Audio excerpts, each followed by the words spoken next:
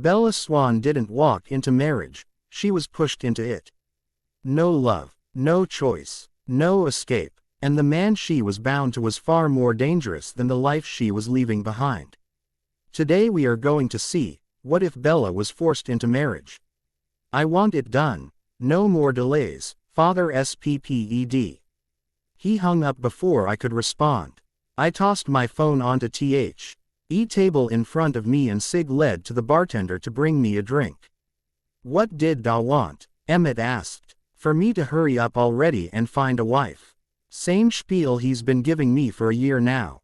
I grumbled as I nodded to Alec as he placed my glass in front me. 2. Emmett held up his fingers and smirked. Don't be an idiot. Like it's easy to find a girl to fit into our lifestyle, who isn't some pampered, snotty princess. My bride isn't going to just walk through the door. I picked up my drink with one hand and waved the other to the entrance. As I gestured, a petite brunette in a white gown and tiara entered. Bro, you've gotta teach me that trick, Emmett joked. The bride was breathtakingly beautiful with 2 spiral tendrils framing her face while the rest of her curls were piled on top of her head. Whoever married her was a lucky man.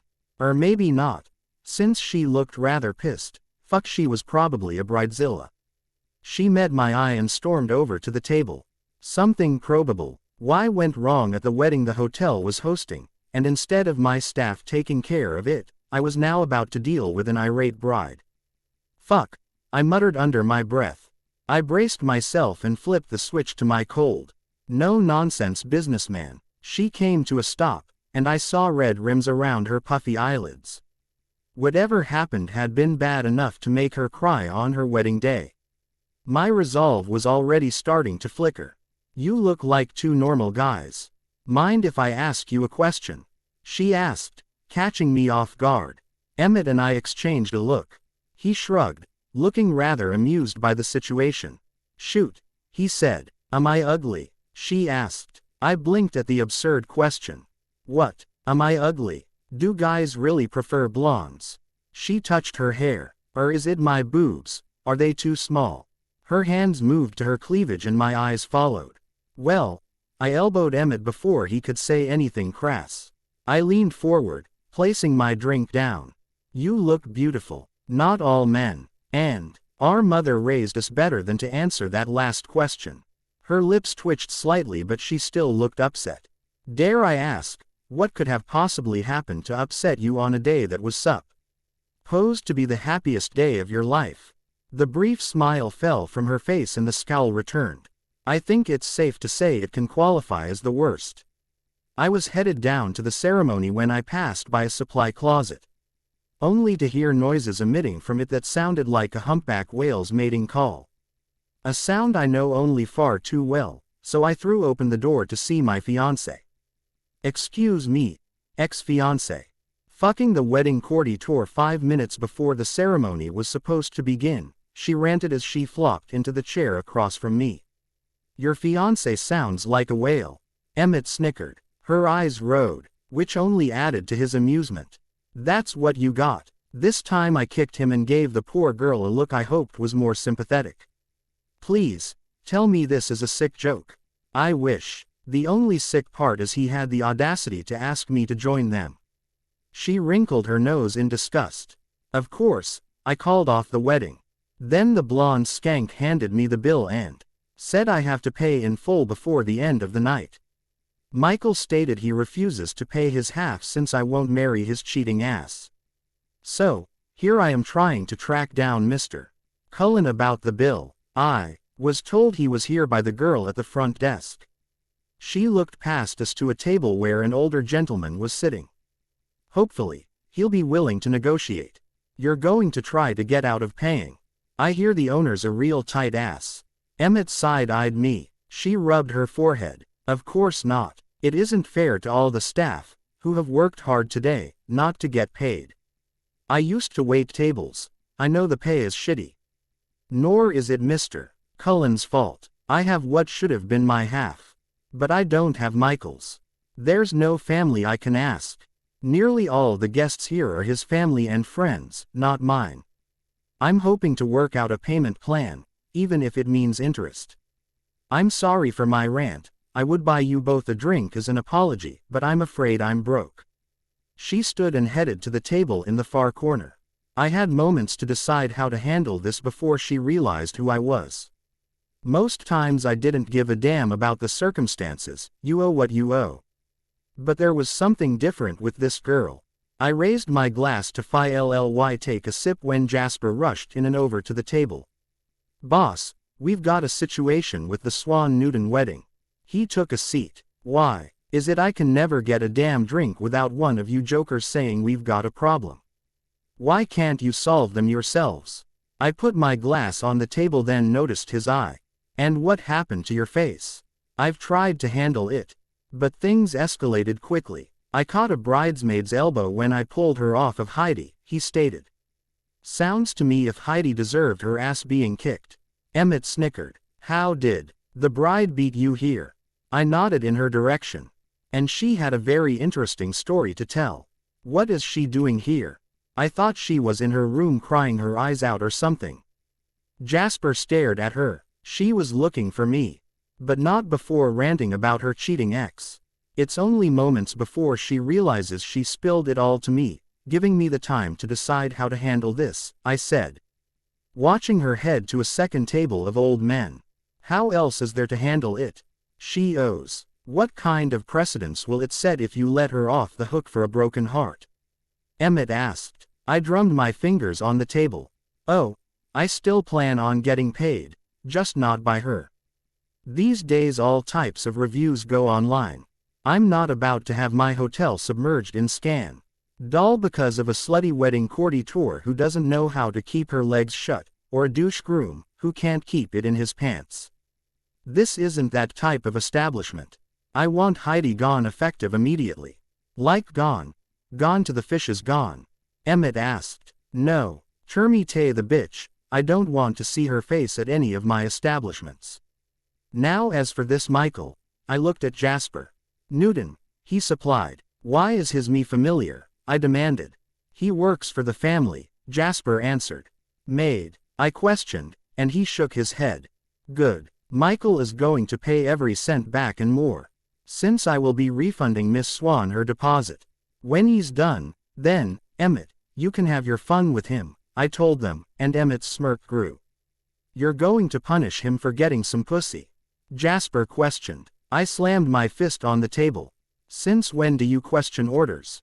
You follow them. Take care of Heidi. I turned to Emmett. Newton is all yours. Yes, boss, they replied. My eyes went back to Miss Swan as she approached the bar. She spoke with Alec for a moment. He pointed her in our direction. She spun and turned bright red when she caught my eye. She squared her shoulders and stormed back to the table. Did you find my whole display funny? She asked. Well, the whale thing was funny. Emmett snickered. Miss Swan arched an eyebrow as she turned her glare at him. Mr. Cullen. Technically. But it's this Cullen you want. Emmett stood and patted my shoulder. Good luck. We've got jobs to do, Jasper. Jasper slowly got to his feet. Again, Miss Swan, my sincerest apologies for the mishap. And tell your friend, Alice, she packs quite a punch. Alice hit you. Bella's ire faded to a bemused smile. Not on purpose, more like a wayward elbow as she clocked Heidi. He answered before walking away. Please, sit. I gestured. And no, nothing that has happened tonight was amusing. Why didn't you tell me you were Mr. Cullen? She demanded. My intent was never to embarrass you. May I get you a drink, and we can talk this through? I waved my hand to get Alec's attention. Something strong, stiff, and fruity. She sank into the seat, looking defeated. Alec confirmed he had heard her and went back to the bar. Mr. Cullen. She started. Please, call me Edward, I interrupted her. She hesitated for a moment. Edward, I'm sorry for my scene earlier, she lamented. You have nothing to apologize for. Given what has happened, I think you've handled yourself remarkably, Miss Swan. My me is Bella. Mr. Edward, I'm not trying to get out of paying what I owe. I'm just asking for more time. Seeing that I had some unforeseen circumstances, she asked. The answer is no. I shook my head. Before I could continue, her eyes started to brim with tears. Please, sir, I'm only a kindergarten teacher. I don't make. I held up my hand, stopping her. You're right. Teachers barely make any more shit pay than most waitstaff. But just so you know, I do pay my staff more than minimum wage since I want my guests to have the best service. She flushed in embarrassment. Bella, I have come to a decision. You owe me nothing. In fact, I will be returning your deposit and any addio money you've already had to pay, I informed her. She blinked furiously rather than looked pleased. During the moment of silence, Alec placed her drink in front of her. She took a long sip, then plucked the umbrella out and twirled it in her fingers. Why would you do that? I know I owe the money. You don't need to take pity on me, she questioned me. Rest assured, I will get paid, but not by you. After what you went through, it would be rather cruel to make you pay for the whole thing. If the press gets wind of it, it would be bad for business. I'll get what is owed to me from Michael himself. You may or may not know this, but it just so happens he works for me, in one of my other businesses. I will not tolerate my employees to conduct themselves in such a horrible manner. Heidi, you'll be happy to know, no longer works for me, I explained to her. Her shoulders relaxed and her eyes looked relieved. I don't know what to say. Thank you. You have been more than kind. It seems to me you do know what to say. You're welcome. I winked at her, causing her to blush. I'm sorry for intruding on your night with my blight. I'll leave you to your drink in peace. She started to stand. You don't have to rush away. Please, stay and enjoy your drink. I wasn't ready for her to go just yet. I probably shouldn't. I haven't eaten all day, and it will go straight to my head. She glanced at the glass apprehensively. Then by all means, you should eat. I'll have the kitchen send a meal over for you since the reception meal is just sitting there. I regret, Ted, my words instantly, as I'm sure the failed wedding still stung. She huffed and rolled her eyes. I'm not too sure about that. I wouldn't put it past his family to head straight for the food. Michael's parents are pretty entitled elitists. All the more Michael will owe. I shrugged. But still, we should eat. I haven't eaten all day myself. I would like you to join me, I offered. I'm not going to be the best company, she warned. I'm a big boy, I can handle it. I smirked. Chicken or beef? A smile formed on her face. Beef. Alec, have the kitchen send over 2 beef dishes from the wedding. Immediately, I called out to him. Yes, Mr. Cullen. He tossed down his rag and went to the phone on the wall. I took a long sip of my drink as I watched her play with a tiny umbrella in her hand. For the record, my brother would tell you I'm not the best company either. I disagree, you have been more than kind. Not many would humor a girl on the verge of a breakdown, who ranted the male gender sucks. She laughed sadly before she took a sip of her drink. It wasn't as bad as you think. But I do have to agree with my brother, Emmett, on one thing. He sounded like a whale. She spurted a little as she started to laugh. She grabbed her PK and dabbed at her lips daintily. Yes, talk about a mood killer. Then see, maybe you were saved today from a lifetime mistake. You should have a shark in the bedroom. I winked at her, testing the waters to see if I'd gone too far. A light pink colored her cheeks, but she met my look with a raised eyebrow. Maybe. I've always liked a challenge.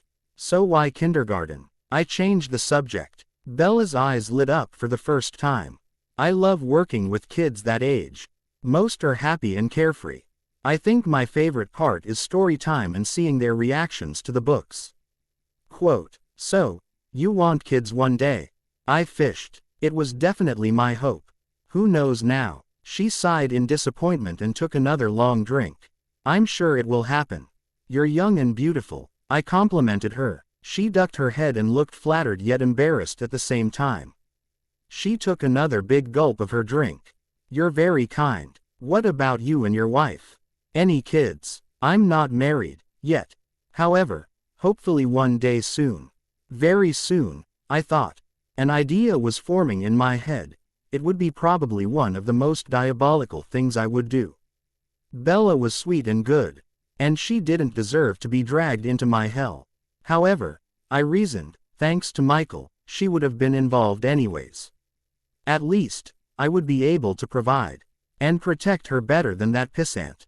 I'm sure a guy like you will find the lucky girl soon. She grinned at me. That's the plan. I downed my drink and led for another. Would you like another? She shook her head. No way. I shouldn't even have had this one. She glanced around. How about a dance, while we wait? I asked her. Her eyes widened comically. You don't want to dance with me. I'm a klutz. With alcohol in me it will only be worse. I'll trip and step all over you. Come now. I doubt it will be that bad. Besides, every bride deserves to dance on her wedding night. I winked at her. Every bride should get fucked on her wedding night too. Her eyes widened and her cheeks flushed. Sorry, I tend to lose my filter when I drink. This is why I don't drink on an empty stomach. But you're not wrong. I snickered and winked at her. I turned toward the bar. Where is our food? Alec looked nervous. I'll go check on it myself, boss. He disappeared into the back. What happened to everyone? Bella looked around the empty room. We're closed for the night, I explained to her. Oh, I should go then. She stood up and wavered a bit. I jumped to my feet to steady her. You don't have to rush away. So, how about that dance while we wait? You don't have to worry about tripping, it's all in the letting. I lifted her hand slowly to my lips, placing a kiss to the back of it. Her eyes followed my movements. And she sucked in a tiny breath. Her eyes darkened and her body gravitated closer to mine. Prove it, she countered. I grinned and went over to the bar. I grabbed the remote to turn up the music and changed it to something more suitable. I walked back over to the bride and pulled her into my arms. There wasn't a lot of space for dancing, making me have to hold her closer to me. But she didn't seem to mind. She was the perfect height for me, with her head coming up level to my shoulder. After a few moments of swaying, her eyes closed, and her head rested against my chest. I started to second-guess my plan. It would be dirty and underhanded, even for me. The girl in my arms was too innocent to be dragged into my world.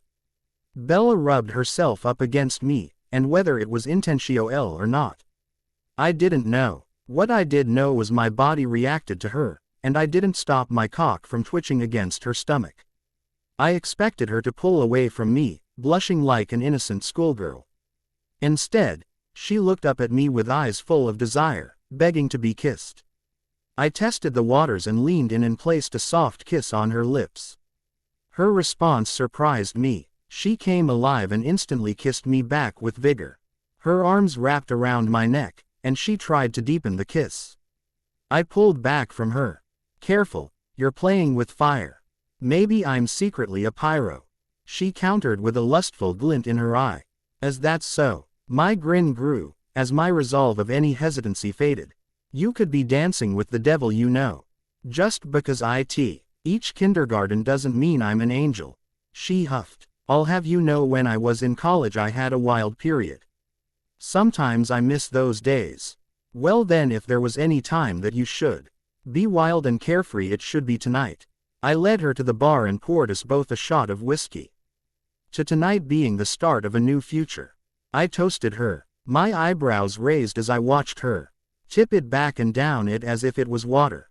She put the glass down and licked her lips. Our eyes met only moments before our lips. I grabbed her by the hips and lifted her, setting her on the bar. I pushed her legs apart to stand between them, and she locked her ankles together behind my waist. Her hands clutched my shirt, holding me to her. I pushed up the skirt of her dress and then my hands hovered over the button of my pants. My erection throbbed against my zipper, begging to be released. Last chance to back out, I told her. She responded by pushing my hand out of the way and stroking my cock before releasing it.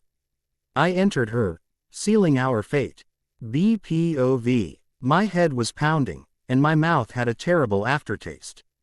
I groaned and tightened my eyes before burying myself under the blankets. I hadn't had a hangover this bad since college. I didn't miss them at all. My mind drifted to the events of yesterday.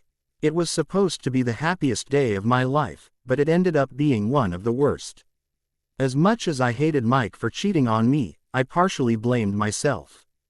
I had been second-guessing the wedding for months. Something always seemed off not long after we got engaged. I thought, I loved Mike but wasn't as ecstatic as other brides about planning a wedding. I seemed to be going through the motions.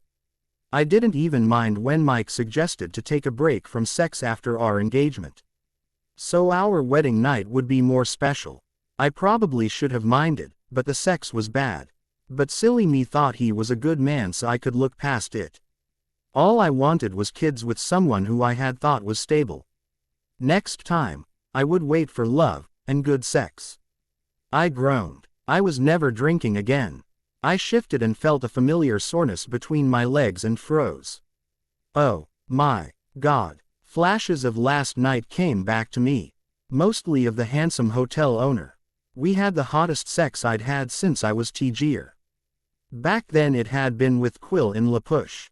But it came to a grinding halt when my friend Jacob found out. Jake was pissed because he apparently had a crush on me.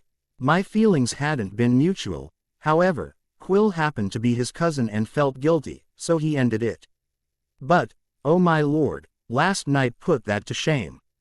If I was remembering correctly, it was multiple times, starting with the hotel bar and ending in a bed. And possibly something about an elevator. I was half mortified I had one night stand and half wishing I had been sober enough to remember everything in more detail. I rubbed my hand over my face and stiffened when I felt cool metal. I know I had thrown Mike's ring back at him, well, technically. At the slut, but I knew I didn't have it anymore. I shot up in bed, the covers falling around my waist. I brought my left hand up to examine a large diamond ring, surrounded by even more diamonds and with a metal band. What did I do? Good morning, my bride. A rough voice behind me spoke. My eyes widened as I looked over my shoulder at the handsome man in bed with me.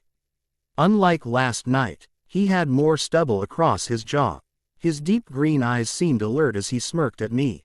You do remember me, don't you? You didn't seem to be that much of a lightweight, he teased, raking his hand through his hair. He wore a similar band on his own hand. More events rushed back at me from last night.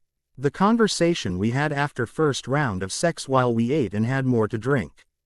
He told me his family's expectation of marrying soon but not finding anyone suitable. I lamented I wasn't going to have a baby anytime soon. He suggested since he needed a wife and I wanted babies we should get married. After a little persuading, I agreed, something I wouldn't have done while sober. Things were pretty foggy after that. I remember his brother and Hotel Magier coming back and the two of us exchanging vows under what should have been my wedding arch. The pastor was there too. Oh my. Remember, I admitted. Excuse me. I rushed off to the bathroom and locked the door. After splashing some cold water on my face, I decided I needed a real shower. I stayed under until I started to shiver. Unlike my hotel suite, in here there was Perso-El shampoo and conditioner. Not the standard tiny sample bottles. I didn't remember leaving the hotel. But at this point, I didn't trust my judgment anymore. I stepped out, then grabbed a large fluffy towel to wrap around me since I didn't have any clothes with me.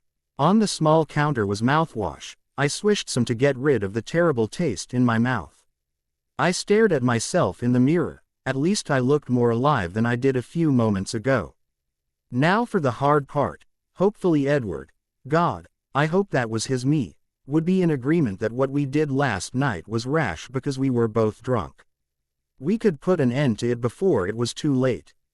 We didn't even have a license, so it couldn't be valid, right? I took the first step and pulled off my rings. I was slightly interested where he had gotten them on such short notice. After a deep breath, I left the bathroom.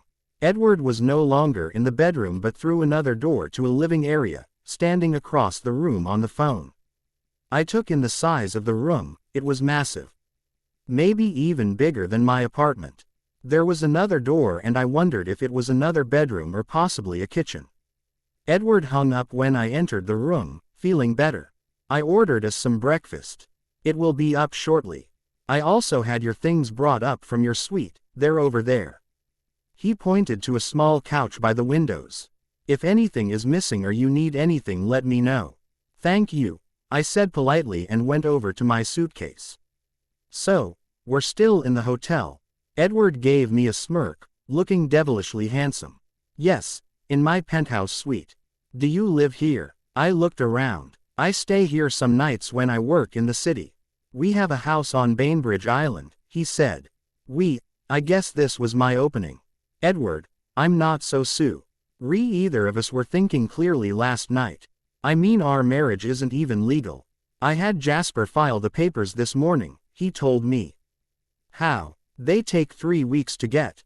I questioned not only how this was possible, but also his sanity. The more money you have, the faster things can get done. I called in a few favors. Edward shrugged. We did this on a drunken whim. Don't you want a prenup or something? I was bewildered that he seemed okay with everything. My family doesn't believe in divorce. It's till death do us part, so there's no need for one. Having doubts, my bride.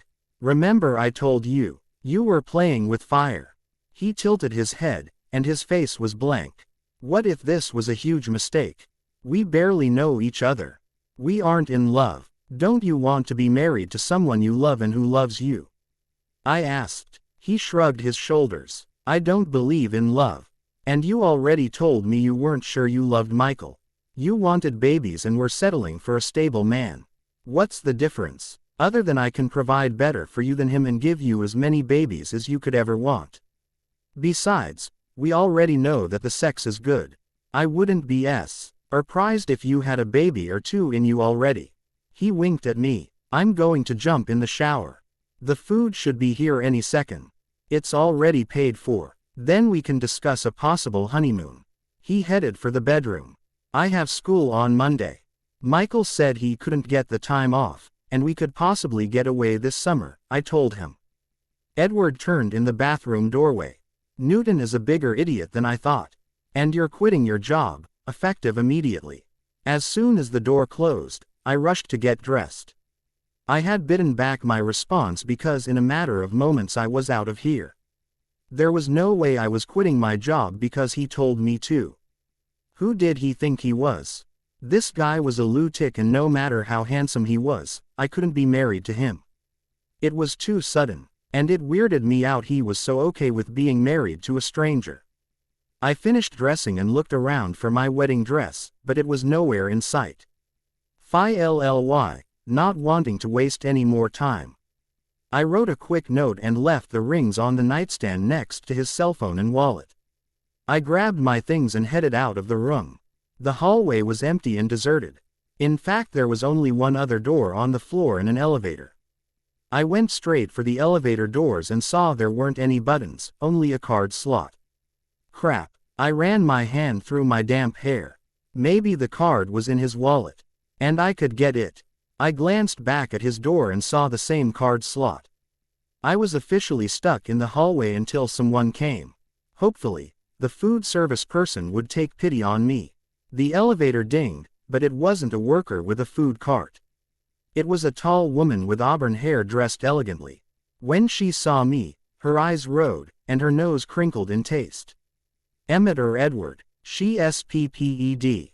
I flushed bright red. He had said he wasn't married, but maybe he had a girlfriend. Excuse me, oh God, this is embarrassing. I had no clue what to say in this situation. How much will it take for you to go away? She tapped her foot and reached into her purse. Seriously, nothing. It was a drunken mistake. I promise you this is very unlike me. I just want to go home and forget this ever happened. I was pissed she offered me money. She was quiet for a moment before she nodded sharply. Well, I must agree, you don't look like the normal type, for either of them. She handed me her card. Drop it on the floor and I'll say I lost it. Take a left when you get out, then your second right. It will lead you to the side entrance to a small alley. Thank you so much. I smiled at her. She looked unimpressed. The air was a bit chilly when I stepped outside. It was overcast but thankfully not raining. I found my cell and noticed it was off. I turned it on to see a ton of messages from Alice. Before I could call her back, my phone rang. Al, where have you been? I was about to start calling hospitals to check their morgues, Alice demanded. Dramatic much, Alice. I'm still at the hotel, can you come pick me up? I begged. Fine. Then we are going back to my place and we're going to have a drink to celebrate the louse being out of your life. Then you're going to explain your disappearing act. I'll be out front in 2 minutes, I'm just around the corner. I'm never drinking again. I looked around to where the alley came out. Actually, come around to the east side of the building. I came out of the alley across from a cigar shop. She was quiet for a moment. You have some explaining to do, Belle. She sang, trying to sound like Daisy Arz. Your accent sucks, and I will, but not until I have caffeine and something greasy to eat, I told her. Alice pulled up a few moments later in her old, beat-up Toyota Camry. I ed my bag in the back and got into the car. Alice lowered her sunglasses to look at me. Oh, my God, Isabella Marie, are you taking the walk of shame? Her eyes were wide as saucers. Shut it. You owe me for how many bailouts? I deserve at least one, I responded. Please tell me you have some painkillers. Hung over too. She playfully tsked then pointed to her bag. In my purse. Alice, please don't start. I feel like crap, I told her. She started to drive away. I know where there's a Taco Bell. Best hangover food ever, my treat. And I'm only teasing you about a one-night stand.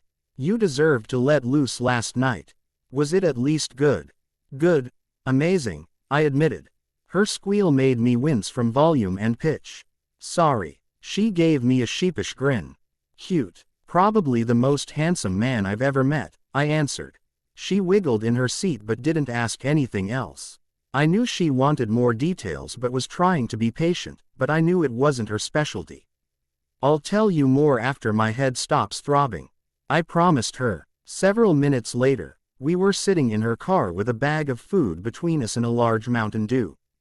I'd finished one taco and started a second, and my stomach was already feeling better. Well, Alice asked before taking a large bite out of a burrito.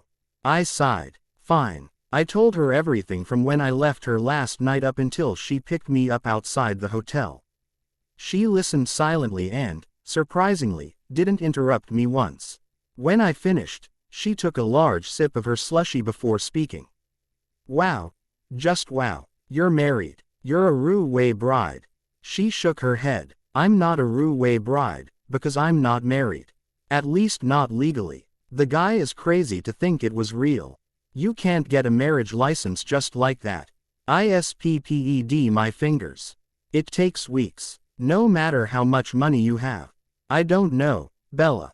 It's Edward Cullen. If anyone can get it done, it would be him. They say he has ties to the Masson family. Alice started to frown, looking worried. So, he's a rich businessman. That doesn't mean he can bend the law at will, I scoffed. It can if you're a mob boss, Alice whispered. A mob boss? Really, Alice? I snorted. Shish. Alice hissed then looked over her shoulder into the parking lot. You're nuts. The mafia isn't around here today, it died out with Prohibition. Not to mention Masson and Cullen aren't Italian Mies. I told her. Oh poor, sweet, I've Bella. You were in over your head. Of course, the mob is around and there are more of them than the Italians, Irish is another one. How do you not know this? Your dad was a cop. Alice gave me an incredulous look. Of forks, Alice. You've been there. The biggest crime was, I stopped short as tears filled my eyes thinking of my dad. Alice's face softened. I'm sorry. I shook my head. How do you know this? My family is from Boston. My grandparents were taken advantage of by Whitey Bulger. Huge crime boss out there, she explained. And you think Edward Cullen is in the mob? He may have seemed crazy, but he wasn't a bad guy. You could be dancing with the devil, you know. I recalled his words. He has been in the news. You gotta watch more than children's shows. She teased. I have to stay current for my kids. I ma-G'd a weak smile. You have to be wrong about him. Well, I hope for your sake I am. Because if I'm not, hen you are married and maybe even pregnant. Did you use protection? Alice asked. I don't think so. I bit my lip. Oh, Bella, don't you ever listen to the lectures you give me. Alice scolded. I scowled and tossed a cinnamon twist at her. By the way, nice shiner you gave the hotel Magier. She giggled. Not my fault, he should have let me hit the slut. Too bad he ran off. I could have played nursemaid. He was cute. The rest of Sunday passed without too much fanfare. Never once did I hear from Michael or Edward. I admit I was slightly disappointed about not hearing from the latter. But it was for the best. I chalked it up to the sex dream I had about the handsome devil. I managed to get a hold of my landlord and talk him into letting me re-sign a lease. He hadn't found a replacement for me, so I lucked out. But he did raise my rent for the inconvenience I caused him. Monday morning, I kept my head down and tried to stay in my classroom as much as possible. I didn't feel like answering 1,001 questions about my failed wedding. Thankfully, I had planned on keeping Swan until the end of the school year, so I didn't confuse my kids. During my free period, I was called down to the office. When I entered, both secretaries, Cora Smith and Shelley Cope, looked up with huge smiles. Look at the gorgeous flowers your new hubby sent you. Shelley pointed to a huge arrangement of flowers. My eyes widened as I took a closer look. They screamed expensive. I stepped closer and plucked the card out and read the front, Bella, my bride. I sucked in a breath. They were from Edward. What's wrong, dear, you look sick? Cora asked in concern. I sighed and knew it was going to come out sooner rather than later. I actually didn't get married this weekend. I caught Michael cheating right before the ceremony. That worm. So they're groveling flowers. Would you like us to throw them out? Shelley asked. No, don't do that. I'll bring them to a nursing home or something on my way home, I told her. Can I leave them here until after school? One of my kids is allergic to flowers. Of course. I'm so sorry, Bella, but you deserve better than that man. I hope you won't fall for his groveling. Once a cheater, always a cheater. I have a nephew if you're interested, Cora suggested. I'm not interested in dating at the moment. I think I need to regroup first, I answered her. Well, I have news that may cheer you up. A very generous benefactor contacted Principal Green today. He offered to do take Chromebooks for every single student here to keep and use at home. He also wants a list for any student who may need help with getting internet in their home, Shelley gushed. Wow, that's great. I know at least 2 of my students who could use the help for internet service. I was amazed by the generosity. I'm not even done. All teachers will get upgraded laptops, and if you have any wish list items for your class, submit it and they will get it for you, Shelley added. This is beyond unreal. Who is this benefactor? I asked. Well, Shelley exchanged a look with Cora. Cora shrugged. You know what I think. I don't believe all the hogwash on the news. If the family was so shady, then why would they be helping the little guy? Guilty conscience, Shelley muttered, then turned back to me. It was the Cullen Foundation. I froze. Like Edward Cullen, the one and only. Cora nodded. Well, this was very nice of him. I forced a smile. I need to get back to my class before they get there. Excuse me. I walked fast back to my class. Edward had obviously found me, and I wasn't sure what that would mean. I never expected him to follow me. I opened the card and read it. My bride, enjoy your flowers, and I will see you soon. Your husband. I bit my lip nervously, trying to think how to handle this situation. As I entered my classroom and was about to go to my desk to prepare my last lesson of the day, I noticed the man of the hour, sitting in my chair. He stood to greet me. Hello, my bride. I stepped from the bathroom with a smile on my face. Last night was more than I already expected. Who knew this innocent kindergarten teacher would be a hellcat in bed? I had been tempted to join her shower. But the way she acted when we woke up told me it wouldn't be a good idea. I got dressed then went to grab my things from the nightstand. I frowned when I spotted Bella's rings and a note. I wasn't really surprised she ran, but she was underestimating me if she thought I would easily let her go. I pulled out my phone and hit a button. I have eyes on her, Jasper answered. How did she get off the floor? I wondered if I was going to be short one less an employee soon. The top level of the hotel had 2 penthouses, mine and Emmett's, and was only accessed by special clearance. Your mother, Jasper told me. I cursed under my breath, hoping my mother didn't do anything to scare her off further. Who's watching her? I demanded. Riley. Do you want him to bring her back? He asked. No, not at the moment. Where is she now? Sitting in a car at a Taco Bell with the maid of honor, he explained. Have him keep an eye on her for now but not approach her, I ordered. Edward, maybe you should just let her go, Jasper said quietly.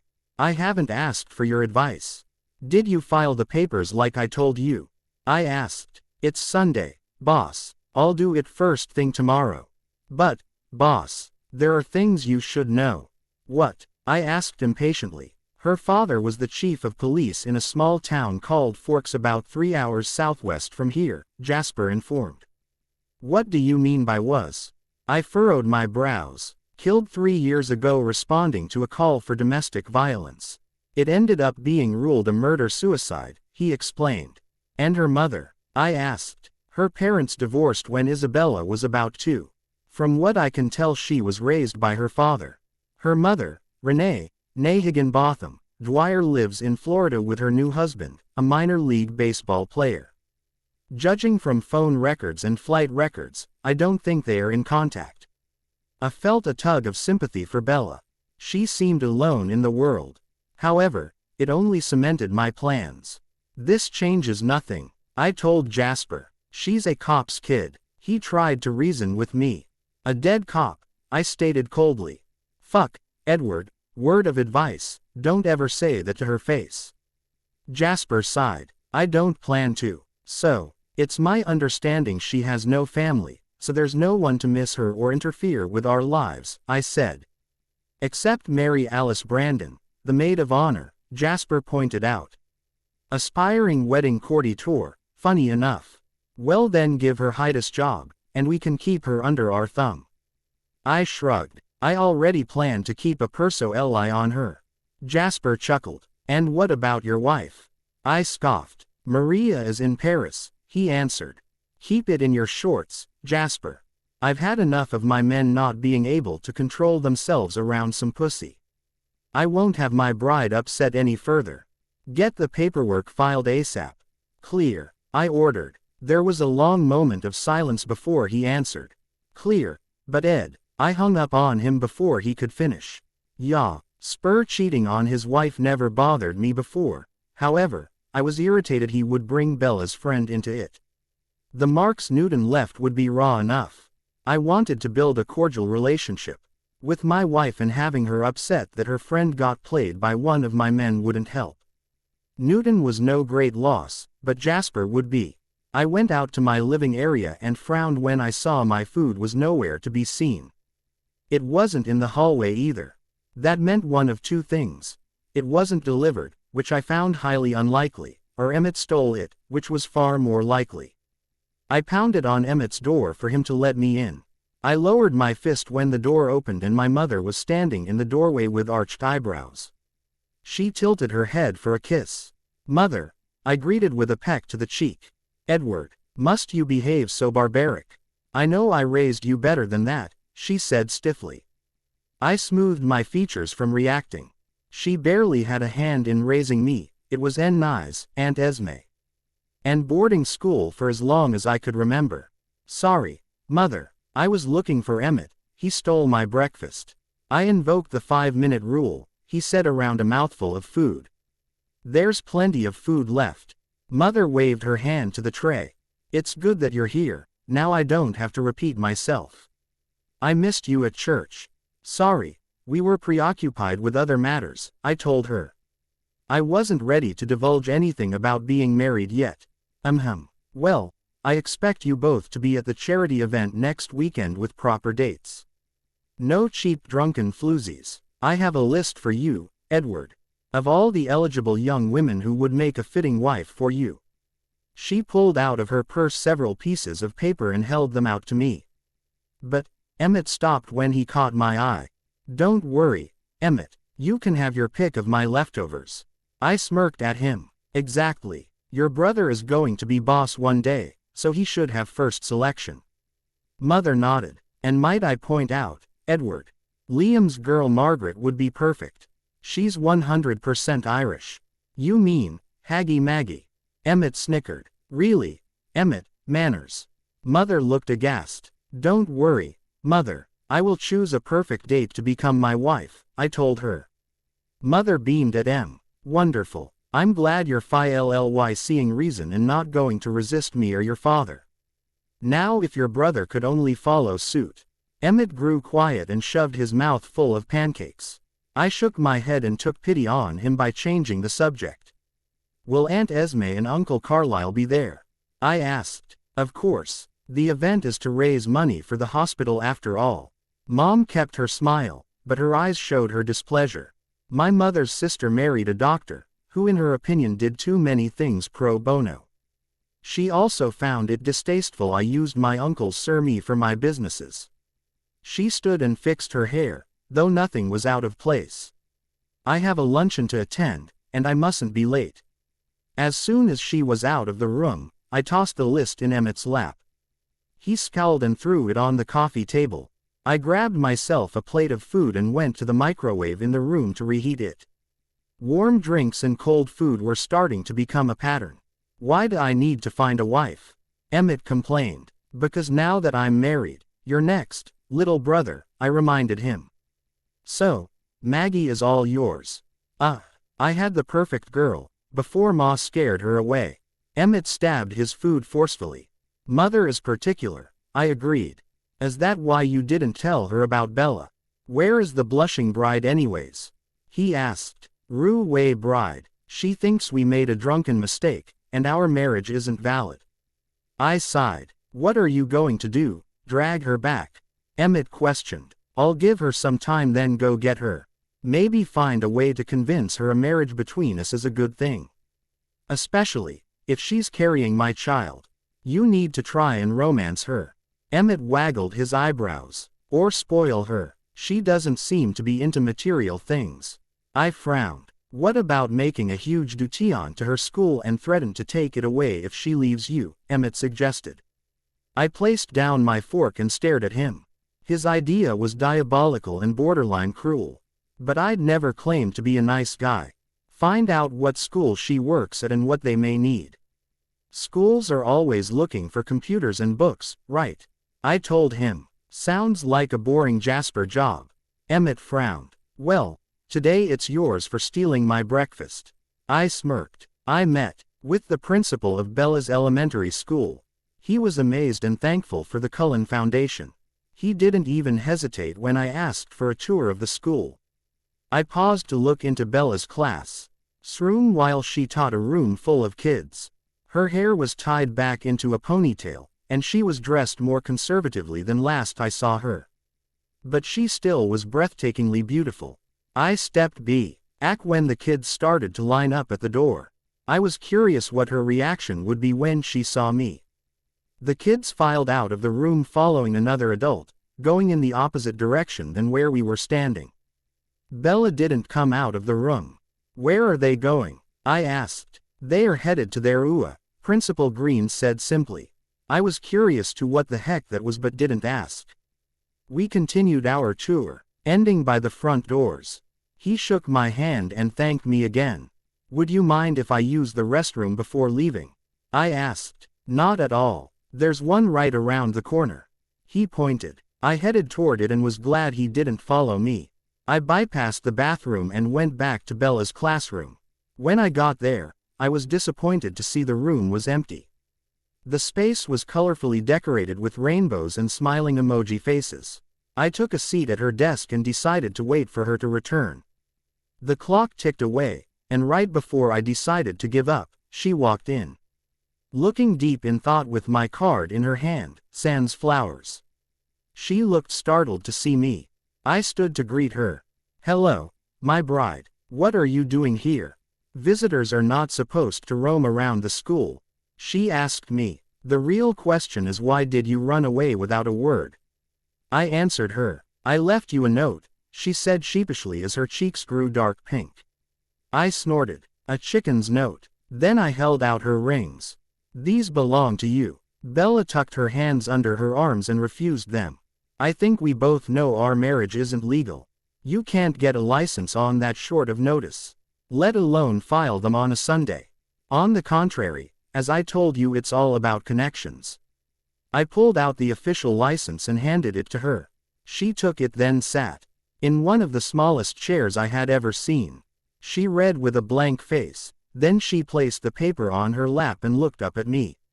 See, we are husband and wife, my bride. I stood and placed the rings on top of the paper. She grabbed them quickly before they slid off her and onto the floor. She looked at them before balling the rings in her fist. I really don't get you. I know the license was filed today, not yesterday. I also don't get why you're insisting on marrying someone you barely know. I shrugged, not entirely surprised by her reaction. But I wasn't about to give up. There was something about her that intrigued me. I know you well enough to know that you are a good and compassionate person.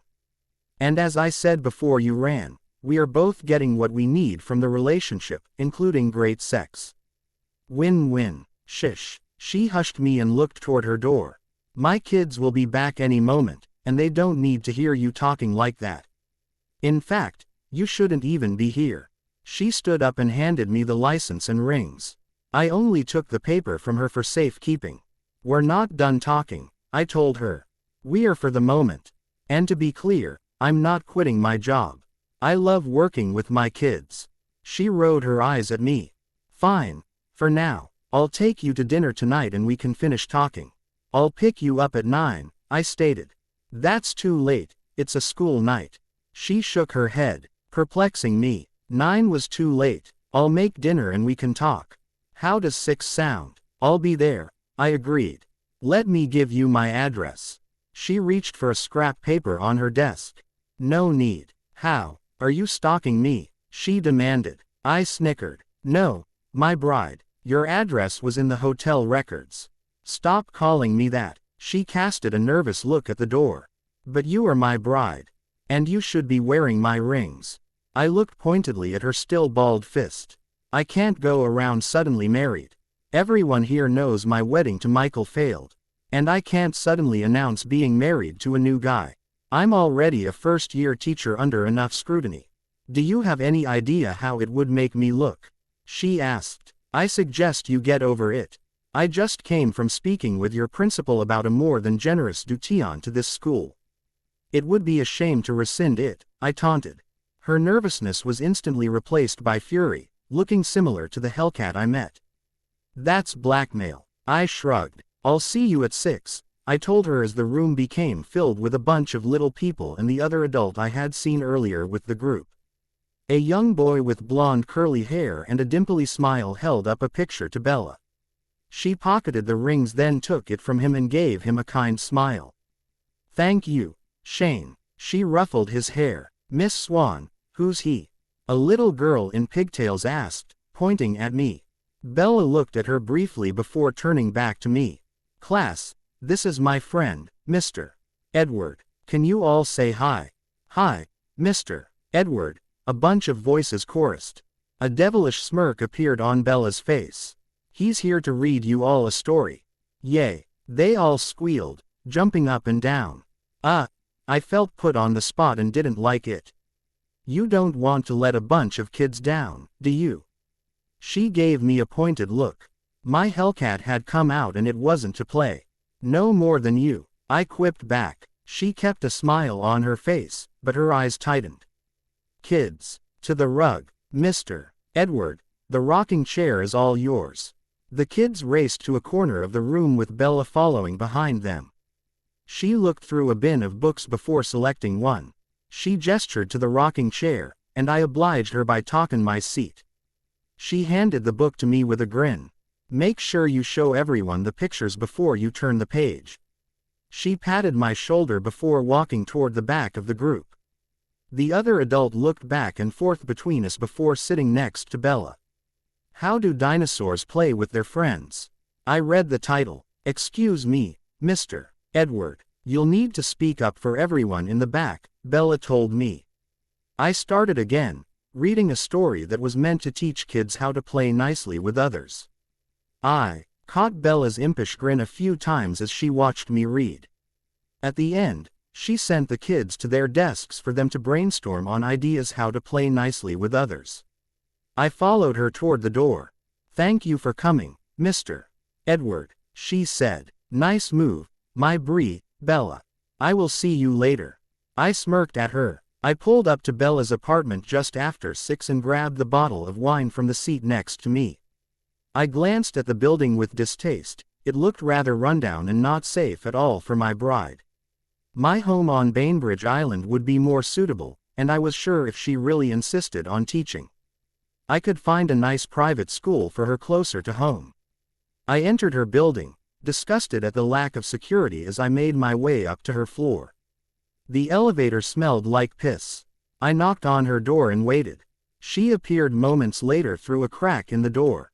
Her eyes were red-rimmed. She had been crying again. Edward, I thought you changed your mind. Look, tonight isn't a good night. We're going to have to do this another time. She looked apologetic, but there was something she wasn't telling me. What's wrong? I demanded. Just some crap I have to deal with.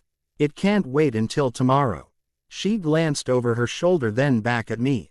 Without warning, I pushed past her and into the room. I looked around and frowned. Since Bella didn't seem the type to keep a messy home, it was obvious that it had been ransacked. The only thing that looked pristine were the flowers I sent her. Have you been robbed? I turned to her. I think so. But my landlord says it won't stick in court since Mike had a key. He even helped Mike carry things out of here. None of the things were even his, as he wasn't staying here. Michael left a note telling me he was taking them to sell to pay off my debt to you, she ranted. And you didn't think you should tell me about this? ISPPED, furious Newton had gotten away with this stunt. I felt bad when she flinched and took a step back from me. Fuck, I didn't want her scared of me. I don't know. I'm not used to relying on anyone else.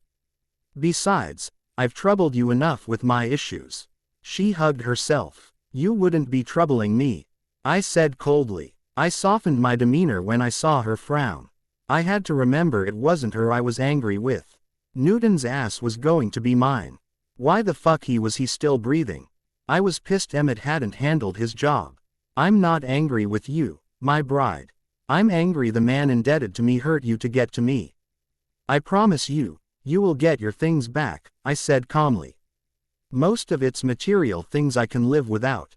But there was a trunk that contained Kai and handcrafted tablecloths. They've been in my family a long time. Plus, there were things of my dad's, which are special to me. She started to tear up. I went to her and pulled into my arms. I hated to see her upset and preferred my little Hellcat. I will take care of it. Your trunk will be returned to you in the condition that it was taken in, I promise. What are you going to do? She pulled away and looked at me suspiciously. It was at that moment I suspected she heard about the Cullen Masson rumors. So much for hoping she was in the dark. I will make sure Newton is handled by the appropriate authorities, I told her. Though her authorities and mine were sure to be different. Shish. E seemed to buy the explanation and nodded. Maybe you can just point me in the direction of a good lawyer who won't put me in the hole too much. I snorted at her stubbornness of trying to be independent. Edward Cullen, attorney at law. At your service, my bride. I thought you were a businessman. Bella looked confused. I'm both. I winked at her. Let me make a quick call then I'm taking you to dinner. We won't be out too late. I do remember you said it was a school night. She looked ready to argue then seemed to change her mind. Thank you. I'm going to go freshen up. I watched her go into a separate room before I walked out into the hall since I didn't want her to overhear me. I pulled out my phone and hit speed dial. Yo, bro, Emmett, can you explain to me why Newton is still wasting oxygen? I demanded. Fuck, I guess this isn't a social call. He needed time to get money together, boss. I gave him the week. Well, he's had too much time. He robbed Bella to get money, ISPPED. Double fuck. How many pieces do you want him in? His tone became more serious. I will be taking care of him myself. Get his ass to the place tonight. But first there was a trunk that was very important to Bella. It has family heirlooms and her dad's things. I want it back with everything intact or there will be hell to pay, I told him. How will I know if anything is missing? Not my problem. I want it back in her apartment before we return from dinner tonight, I hissed. Do you even know where it is? He questioned. I suggest you start with the rat, ISPPED. Yes, boss. One more thing. Find out who owns the apartment building on 1547 Sycamore Street, I ordered. But that's Jasper's job. Tonight it's yours. Yes, boss. Take care of it. I hung up my phone. I stepped back into the apartment to see Bella coming out of another room.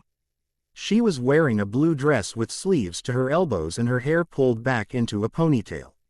She stood twisting her sweater in her hand. I hope this is okay. I don't have a ton of dressy things. Where are we going? She asked shyly. You look beautiful, my bride. Wherever you like, I told her. BPOV. I bit back a giggle as I watched Edward take a bite out of his slice of pizza. He looked so out of place wearing an expensive business suit in a pizzeria with televisions on the wall playing a ball game. I had been in a horrible mood before he had arrived. However, for me the atmosphere and present company were calming and distracting.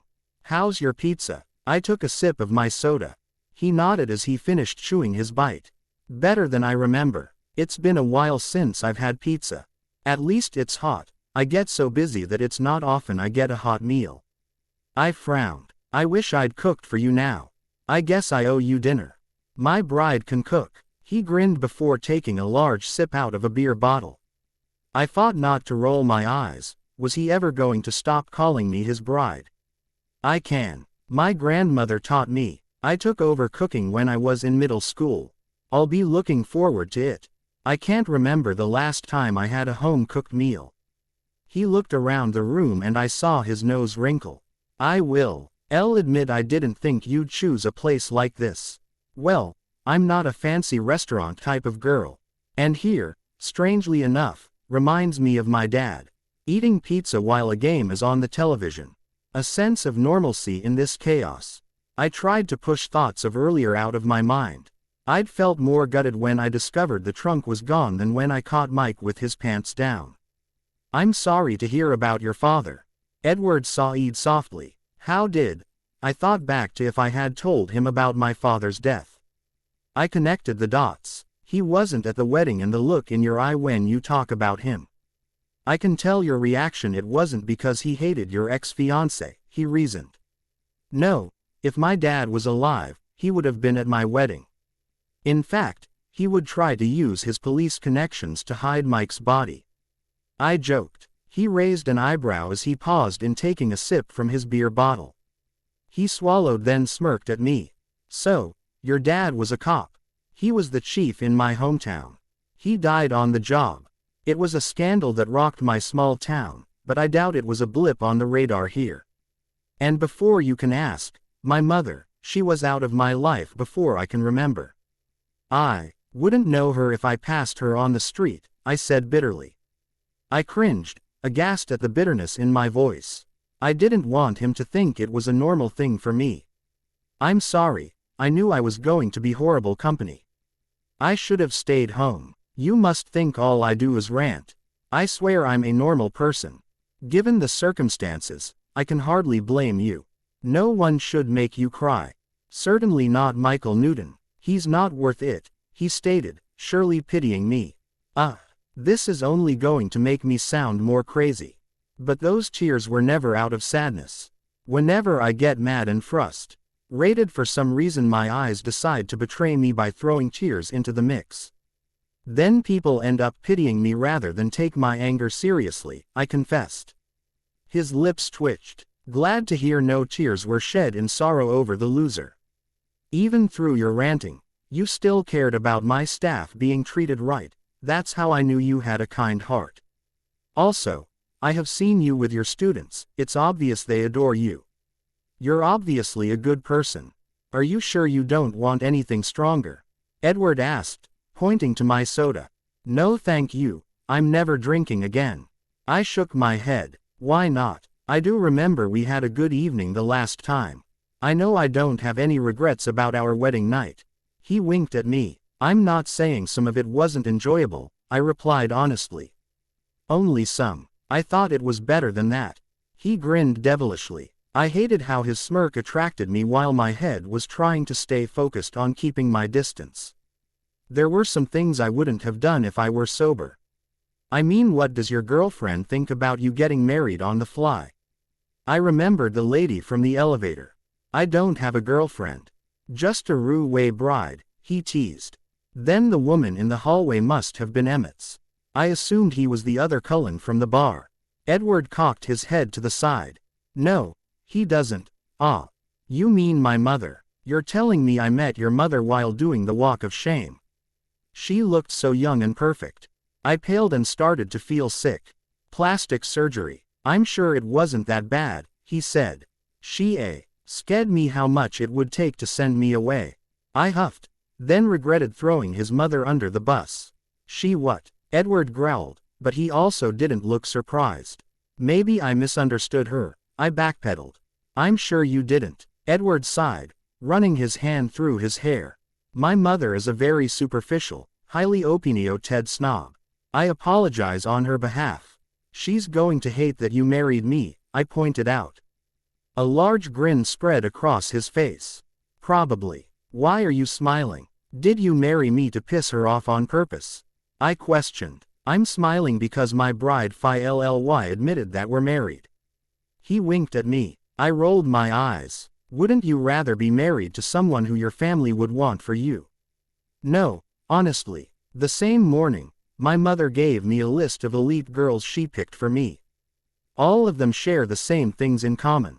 They were all greedy, shallow, and are gold diggers. Not values I want in a wife. I picked my wife, someone who I saw good qualities in. Honesty, a good heart, and a hidden hellcat. Especially in the sheets. He winked at me. I blushed. Edward, before you fight me anymore, I can be a good husband. Loyal, and I will provide anything you may ever desire. If you want to keep working, so be it. But give this a chance, he said softly. You said you can't give me love, I pointed out. No, but I can take care of you, protect you, and respect you. I'm not the type of man who would cheat on you. If that's what you're worried about. I don't believe in mistresses. They are too messy and have the potential to be problems later on, he told me. And what about your children? After seeing him interact with my class today, it was clear he wasn't used to kids. I wonder if he expected the mother to raise the children while he was hands off. I would protect and take care of them also, he stated, but I wasn't convinced. I mean, would you love them? Play with them? Read to them? I wanted to know. Was that why I was reading to your class? And here I thought it was to teach me to play nicely, he joked but looked uncomfortable. You were right the first time. But it was eye-opening. You looked like I threw you into the deep end of a pool and you didn't know how to swim, I mentioned. I don't have any experience with kids. And I told you, I can't love anyone when I don't believe it really exists, he said. That's really sad. No one in your life has shown you love. I asked softly. He shrugged. Certainly not my parents. They were hands off. Though it was my aunt and uncle, who showed my brother and me any sort of affection.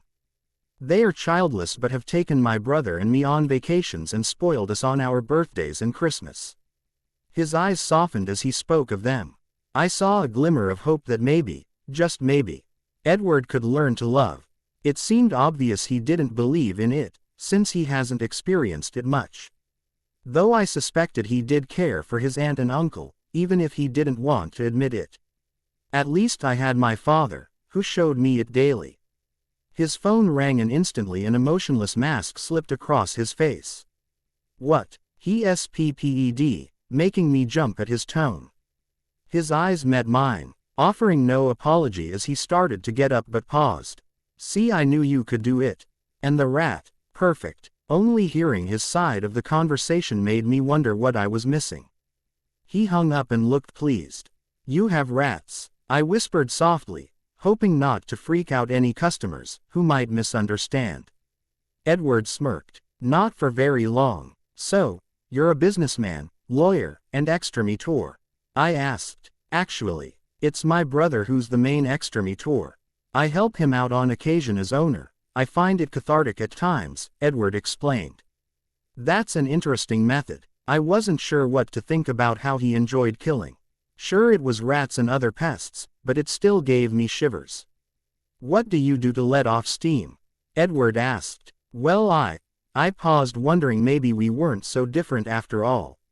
Well, he repeated, waving his hand for me to continue. I like to go to the shooting range. And maybe once or twice imagine the person pissing me off in place of the target, I admitted. Maybe it was hypocritical, but I never imagined killing anyone, only giving them a hole or two. My bride can handle a gun. Very sexy. Edward's eyes darkened. Shall we go to a shooting range? I countered, tilting my head, smirking. Would you be imaging me or Newton as a target? Edward looked amused. Wouldn't you like to know? I taunted. He let out a loud laugh, causing other patrons to turn in our direction. Perhaps another night. Tonight, I have a wedding gift for you. What is it? I asked suspiciously. It's a surprise. He stood and held out his hand to me. Intrigued, I let him help me from my seat. He tossed a couple hundred on the table and started to lead us to the door. Keep the change, he told the waitress as we passed her. That was a very generous tip, I commented. Well, someone did once tell me waitresses get shit pay. He snickered, holding the door to the restaurant open for me. It was still very sweet. She was probably a struggling college student who could use the extra cash. I kissed his cheek. The corner of his lips twitched into a smile. I'm glad to make you so happy. I don't remember getting a thank you quite like that after my duty-on to the school. Quote, maybe you would have gotten something if you didn't threaten to take it back. I crossed my arms and leaned against his fancy car. There are a lot of children, and who can actually benefit from a good education with your gift.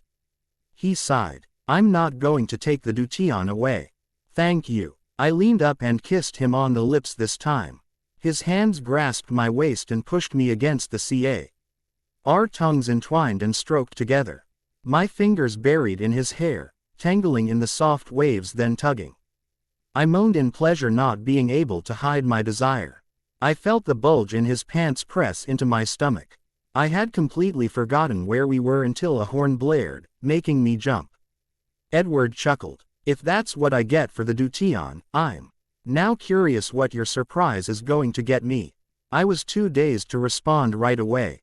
I wasn't going to lie and say I wasn't attracted to Edward. However, I was still uncertain about our whole relationship. In the back of my head, Alice's comment about the mafia echoed in my head. But being around him, I didn't get a hint that anything he did was unlawful. Once we were settled in the car, Edward turned down his radio. Before I forget, there's a charity dinner we need to attend this weekend. I will introduce you to my family as my wife. I gave him a sharp glance. I don't think that would be a good idea. Why not? I thought tonight went well. Edward looked upset. I sighed. Can we come to some sort of compromise? Compromise. He furrowed his brows. Is that another one of your dinosaur books? I'm being serious. We can't show up suddenly married, it would be too much. What if we say we're dating? We don't have to tell anyone we're actually married for now. I haven't told anyone but my friend, Alice. Only a small handful of people know on my side. They won't say anything, but what if you're pregnant? He eyes my stomach. My hand slid over my waist protectively. Then we go from there, get engaged. Your family is going to think the worst of me if we show up at this dinner married. He scowled. Fine, it's a compromise. We can pretend to date even though we're married. Even if I think it's foolish. Thank you. I reached for his hand on the steering wheel and squeezed it lightly. Can we still have sex? He brought my hand to his lips and kissed it. I snorted. Is sex all you think about? Come on. Like you haven't thought about it. He retorted. He placed my hand down and his hand caressed my thigh. Maybe a little. I shifted in my seat as his hand rubbed up and down my thigh. There's nothing little about me, he responded, his fingers brushed between my legs. I bit my lip and tried not to moan out loud. I guess, you'll have to refresh my memory. I struggled to keep my voice normal. Challenge accepted. He pushed my skirt up and his fingers slipped into my panties. Oh shit. Not while you're driving. I gasped. I grabbed his hand so I wouldn't lose my focus. He smirked but allowed me to lace our hands together. It would be too easy to get carried away with him and I wanted to stay focused. Tell me about this charity dinner. What is it for and how fancy is it? I don't doubt I own anything dressy enough and there's not a lot of time for me to look, I said to him. It will be this Saturday night at the Grand Hyatt for the Children's Hospital. Something I'm sure you'd approve of. He explained. It is black tie, so it will be formal. I will get you your own credit card tomorrow so you can purchase a dress. I wanted to refuse, but I knew I couldn't really budget in a dress. Thank you. Edward looked pleased I'd given in so easily. I thought it would be harder to convince you. Now as for where you'll be living. I just signed a new lease. I scowled. Then I'll buy you out of it. He pulled up to my building. This place is hardly suitable. In fact, it should be condemned. You're not safe here. I never had a problem until today. I'll get my locks changed. I told him. Besides, I can afford this. You're forgetting you have a rich husband, who owns a big house, he pointed out. Bainbridge Island would be a longer commute, I said. I'll buy you a new car. Edward sighed simply. I started to feel guilty. Edward had been more than generous with me. And I didn't have any way to pay him back. He mentioned his dislike of gold diggers. And I didn't want to be perceived as one. Thank you for your offer. However, I have a perfectly good car over there. I pointed to my trunk. That thing runs. He looked at it in revulsion. Yes, it handles well in the rain and snow and probably can withstand being hit. Best yet, it's American made. Can you say that about your fancy car? I was offended by his disgust. It may not be American made, but it can be run over by a tank and not get a scratch. He stroked the steering wheel lovingly. Be serious, I scoffed.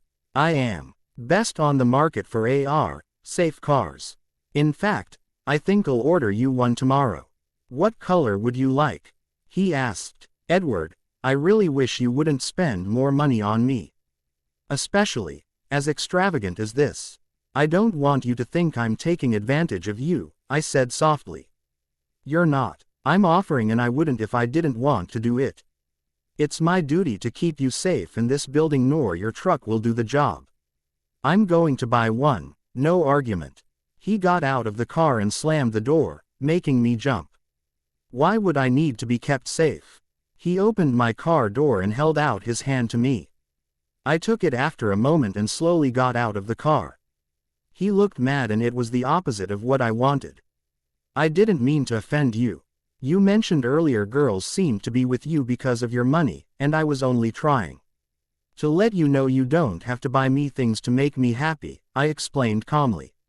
His face softened. You don't have to worry, you're not remotely like them. Shall we go see your surprise? How did you get a surprise in my apartment? Anyways, I asked. My secret. He winked. I nodded then led the way.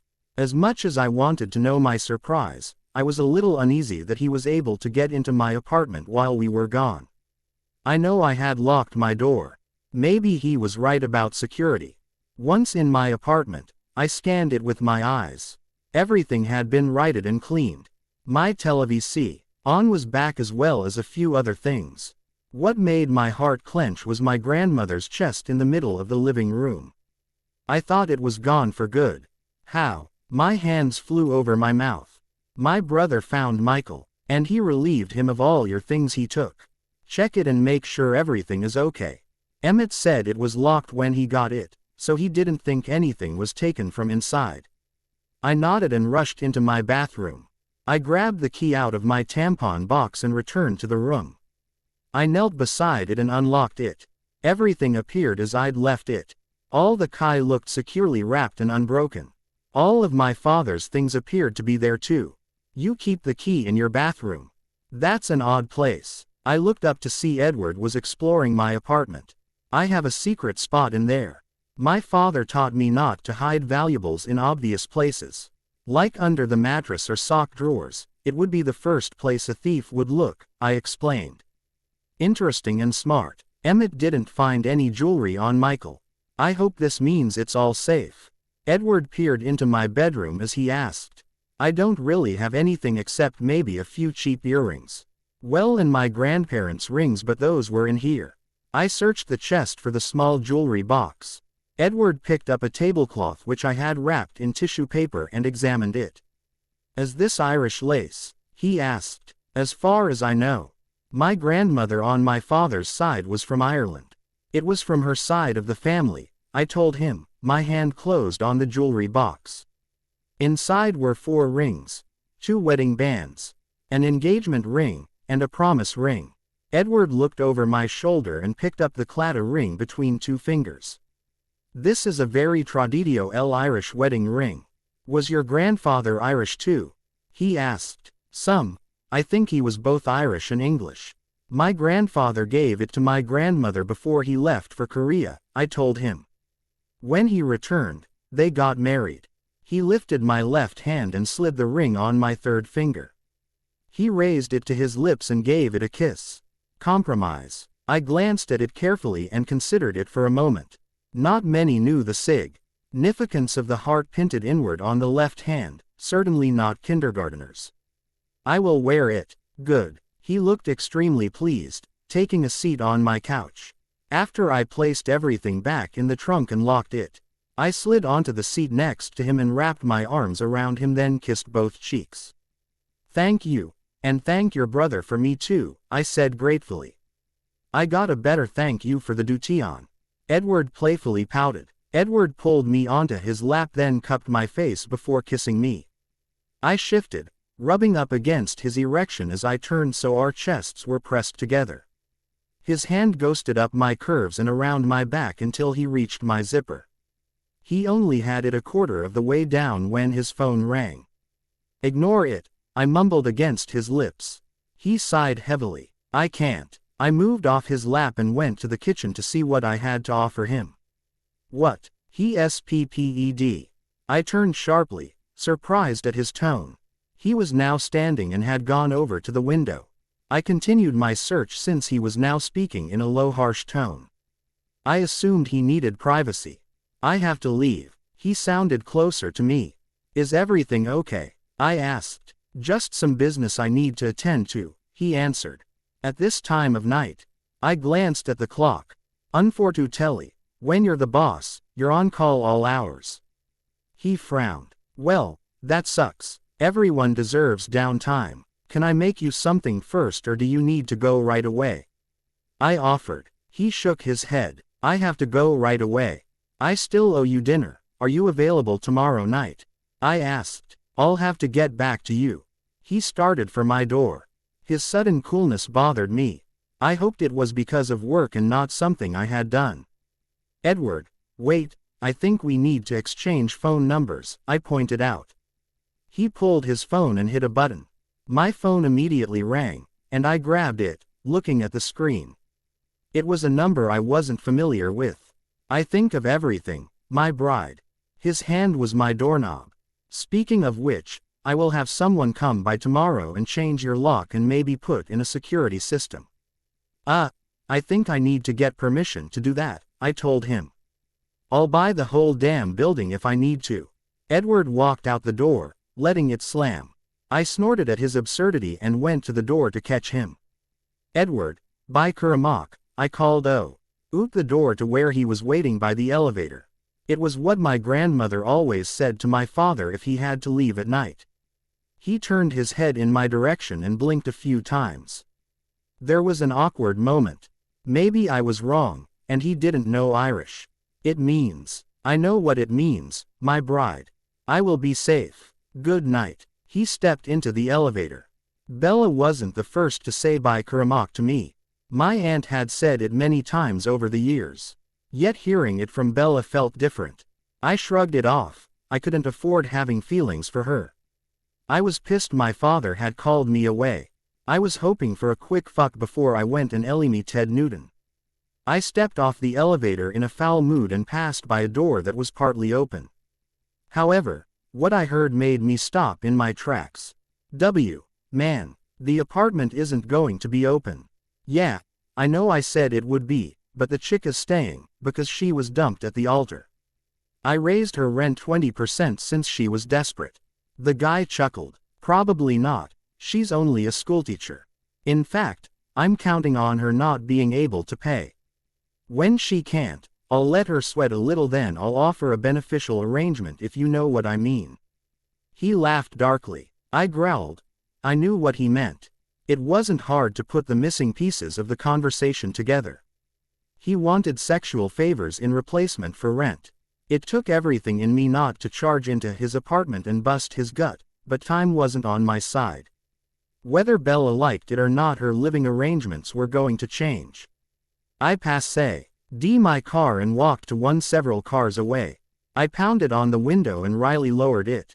Yeah, boss, he responded diligently. Keep a close eye tonight. I don't trust her superintendent. If he even steps onto her floor, I want to know about it, I demanded. Yes, sir. He nodded in understanding. I gave him a curt nod, then went on to my car, casting a quick glance at her apartment.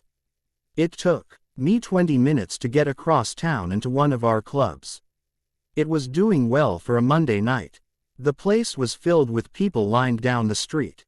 I gave the bouncer a nod as I walked past the line and straight inside. The smell of sweat, sex, and alcohol filled the air. I skirted around the dance floor to avoid the crowd and straight up the stairs to the VIP section. My father was sitting in a booth with a scantily clad woman on his lap.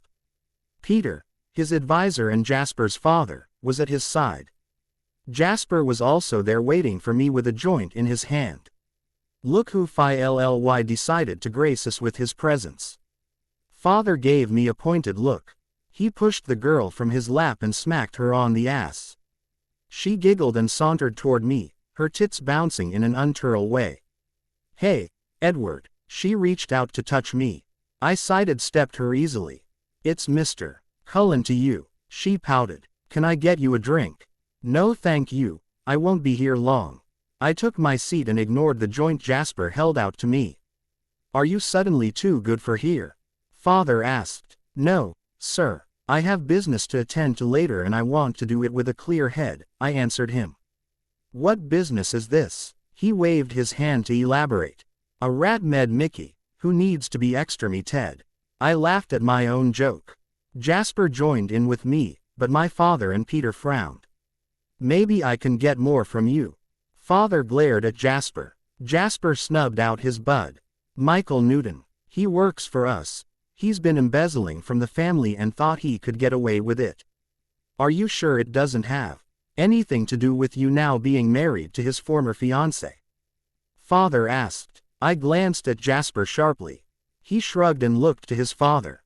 Peter rolled his eyes and tossed back his drink. Did you really think something like that would go unnoticed by me? I've been watching over this family even before you were conceived. Peter looked offended. I sat up straighter. You told me to get married, so I did. I don't see the problem. Quote, enough of your insolence, Father SPPED. My marrying Isabella has nothing to do with Newton. He not only stole from us, but he created an embarrassing scene that would have affected my business. I won't take it lightly. He will be punished. Then we'll get rid of him, but extradition is your brother's job. Where is he anyways? Father searched the club, watching to make sure the rat doesn't escape, I answered. Father sighed and looked impatient. Fine. Now for more pressing matters, did you even do any research? She's the daughter of a cop. Of course. Jasper looked into her. Her father was a chief and he's dead. Her mother disappeared years ago and is somewhere in Florida. Isabella has no other family. Isabella is Italian, isn't it?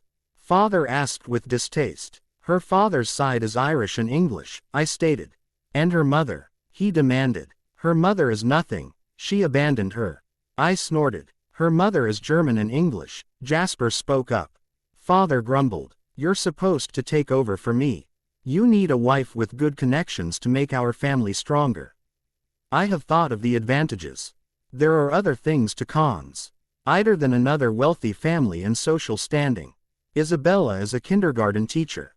If I decide to run for office, I want someone like her by my side. The people will love her, and it will overs. Haddo any doubts they have of me being a creamy L. Father seemed to ponder my statement.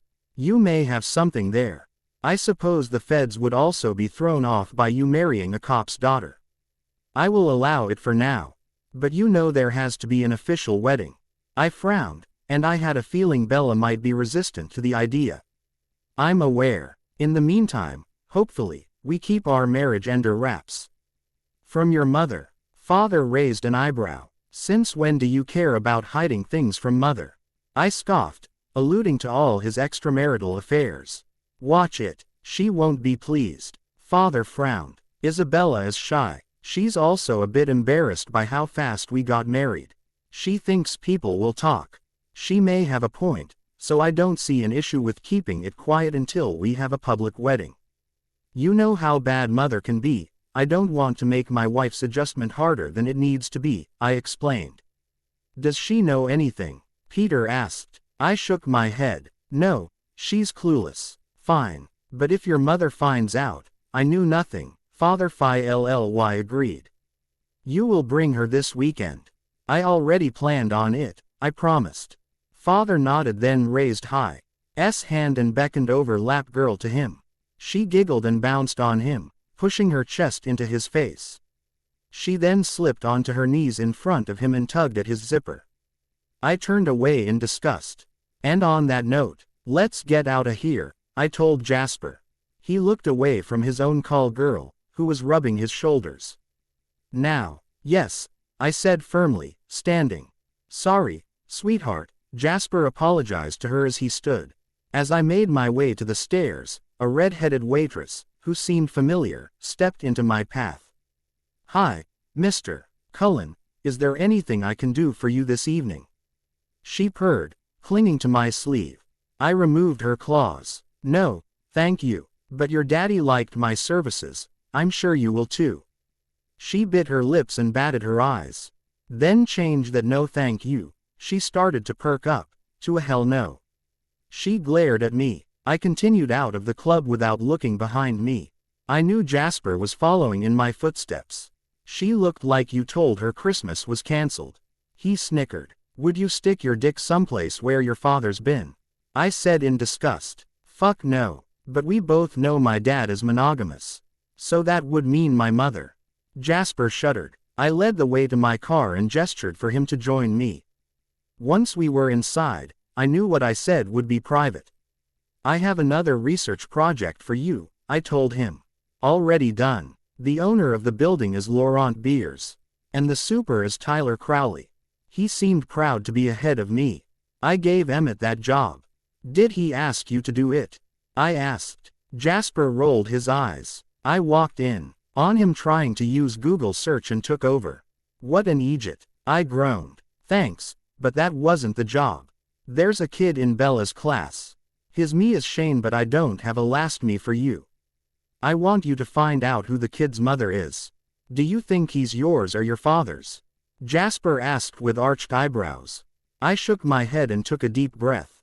I think he's Emmett's. He looked like a miniature blonde Emmett. The humor dropped from Jasper's face, and he looked as upset as I felt.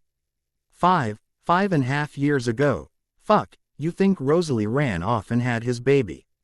I nodded. We both know that my mother paid her off. Keep this silent from everyone, including your father. If Emmett gets wind of this before we know for sure, it will send him spiraling again. Jasper nodded in agreement. 5.5 years ago. Jasper and I were picking Emmett up off of the ground from literally pools of his own vomit. He was constantly either high or drunk, or even sometimes both. All the result of a leggy, busty blonde, who had been money hungry and tore his heart out. Between her and my own father was why I didn't believe in love. I would never put myself in the position to be so vulnerable. I hope you're wrong and it is just a coincidence, Jasper said after a moment. I knew he was as concerned about Emmett as I was. I hope I'm wrong too, I agreed. Back to the building. I want it bought this week and I want this Tyler gone. I want the building security updated immediately. Her apartment gets the works. If she's going to insist on living there, she needs to be safe. Jasper smirked. This girl has you wrapped around her finger. I scowled. No, she doesn't. She is my wife, and as a future boss's wife, she deserves the best protection, especially if she's carrying my baby. That's it. If you say so. Jasper shrugged. How's Maria? I asked pointedly. Living it up with her lover Nettie in Paris still. I hope she stays, Jasper stated. Maria is gay. I asked in surprise. Why am I just finding this out? You really never noticed. Jasper seemed surprised. We all know my marriage to her was never about love. It's why neither of us cares if the other cheats. We've even shared the same woman, Lucy. Once. I didn't need to know that. I wrinkled my nose in disgust. Since when are you a prude? Jasper asked. I'm not a prude. I just didn't need to know I slept with the same woman as you. Or Maria, I commented, shuddering. I didn't know you fucked Lucy. You've been a monk recently, Jasper said. Well, after Emmett's mess I've decided to be more careful where I stick my dick, I told him. You should be smarter too. We pulled into the lot at an abandoned canning plant. We both surveyed the area and made sure we covered each other's back while walking inside. Our footsteps echoed through the warehouse as we headed to the freezer area. Jasper yanked open the door, and I stepped through. The air was stale and smelled like piss. A god-awful sound was emitting from somewhere. What the hell is that noise? Jasper complained. Whale music. I wanted him to feel at home. And it's about fucking time. It's freezing in here, Emmett grumbled, turning off the noise. Dear old father needed a word with me, I told him apologetically. Where is he? I looked around the room. The only other person there was some small-looking weenie tied to a chair in the middle of the room, blindfolded and ball-gagged. His blonde hair was matted, and his pants were stained. Surely this couldn't be Michael Newton. You're looking at him. Emmett shrugged. You've got to be kidding me, I scoffed. Circling him. What did Bella ever see in this loser? I slipped on a pair of gloves, then picked up a knife that Emmett had laid out, then slid it along the gag straps, not caring I cut his cheek. Then used the tip to remove the ball. He sputtered and gasped for a second. Listen you, fuckers. You have no idea who you're messing with. I'm Edward Masson's right-hand man. You're going to fucking pay for this. I'll have your heads. I snorted. Do ya hear the mouth on this Egypt, boys? I dare say he's too big for his britches and doesn't know who he's dealing with, I said. My Irish accent coming out. I had trained hard not speak like my grandfather, so I wouldn't be connected to the Massons. Boarding school also was on my and Jasper's back about it. But times like this I slipped. I used the knife to cut the blindfold, being nice enough to give him a matching scar on the opposite side. Maybe a little lopsided, but like it would fucking matter by the end of the night. I smirked as he blinked in the light, blood streaming down his face. He started to glare at me, but as soon as his eyes met mine, he paled. Do ya know who I am, Egypt? I demanded. Yes, sir. He lowered his eyes. Then ya know. I am my father's right-hand man, I hissed, stabbing him in the thigh and twisting the blade. He screamed in pain like the wuss he was. Yes, yes, what? I twisted it again. Yes, sir, he howled. Ya are a thorn in my side, Egypt. Ya tried to make a mockery of my hotel and owe me a lot of money, ISPPED. I was getting the money, but that joker stopped me. He gestured with his head to Emmett. Emmett's face darkened and he stepped forward, punching Newton square in the face. Blood gushed out of his nose. You decided to be a punk and steal from a girl to get the money. We don't do petty theft in this family, whale boy, Emmett growled. What difference does it make? The girl belongs to me, The boss gave her to me, Newton whined. I paused for a fraction of a moment while my mind processed the words. I yanked the knife out and placed it under his chin and forced him to look up at me. I should cut your tongue for lying to me. The family has never sold women, I spat. It's true. I swear. Ask him, he whimpered. She was my reward after I carried out my first job for him. Your father ordered me to prove myself to the family by killing 2 people who betrayed him. And Chief Swan showed up, so I had to kill him too. I set it up as a murder-suicide. He told me I could have his daughter as my reward. I was completely repulsed by him and my father. I had done some despicable things before, but this was a low even for me. Swiftly I flipped the handle in my hand before I drove the blade deep into his other thigh close to his dick. He hollered in pain, and I waited a moment before I pulled back out. You're a shitty piece of work, Newton. You're a fucking disgusting human being and should never have gotten on my bad side. I plunged the knife into his jugular. He coughed and sputtered blood. The blood poured down his neck and out of his mouth, staining his shirt. Emmett raised his gun, prepared to shoot him, but I stopped him with a shake of my head. I wanted Newton to suffer a slow death. The Egypt paled and the life slowly drained from his eyes. He stopped sputtering and blankly stared. Now ya can shoot the prick. I tossed soiled gloves on the prick, then turned my back on the mess. The gun went off while my back was turned, and I didn't even flinch. Good thing I used the good sheets. Emmett chuckled darkly, referring. G to the heavy-duty plastic on the floor. Clean it up and make chum out of whale boy. I didn't feel the relief I thought I would from ending Newton. Yes, boss. Emmett grinned as walked past me to his bag of goodies. That explains how they knew about you getting married. When I researched Isabella and her family, my father must have set it up, so he'd be notified if anyone looked into the case. My research showed a Harry and Sue Clearwater died, not a Victoria and James. They must have covered it up. I don't know if I can search up Victoria and James without tipping them off again, Jasper commented. That's an easy one. Victoria was Dawes' side piece, who told him she was preggo. Turned out it was all a lie and she was with James, another low man on the totem pole, and they were trying to extort money. So, Daw had it taken care of. Emmett shrugged. How do you know this, and we don't? I gestured between me and Jasper. You two were at college, I guess. It wouldn't be the first time. Daw would use some weasel like Newton for his dirty work. That way if he was caught, Dawes' hands would be clean, Emmett explained. True, I admitted, but this was the first I heard of him rewarding someone with a girl. However, Newton was a filthy liar. This could be no different than when he claimed to be me. I turned to Jasper. Do you think they'll find out Newton didn't embezzle? I asked him. That wasn't a lie. I didn't get a chance to speak to you alone without prying ears to tell you first. All of the money was transferred back to where it should be as of this morning, Jasper informed us. Good. I nodded. I thought about the building situation, and may I suggest having Riley take over? He's already been the one to watch over Isabella the most. He would be less conspicuous if he lives in the building. Eventually, he's going to be noticed camping out in his car, Jasper suggested. Sounds like a plan. Now for her car. I turned back to my brother. You're not using your Guardian. So I want it switched over into Isabella's me and traded out with her dilapidated truck. I'll buy you a new one if you really must have one. What do you want me to do with her truck? She seems like the type to be pissed if we do this behind her back. He hesitated. Trash.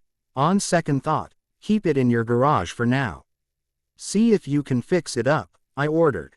Maybe once she loved the new car she'd forget about the truck. Is she already in danger? Emmett frowned. At the moment, no. But I think Father and Peter will be watching her closely. Not to mention we do have other enemies.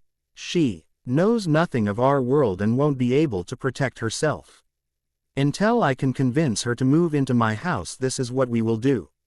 If you say so, boss man. Emmett nodded. And another thing. She must never find out our family is responsible for her father's death, I stated. If he was just another dead cop, Why does it matter? Jasper challenged. I clenched my fist and he backed away, holding his hands up, smirking at me. Relax. I would never tell her. But I think you've got to admit, you've been lying to yourself.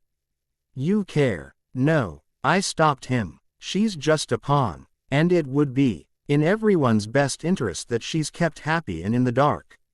I'll say it again, we don't get love in our line of work. He's right. Love doesn't lead to anything good, Emmett agreed with me. Jasper sighed but said nothing more. Can we call it a night, or morning at this point?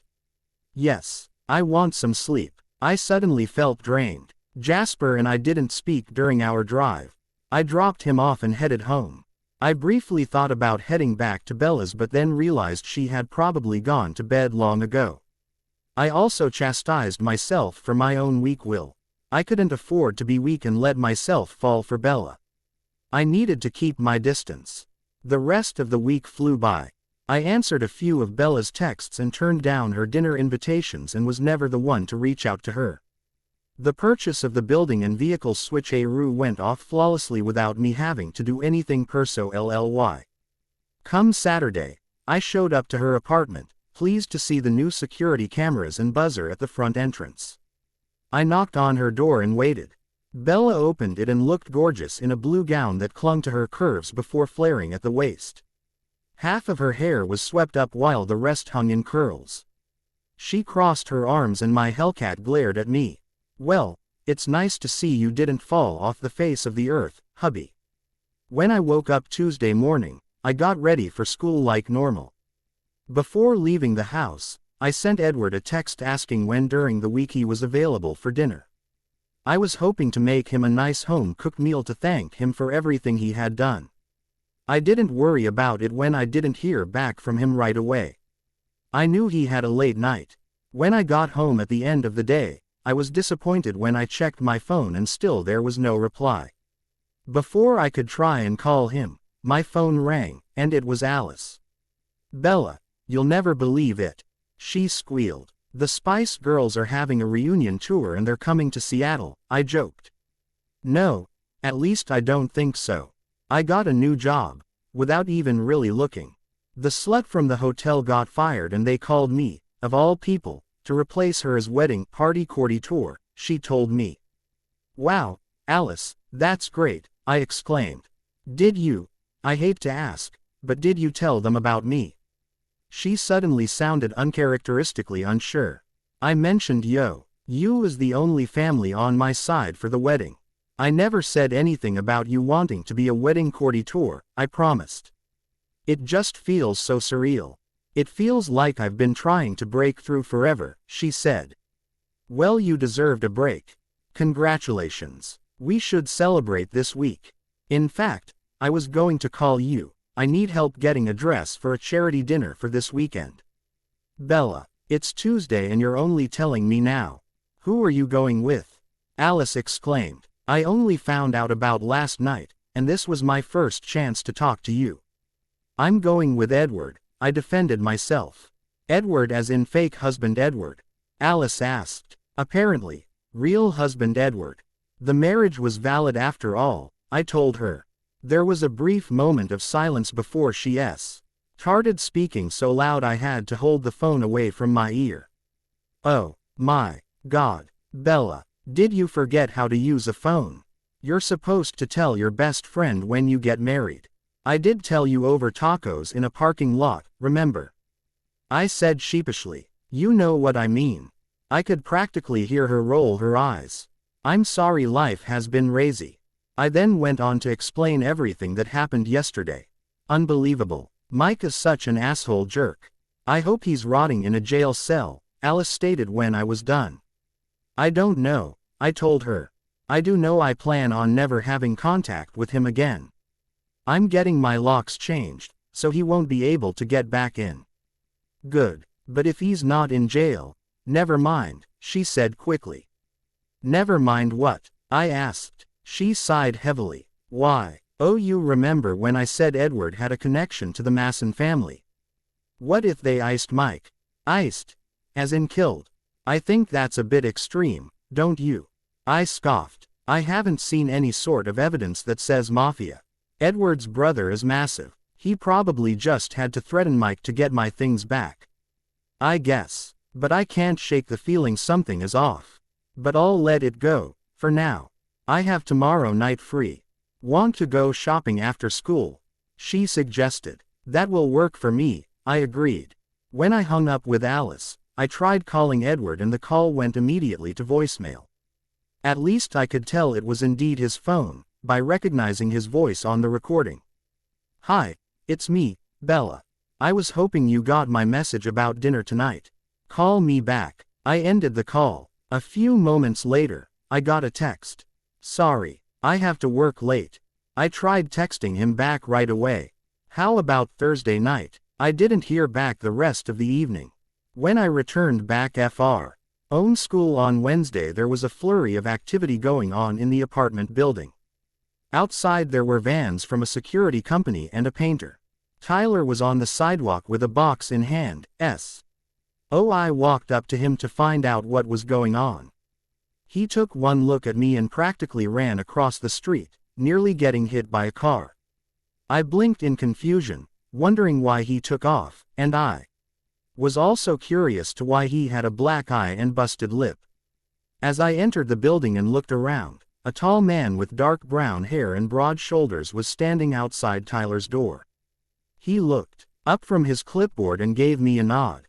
Ms. Swan? He asked. Yes, I asked cautiously. Riley O'Donnell. I'm the building's new super. His blue eyes twinkled. My boss bought the building this morning and has been making changes. Starting with security. New locks for everyone and a buzzer security system so you can control who you let in the building. Here is your set of keys as well as the copy of your new rent information.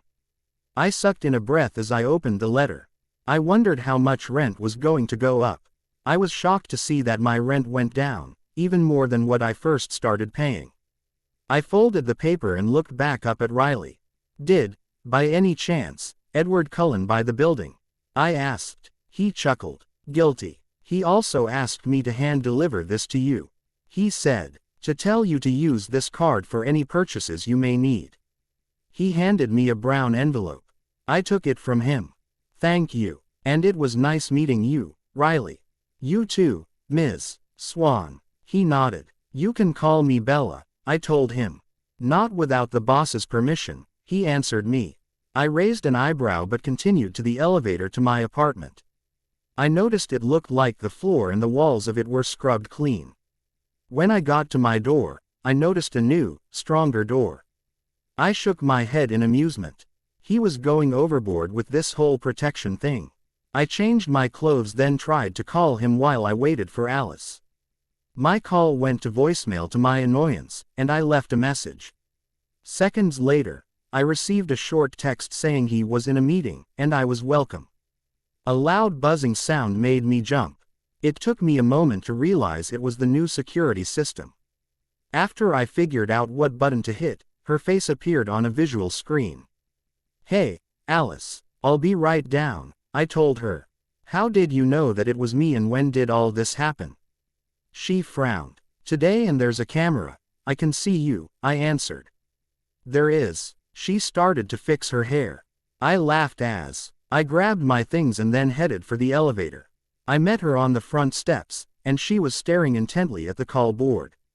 What are you doing? I chuckled, trying to figure out where the camera is. What's with the upgrades? She turned away as we walked to her car. Edward bought the building apparently, I explained. Is he moving in? She questioned. I have no idea. I haven't talked to him since Monday.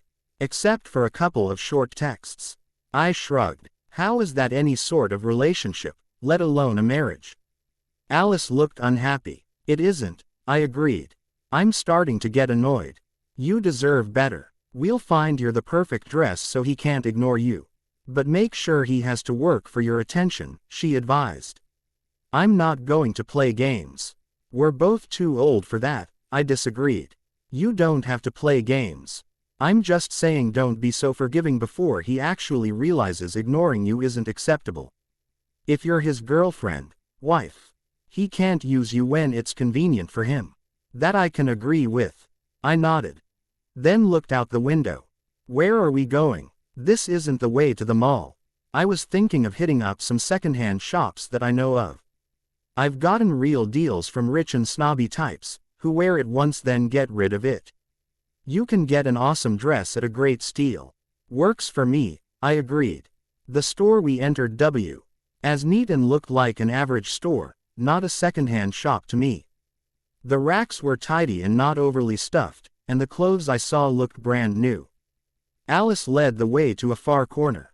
The great thing about this shop is all the proceeds go to charity and the workers are all volunteers, so it cuts down on expenses, Alice explained as she started to shift through a rack. Which one? I asked. We give it to a women and children's shelter, a middle-aged woman spoke up. She had deep green eyes and auburn hair. She placed some dresses on a rack and turned to us with a warm smile. Can I help you ladies look for anything in particular? I need a dress for a charity dinner I'm going to for the children's hospital on Saturday night. I'm not sure how fancy it should be, this would be my first time, I told her. Most ladies wear long dresses. A few of the younger more interesting ones wear shorter, she answered. More interesting? I asked. I think that's a nice way of saying slutty. Alice giggled. Alice, I chastised. Well, she's not wrong. The woman chuckled. I've been going to this dinner for years since my husband is a doctor. There are always a few who made me wonder. How about these? Alice held up 3 dresses, a deep red, a dark blue, and a black. Is there a changing room? I asked. Right over there. The saleswoman pointed. In the end, I ended up choosing the blue dress. Alice thought the black made me look too old. The red she loved on me, but I thought it made me look slutty. The blue hugged my upper body enough that I felt attractive but still demure enough for an important event. Alice found me a pair of low heels while I got redressed. As I went up to the register, I pulled my new card out of the envelope. Inside was also a new driver's license. I rolled my eyes when I saw it said Isabella Cullen and stuffed it back in. Alice gasped loudly beside me. At first, I thought it was about the license, but she was staring at the black card. Where did you get that? She asked. Edward. He insisted on paying for the dress, I told her. If I knew you had that I would have taken you to Saks, she squealed. No, Alice, I'm not going to take advantage of him. I feel bad enough that I'm accepting this. The saleswoman gave me a kind smile. Did you find everything you need?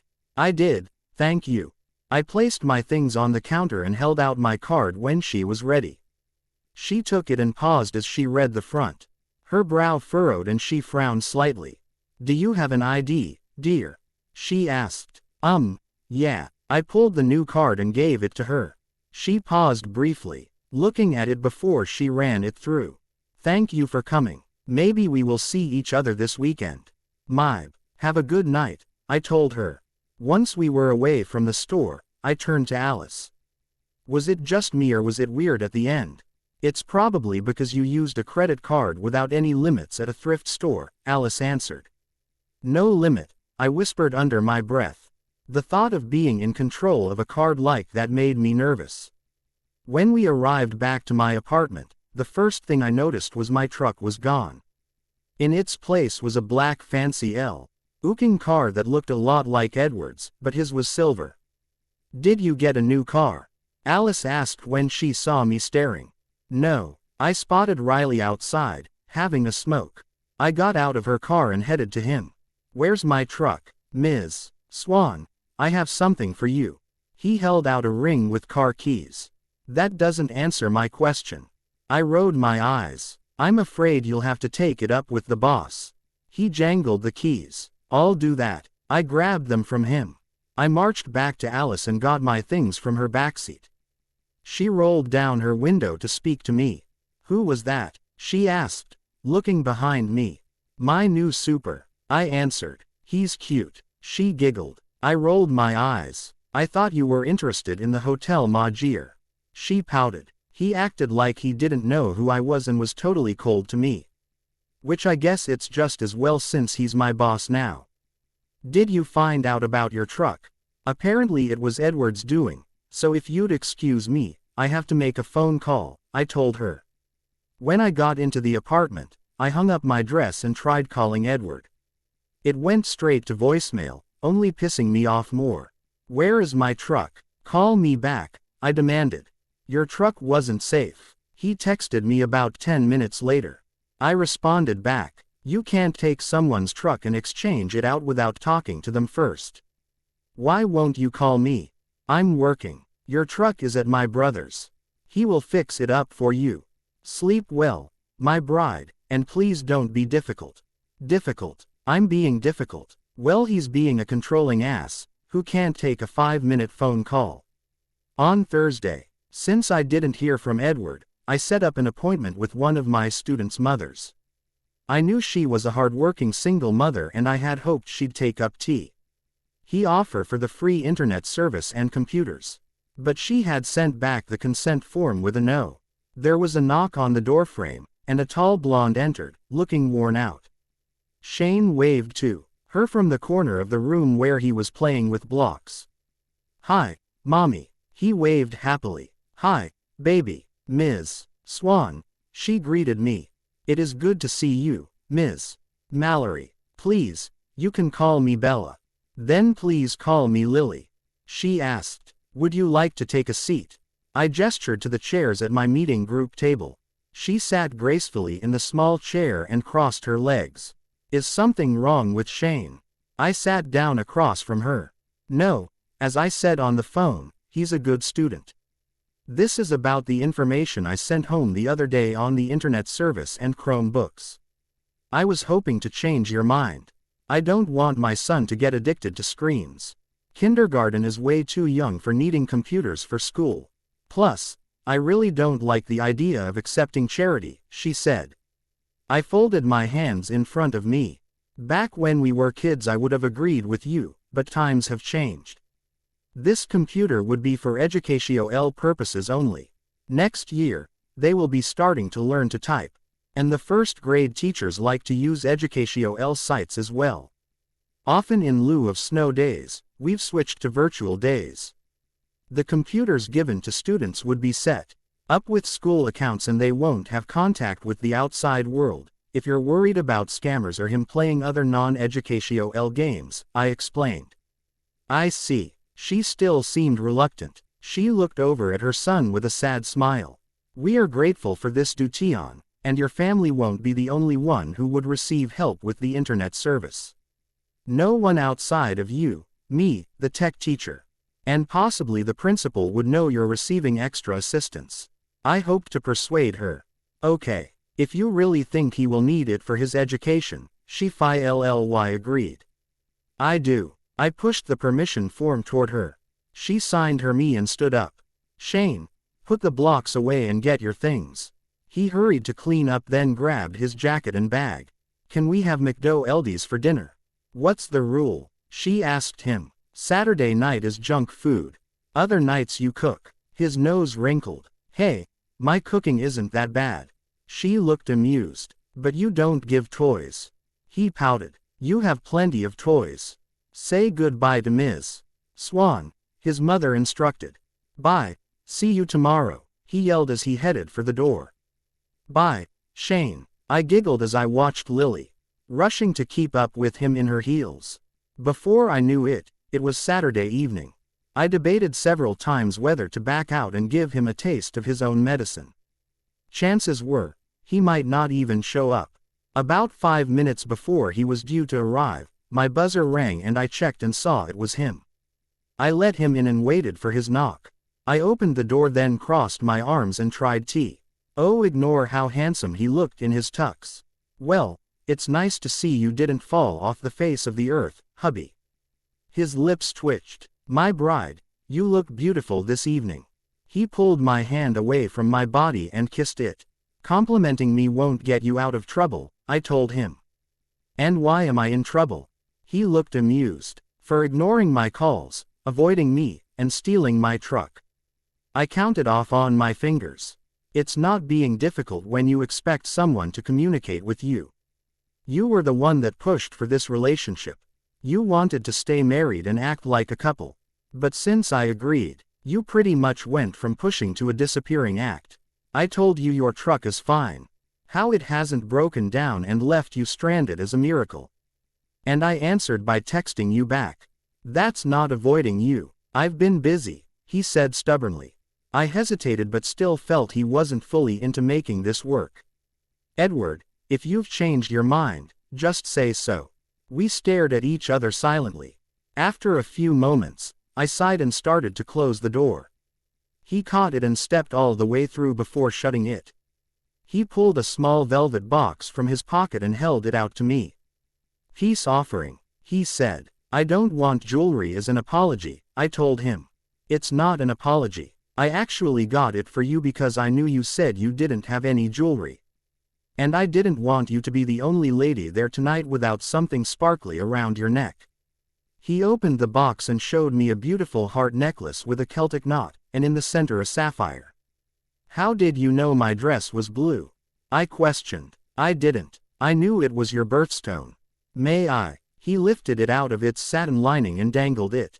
I nodded and turned my back to him, lifting my curls. His fingers brushed my neck and he clasped it on, then he placed a soft kiss below my ear. I swallowed roughly. You're seriously confusing me. I could say the same. His breath wafted against my skin. I turned and looked up at him as I fingered the charm. It's beautiful. Thank you. You're welcome. He gave me a soft smile. Are you ready? I nodded and grabbed the dress coat Alice had lent me. It was on the shorter side, but at least it was nicer than my parka. I was surprised when Edward took it from me and helped slip it on. I was getting dizzy from his mixed Sig LS. We rode the elevator in silence. And he looked deep in thought and was staring off into the distance. He didn't speak again until we were in the car. He turned down the radio. I'm new at this whole relationship thing. You never had a girlfriend? I asked in shock. I turned my head to look at him. I've dated but nothing ever serious. Nor was I ever a monk. But I've never had what would be called a girlfriend. Still don't. My bride. He smiled slightly. I'm surprised, I admitted. My lifestyle wasn't conducive for one, he said. And now? I asked. Now? He seemed so conflicted. I have no idea what I'm doing. Or what I should do. At least you're being honest with me now. We can start by actually talking, not texting. Also by having dinner together, I suggested. Sex. He wiggled his eyebrows. Yes, and sex. I shook my head in amusement. So you're not opposed to intimacy? He glanced at me. I never was. Have dinner with me this week? I asked, hoping I wasn't going to get a brush off. I have a meeting Monday night. How about Tuesday? He asked. Tuesday will be perfect. I smiled. All week I had told myself, it was in Bella's best interest for me to keep my distance. But within seconds of being around her I felt my resistance crumbling. I'd never been so confused and unsure around another person, and I didn't like the feeling. I was also used to doing what I pled and not caring what anyone else thought until Bella. Do you have any food allergies I should be aware of? Bella asked, breaking me out of my thoughts. No, I'll eat anything, I told her.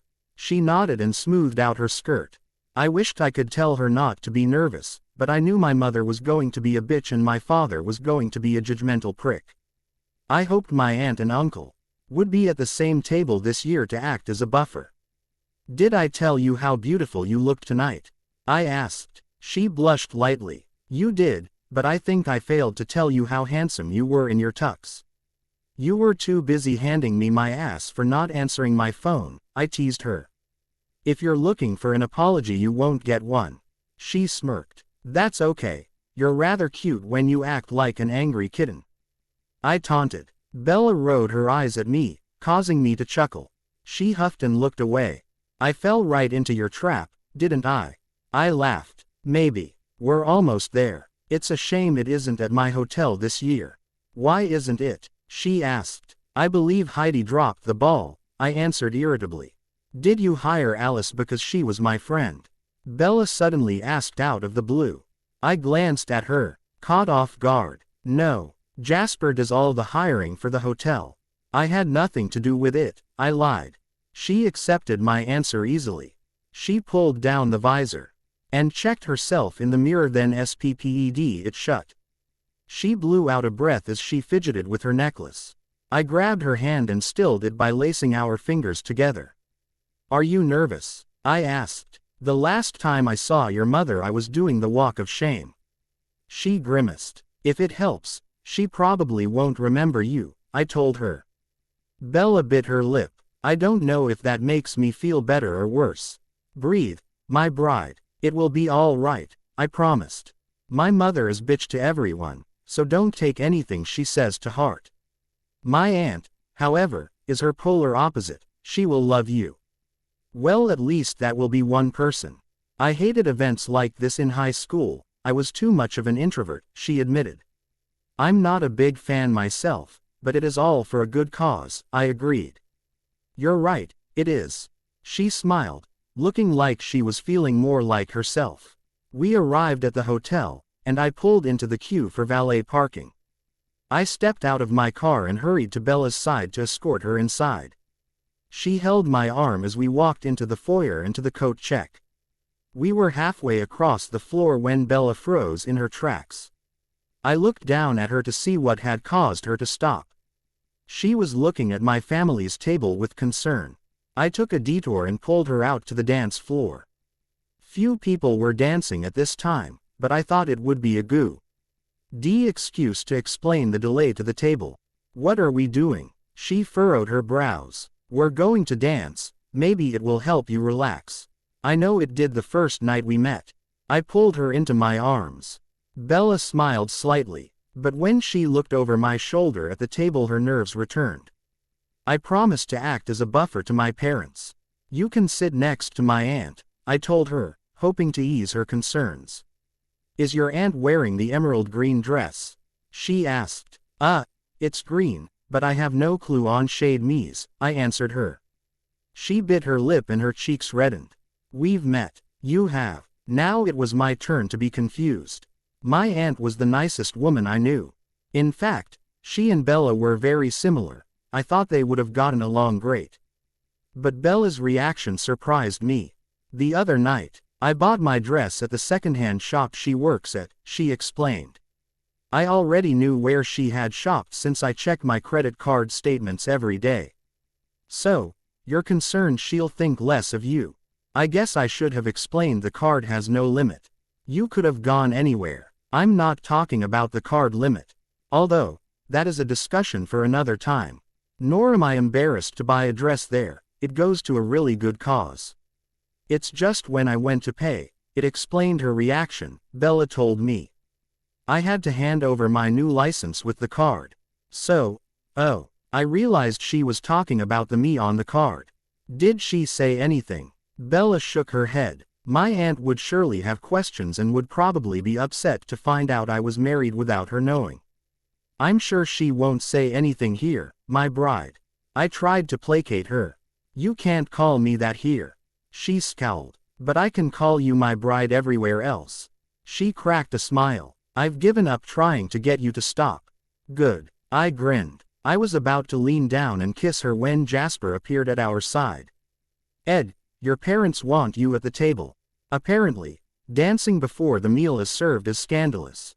He snickered. I sighed as we stopped swaying and pulled Bella to my side. "Jasper, I don't think you have been formally introduced to my bride." "Oaf." I paused when she elbowed me. "My Bella. Bella, Jasper is my right-hand man. If you ever need anything and I'm not available, see him." "Nice to meet you." Bella held out her hand. Jasper shook it lightly. "And you as well." We made our way to the table, reaching our destination this time. I held out the chair next to my aunt for Bella, then took the seat by my father. My aunt and uncle gave us warm smiles. Most of the rest of the table seemed to ignore us at first. "Sorry we're late," I told the table. "Really, Edward, don't you have any sense of decorum?" Mother glared at me, then gave Bella a look of distaste, raising my hackles. I couldn't resist. Bella was so beautiful tonight I couldn't wait until after dinner to dance with her. "It was hardly the worst thing anyone has done in this room," I responded, and she gave me a sour look. I then made introductions around the table. The only ones who gave Bella any sort of warm reception were my aunt and uncle, and Emmett. Peter's wife Charlotte looked interested but not unpleasant. Peter didn't even look at her. My father eyed her longer than I liked, but my mother's face was full of disapproval. Edward, where is Margaret? I was so looking forward to you bringing her tonight. Mother interrupted. Bella's smile fell as she looked at me questioningly. I glanced at my brother, and he shrugged sheepishly. I wouldn't know. I'm rather happy with my choice of dinner companion tonight. Besides, I thought Emmett was asking her. I gave him a pointed look.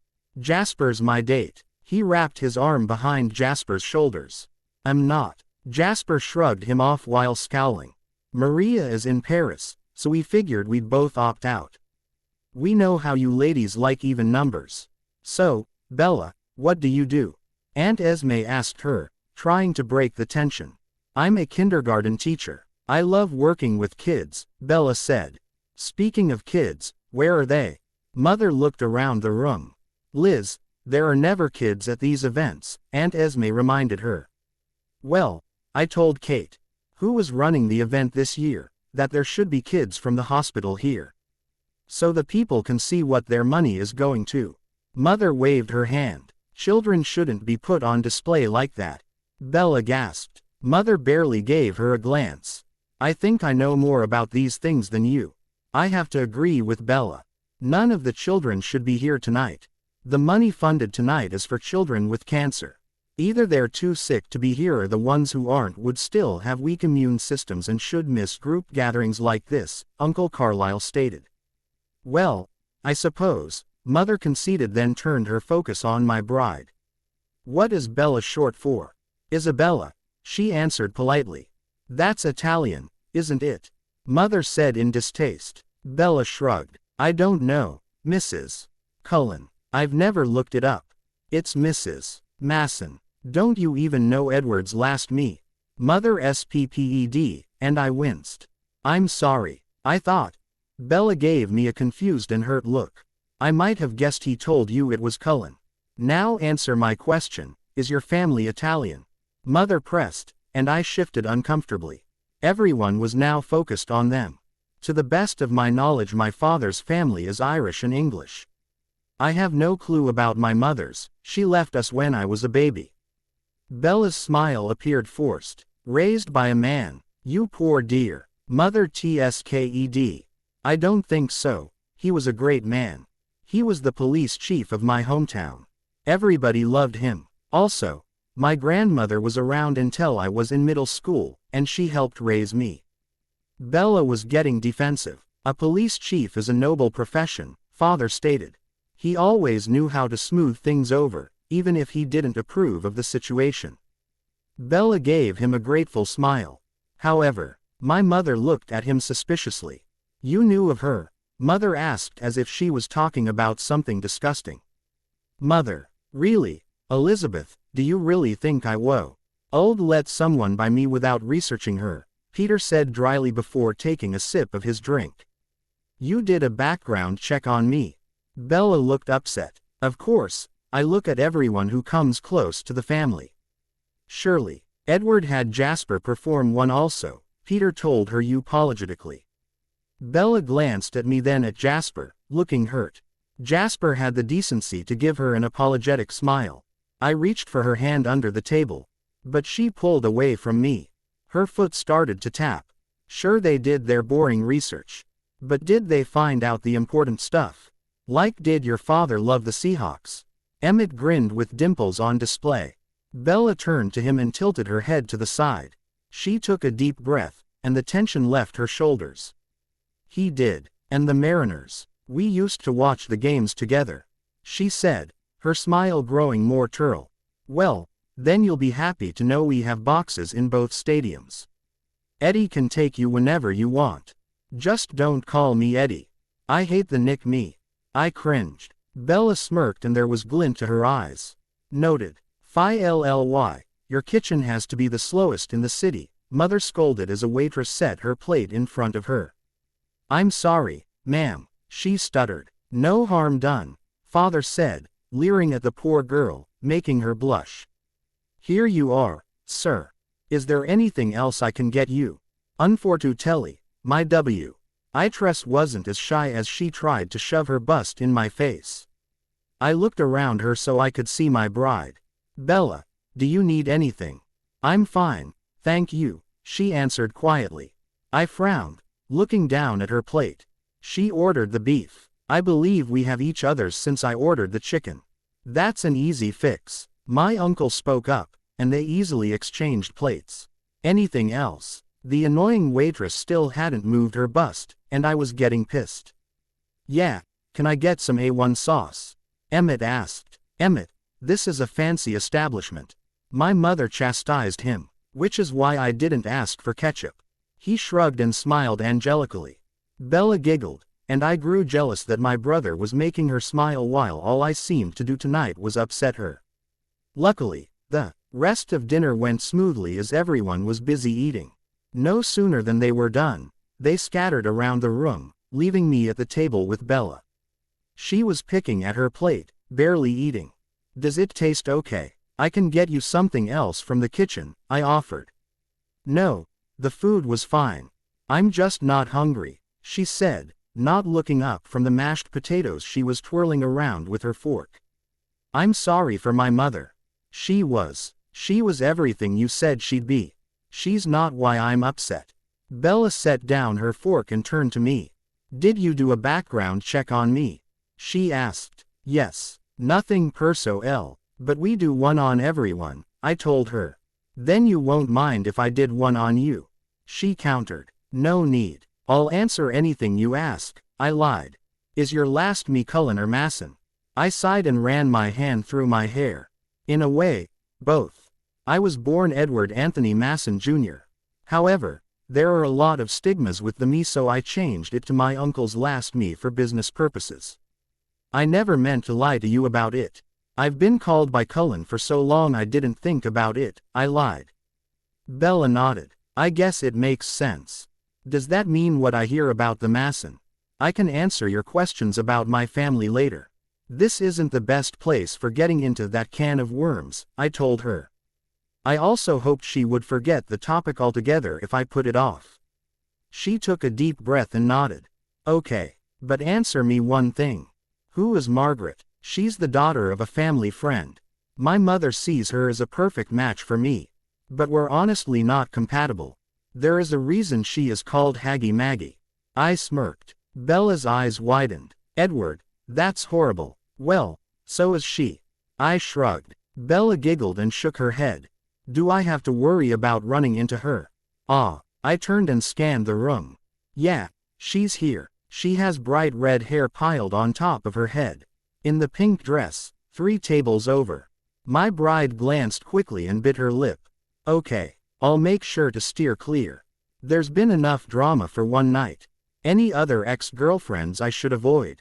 I told you no girlfriends, in my past, present, or future, my bride. I winked at her. I bet you think you're funny, Eddie. Her eyes glinted with humor. Don't call me Eddie. I scowled. Her grin became more devilish. Nope, I've decided every time you call me my bride, I will call you Eddie. I rolled my eyes. Now who thinks they're funny? Bella tilted back her head as she laughed, looking beautiful and carefree. I picked up her hand and kissed the back of it lightly. She stopped laughing and her eyes darkened, slightly. I was pleased she no longer seemed upset with me. Care to dance? I asked. Why not? I don't think I could do anything to gain any more disapproval from your mother, she joked. Sure we can. We can fuck in the middle of the dance floor. I wiggled my eyebrows. My bride smacked my shoulder playfully. We aren't doing that here. Later then. Come back to my place. I asked. Which place are we talking about? Your house, or the apartment building you bought this week? She raised an eyebrow. If you were going to insist on staying in that dump, I was going to make sure it was safe, I insisted. And I meant my house. We don't want the neighbors complaining about how I make you scream. Her face turned bright red. You are incorrigible. No, just horny. I winked. Now how about a dance before we head out? Lead the way. She offered me her hand. We headed to the floor, but we were waylaid by Liam and his daughter, Margaret. Liam used to be my father's second until I came of age. He has since been demoted/semi-retired. Edward, it's good to see you, Liam said, eyeing Bella with interest, while Maggie looked bored behind him. Liam. I nodded curtly. Liam. This my girl, Bella Swan. Bella. This is Liam Doyle. His company is the one I went through for the purchase of the computers for your school. And his daughter, Margaret. Pleased to meet you both. The computers will go to great use to the students. Thank you for the contribution, Bella said politely. Well, I can't take the credit for that, it was all Edward. This is the first we've heard of you, isn't it, Maggie? Liam looked over at his daughter. I suppose, but it's not like I care to know who Edward's dates are. Maggie examined her ILS. Her father frowned at her. Excuse us, I promised my day to dance. I led Bella around them and onto the floor. Well, that was interesting, Bella said dryly. See, I told you she's horrible. I wrinkled my nose. Are you sure you don't think that because she's not fawning over you? Bella teased. I'm sure, I insisted. After a few minutes of swaying, I felt my body stir. I was ready to cut out of here and go back to my place.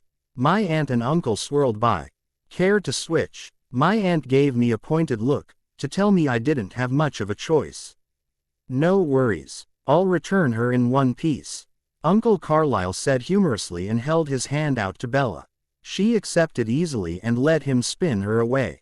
I started to dance with Aunt Esme as she eyed me appraising Ly.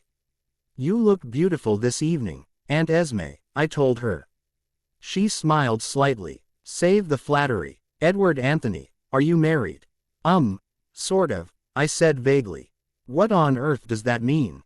She huffed. Yes, I admitted. She flicked my ear, and I winced. Ow, I said. That didn't hurt. How could you get married without me there? She frowned. It's complicated, I told her. Well, I'm a very smart woman, she stated firmly. The tone she often used with Emmett and me when we were acting up as kids. I told her everything, and she listened without interrupting. Even Ocasio Lly looking over at Bella and Uncle Carlyle. She was laughing, so I knew he wasn't giving her a hard time. At the end of my tale, Aunt Esme brushed my hair like she did when I was younger. Bella seems like a very sweet girl, and she is certainly beautiful. She will make a wonderful mother someday, she said kindly. Why do I sense a but coming? I asked. No but. However, you should tell her everything, dear, she said softly. I shook my head. You know I can't do that. It's only that fair she knows what she's getting into. And what she will be bringing children into. She tried to persuade me. That is unless you plan on leaving this behind. You know I can't do that either. We've been down this road before, I told her. She touched my cheek. Dear, this isn't me trying to change you. This is me wanting you to be happy. You have a real chance at love, and I want you to take it. I don't love her, because I don't believe in love, I scoffed. She laughed lightly and shook her head, looking bemused. Oh, Boachale Millis, who are you trying to convince? I glanced away and saw my uncle, heading toward us sans Bella. I glanced around the room but didn't see her. I spotted the Volturi family, a rival family, across the room. Where's Bella? I asked. She went to the ladies' room, he told me. Alone, I said, worried that I'd let my guard down around the enemy. Should she not have? Uncle Carlyle looked concerned, sharing a glance with Aunt Esme. She doesn't know anyone here. And you know how some of these people can be, I said. Would you like me to check on her? Aunt Esme offered. No, you stay, I'll go. I started in the direction of the restrooms. You're going to storm into the ladies' room. Aunt Esme called after me, making me pause. She caught up to me and ruffled my hair playfully. I think we have the answer to my question. I'll go and be right back. Aunt Esme walked away, laughing. Uncle Carlyle came to my side and watched her go. What did I miss? He asked. Nothing. Aunt Esme is just talking crazy. I muttered. Uncle Carlyle cleared his throat and raised an eyebrow at me. I said, talking not as crazy. And I mean that in the nicest way, I said. MMHMM. Your Bella is a very sweet woman. You've chosen well for yourself. Make sure you treat her right. He glanced toward my father. I may not believe in love, but I plan to. I never want to be like him in that way. I've taken my lessons from you. I told him. Glad to hear it. And, son, your aunt isn't talking as crazy as you think. He clasped me on the shoulder then walked away. I took my time in the bathroom. Not in a rush to get back out to the ballroom. I felt out of my element. Tonight had been more overwhelming than I thought it would be. I knew Edward's mother wasn't going to be friendly. Edward Hims. LF had repeatedly called his mom a bitch. I even expected an interrogation from his family. What I didn't expect was that I didn't even know my husband's last me. Well, I guess I did, but it wasn't the one he was born with. Masson. The very family that Alice had tried to warn me about. Edward promised he would tell me everything, but I was doubtful. He had already proven to be sneaky. If he kept something as big as his me away from me. What else was he hiding? Also, he did a background check on me, which made me uncomfortable. I took a deep breath and fingered the beautiful necklace Edward had given me. I felt even more confused. The gift was sweet and completely thoughtful. Although a part of him was shady, another part had been attentive and caring. When we first got here, he danced with me even though we were the only ones on the dance floor, trying to calm my nerves, and it had worked. I felt safe and more relaxed in his arms. I had no clue what to do. I wished my dad was here so I could talk to him. Maybe I could sneak a call to Alice, my second best confidant. The door opened and Mrs. Masson walked through. Instead of going to the stalls, she stood behind me with her arms crossed. I sucked in a breath, preparing for the worst. How much? She asked. For what? My dress. I questioned, playing dumb. No, not for that second-hand thing. It was in fashion about 5 years ago, worthless now. I was asking how much it will take for you to go away. She arched an eyebrow. I'm not that type of girl, I told her defiantly. Her eyes rolled, then she scoffed. That's why you seem familiar. Apparently, you were that type of girl. Did you think he brought you here because you were special to him? You're nothing but a means to annoy me and his father. He'll bore of you soon enough. Best get something out of it while you can. I can't, nor will I be bought. I repeat, I am not that type of girl. I stood my ground. Suit yourself. He won't marry you. He belongs with a higher class. She spun on her heels and went out the door. I flipped her off behind her back, feeling slightly childish but yet good at the same time. A stall opened and Maggie walked out. She came up to the sink next to me and started to primp. I could tell she was eyeing me like I was her. She's a bitch, isn't she? She broke the silence. That's putting it mildly. I huffed. Maggie laughed and fixed her hair. Pretty dress. Thank you. I like yours too, I told her. Her lips twisted into a smirk. I think it makes me look like Ariel, the Disney princess. I questioned. When I was a little girl, I loved her and wanted to be like her. Now I think I'd relate better to Merida, she said. She is one of their strongest princesses, I commented. My students often refer to me as Belle. Edward does make a good beast. Maggie chuckled. I simply nodded, finding our conversation weird. I was used to talking about Disney with my kids, but not grown adults. She turned and leaned against the sink, not caring she was getting her skirt damp. You don't look like the type of girl that belongs with Edward, she stated. I felt my hackles rise. And let me guess, you do. It would depend on who you ask. She frowned. I'm asking you. I crossed my arms. I don't want to be with Edward, nor Emmett. But what I want doesn't matter, she said bitterly, crossing her arms. Shouldn't it? I asked. Anne, that just proves you're not part of our world. She shook her head. No offense. How can I not take offense? Are you saying I live under the sea? I responded sarcastically, starting to get annoyed.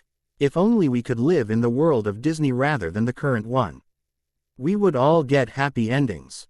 Well, except the villains. She tilted her head to the side to study me. You really care for him. Maybe you are Belle and can tame the beast. I barely know him, I said. Our conversation stopped as Esme entered the bathroom.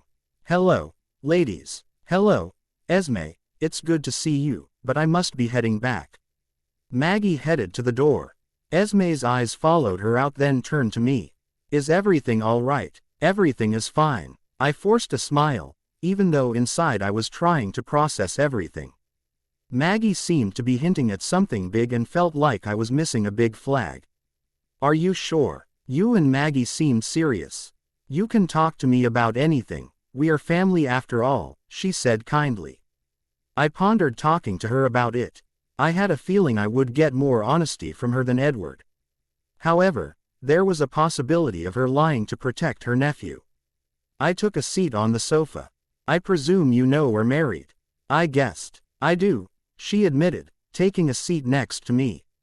I will say it caught me by surprise. Edward went from dragging his feet on getting Mar, i.e. to having a wife hours after meeting her. And from what I've been told, not under the best circumstances. I nodded in agreement. I've only known Edward a week, and it feels like my life has been turned on its head. Do you care for my nephew? She asked. I still feel like I don't know him enough to answer that.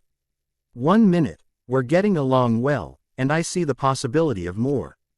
The next moment, I realize I don't know him at all. I glanced out the door where Maggie left. She and Edward were never involved if that's what you're worried about, Esme told me. I know, but her father and his mother want it, I pointed out. True, but if it were meant to happen, they'd be already married, she said. I don't want to betray my nephew, but he's been closed off to the idea of love for years. I snorted. He already told me he doesn't believe in love.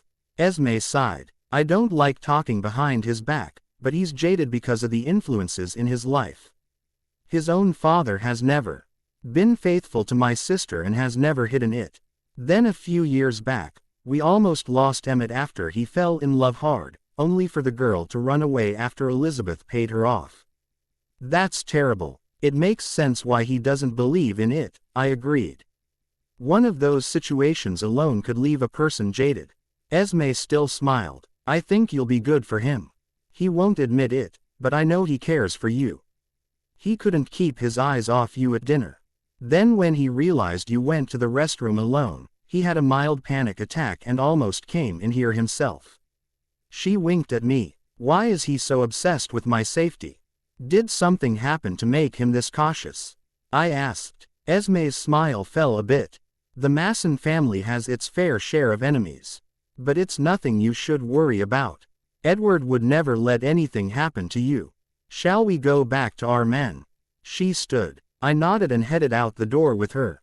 Edward was in the hallway, leaning against the wall. When he saw us, he straightened up.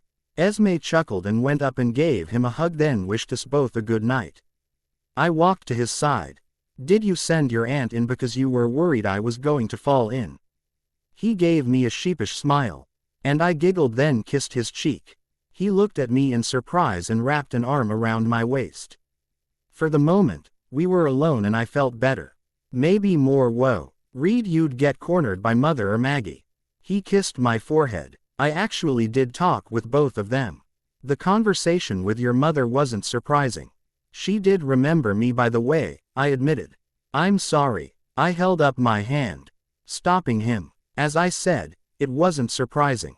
As for Maggie, she might be a bit odd, but she's not as bad as you said. I think she's only resentful that her Arthur is trying to marry her off as a possession, rather than be able to choose for herself. I can't say I blame her for being difficult. She was probably hoping to deter you and Emmett, I said to him. He looked thoughtful, then nodded. I guess I've never looked at it from her viewpoint. Shall we go back for the dance, or are you ready to head out? I'm ready to be done for the night, I told him, pressing my lips to his cheek again. He turned his face to capture my mouth with a tender kiss. Me too. I can't wait to get you back to my place. He took my hand and placed it in the crook of his arm. We headed to the coat check. and I stayed off to the side for Edward to retrieve our things. While I waited, I felt as if I was being watched. I looked over my shoulder to see an older gentleman, with a gaunt face and dark hair staring at me. I jumped when Edward appeared at my side. His eyes rode in concern, and his lips turned down into a frown. "Edward, who is that creepy guy with black hair behind me?" I whispered. Before he could answer me, the man I was talking about appeared in front of us. "Edward, it is good to see you. It has been too long." "Arrow." Edward nodded sharply, pulling me to his left side.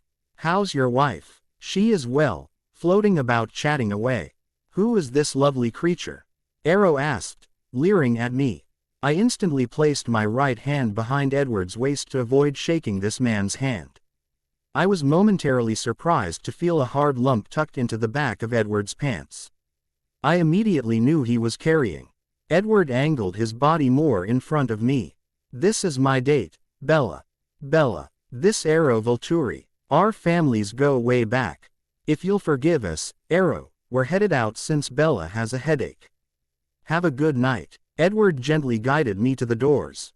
"Feel better, Isabella," Arrow called after us. I stiffened, but Edward kept us going outside to where his car was already waiting. Edward stepped in front of the valet to help me in the car before he paid the man. Then he hurried to his side, stepping on the gas before his seatbelt was clicked. I waited to speak until after we took our first turn. "It's not just me who finds that man creepy, is it?" I asked. Edward chuckled. "Emmett has called him the Crypt Keeper since he was about 8. I laughed. "Your brother seems to have a good sense of humor." Edward agreed but frowned slightly. "Can I ask you a question now?" I asked. He sighed and turned down the radio. "I guess now is as good of a time as any." I chewed on the inside of my cheek. There were several things I wanted to ask about, but tonight had been trying enough. The harder questions could wait until tomorrow. "What is your favorite music genre?" I asked. He blinked in surprise. "I guess it depends on my mood. Mostly I listen to classical and jazz. I guess that's not normal for people our age. When working out, it's usually 80s heavy metal. And you?" "Let me guess, 90s boy bands." He smiled crookedly. "They're okay. I don't really have a favorite myself. However, I'm not a huge fan of rap," I said. "What about movies? Are you trying to get to know me, my bride?" He gave me a teasing smile. "Perhaps, Eddie." I shrugged, grinning as his nose wrinkled. "Action movies," he said. "Your turn." "I'm current with all my Disney and Pixar movies, so I know what my kids are talking about in class. However, I love more of the action and adventure type movies. Growing up with a cop, those were the ones we would go to see in the theaters. My father was a huge Indiana Jones fan. I hear they are doing another movie, Edward Said. Really? With Harrison Ford?" I asked, and he nodded. "We'll have to go see it." "I mean, I would be happy to take you," he said. "Favorite travel destination? I've never really been anywhere but camping. I was supposed to go to the Bahamas but, well, obviously, that fell through. I've always wanted to go to Ireland or France. I didn't want to talk about Mike tonight. We can go anywhere in the world," he promised. "Oh, I wasn't saying that to get you to take me places." I flushed. "I know. You've got to stop worrying about me spending money on you." He clicked his tongue. "The family owns our own plane, so it's rather easy to go where we want. We will at least have to have 2 honeymoons. 2. I raised an eyebrow. "One from this wedding and from the next," he answered. "We can go on our first as soon as you get a vacation. My spring break is not this week but next." I was planning on going to Forks for a day or so to check on my father's house and visit his grave. "But I could make it a day trip and go somewhere for the rest of the vacation," I told him. "Let me check my schedule. I think I can get away for a few days," he promised. I then realized I'd planned to go away with Edward, without even finding out the answers to my more important questions. Yet at the same time, I didn't feel worried about it. I was looking forward to going. Edward pulled up to a gate and reached through his window to press his palm against a plate. The gates opened and he drove through. I vaguely heard him saying something about my hand was already added to the security system. But I was too distracted by the size of the mansion. "Bella, did you hear me?" he asked loudly. "Yeah, but holy cow, does your whole family live here?" I asked. He shook his head. "No, only me. How do you not get lonely, or lost?" I wondered aloud. "Well, I actually stay in the city more often than not," he admitted sheepishly. "How many bedrooms?" I was curious. "There are 10, including the master. So, there's plenty of room for all the babies you want." He glanced down at my stomach. "I noticed you didn't drink at dinner. Are you still abstaining by choice or are you?" "It's still too early to know." I placed my hand over my belly lightly. I didn't feel any different at the moment. Edward turned the corner of the driveway and came to a stop at a dead end. He touched a button on the car roof. I watched in amazement as the ground shook slightly. A large section of earth lifted from the asphalt, opening a tunnel to the underground. He drove down the ramp into a large garage. "Okay, this is seriously the coolest thing I've ever seen," I gasped. "Are you secretly Batman?" Edward laughed. "Hardly, but I have to admit, I'm rather proud of my garage. I designed it myself after watching some spy movies." "By any chance are any of your many businesses security firms? Because if not, you seem to be missing a golden opportunity," I told him. "Actually, I do. The same company that placed the security in your building. Emmett helps me run it," he answered as he parked the car. "Geesh, you guys are workaholics. You all have multiple jobs. When do you rest?" I asked. He shrugged. "Looks like I have a good excuse coming up soon." Edward got out of the car and came to my side to open the door. He held out his hand to help me out, then didn't let go of mine. I glanced around the room. There were 2 other cars and several motorcycles. "Do you ride or just collect?" I ran my hand over the smooth finish of a blue Ducati. "Both," he answered. "I tried to ride a friend's bike one summer until I hit a tree. My father had a fit and grounded me for the rest of the summer. I actually got more restriction for that than when he caught me high," I admitted. "I didn't know you were a rebel," he teased. "Though I am surprised you got more time for an accident. Technically it wasn't illegal to smoke pot anymore." He wasn't pleased with me, legal or not. With the bike, it was more because I scared the shit out of him. He had to make too many calls to tell someone their loved one got into an accident on the wet roads and didn't make it. Plus, I wasn't wearing a helmet, I admitted. Edward scowled. "Why weren't you wearing a helmet?" "Jake didn't own one, and we were far from the main road, so we didn't think it would be an issue," I answered. "At the time I was young and stupid and would never do it today." This Jake sounded like a lousy boyfriend. Edward growled. "He was only a friend," I said. "And I know it was a stupid thing to do. I can't say I blame my father for his reaction." "Well, you're not riding any of these without one," Edward firmly. "I wasn't planning on it. My wild days are over," I promised. "A little wild is good." He grabbed my waist and pulled me into a kiss. I leaned into him as we kissed. He lifted me off my feet and my shoes slipped off, hitting the floor. I wrapped my legs around him and his fingers slipped up my skirt and squeezed my ass. I grabbed his tie and wounded it around my hand, then tugged. He broke the kiss first. "How about we skip the tour and go straight to the bedroom?" he whispered huskily, then pressed his lips to my neck. His cell rang before I could agree, and Edward let out a curse. He pulled out the phone and looked ready to crush it when he looked at the ID. I muttered my own curse under my breath. Didn't this man ever get a break? I have to answer this. He looked frustrated. "That's okay. Can I give myself a tour while you take care of that?" I pointed to the phone. "That's fine. If you go down that hall, you'll come to a large mirror that's actually an elevator. Place your hand on the apple in the picture to the right and it will unlock it for you," he explained. I stared at him slack-jawed. "Okay, I'll definitely have more questions for you. Like, how did you get my handprint? Jasper had a special screen that scanned your hand after the wedding. You were out of it at the time." Ward snickered as his phone stopped ringing. Oops, maybe they don't need you, I suggested. Not very likely. They'll try again in 3, 2, 1. He barely finished when it started to ring. See, well, don't be too long. I'm bound to get lost. I told him, and he laughed behind me. What, Jasper? He yelled into the phone as I walked away. I wouldn't want to be Jasper right now, I muttered as I looked over my shoulder to see Edward was pacing.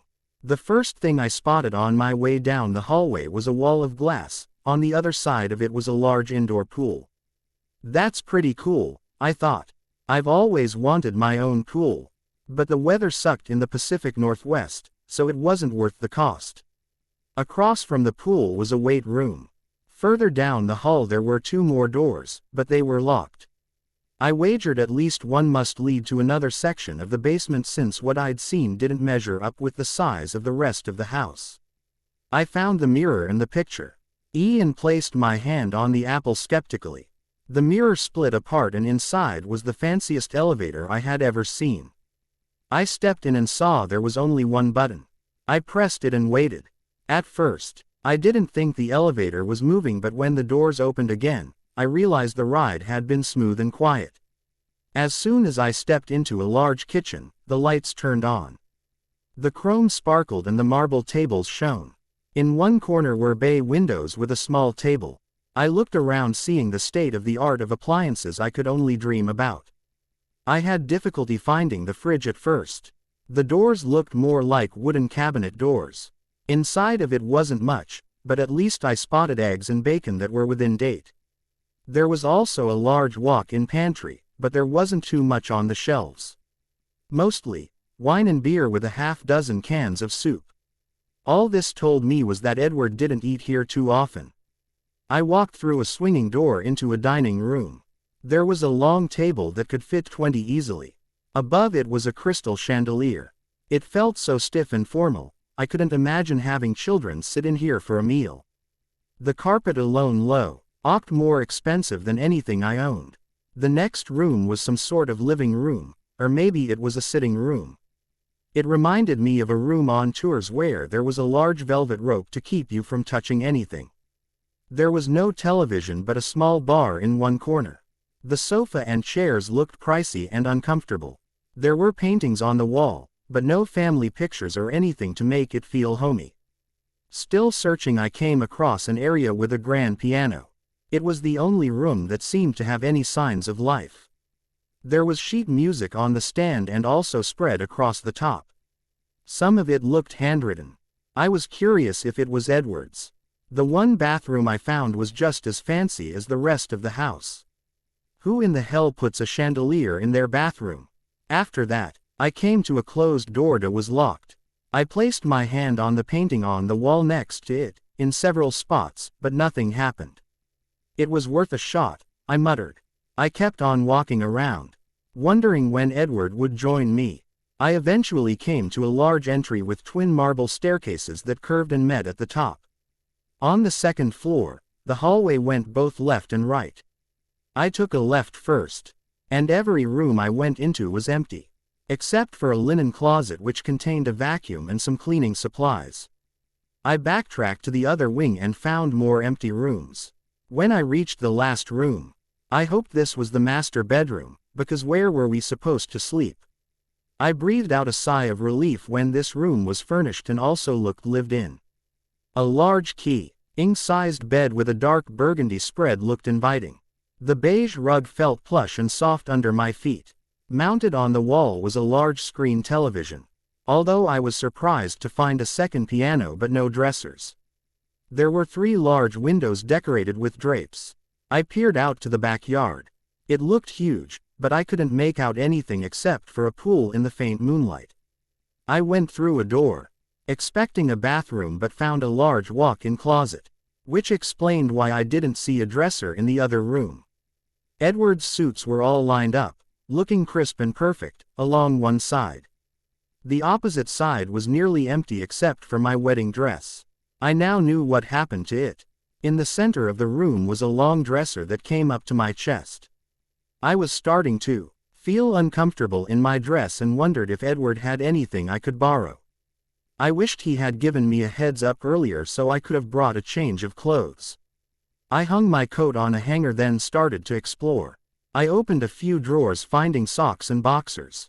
One contained ties, neatly rolled, but the rest of the drawers were empty. Didn't this man own a t-shirt or sweatshirt? There were no casual clothes at all. Found you. Quote. Edward's voice made me jump and I fell over onto my butt from my squatting position. He looked down at me in amusement, tilting his head to the side. He offered his hand to help me up. What are you doing? Snooping. His eyes glinted with humor. I was looking for something to change into. Don't you own a single t-shirt? What do you sleep in? I asked. I sleep in the nude. He shrugged, then headed to an area toward the back. He knelt down, then pressed a small panel near the baseboard. And drawer slid out with several tees and jeans inside. I had to hide them from my mother.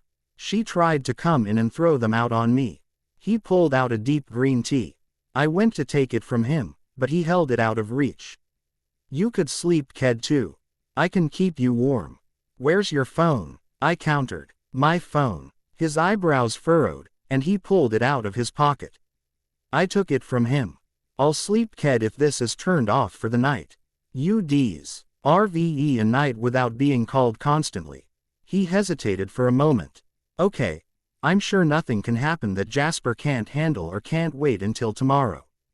Good. I turned his phone off and stuck in with his ties. And the gun needs to be put away too.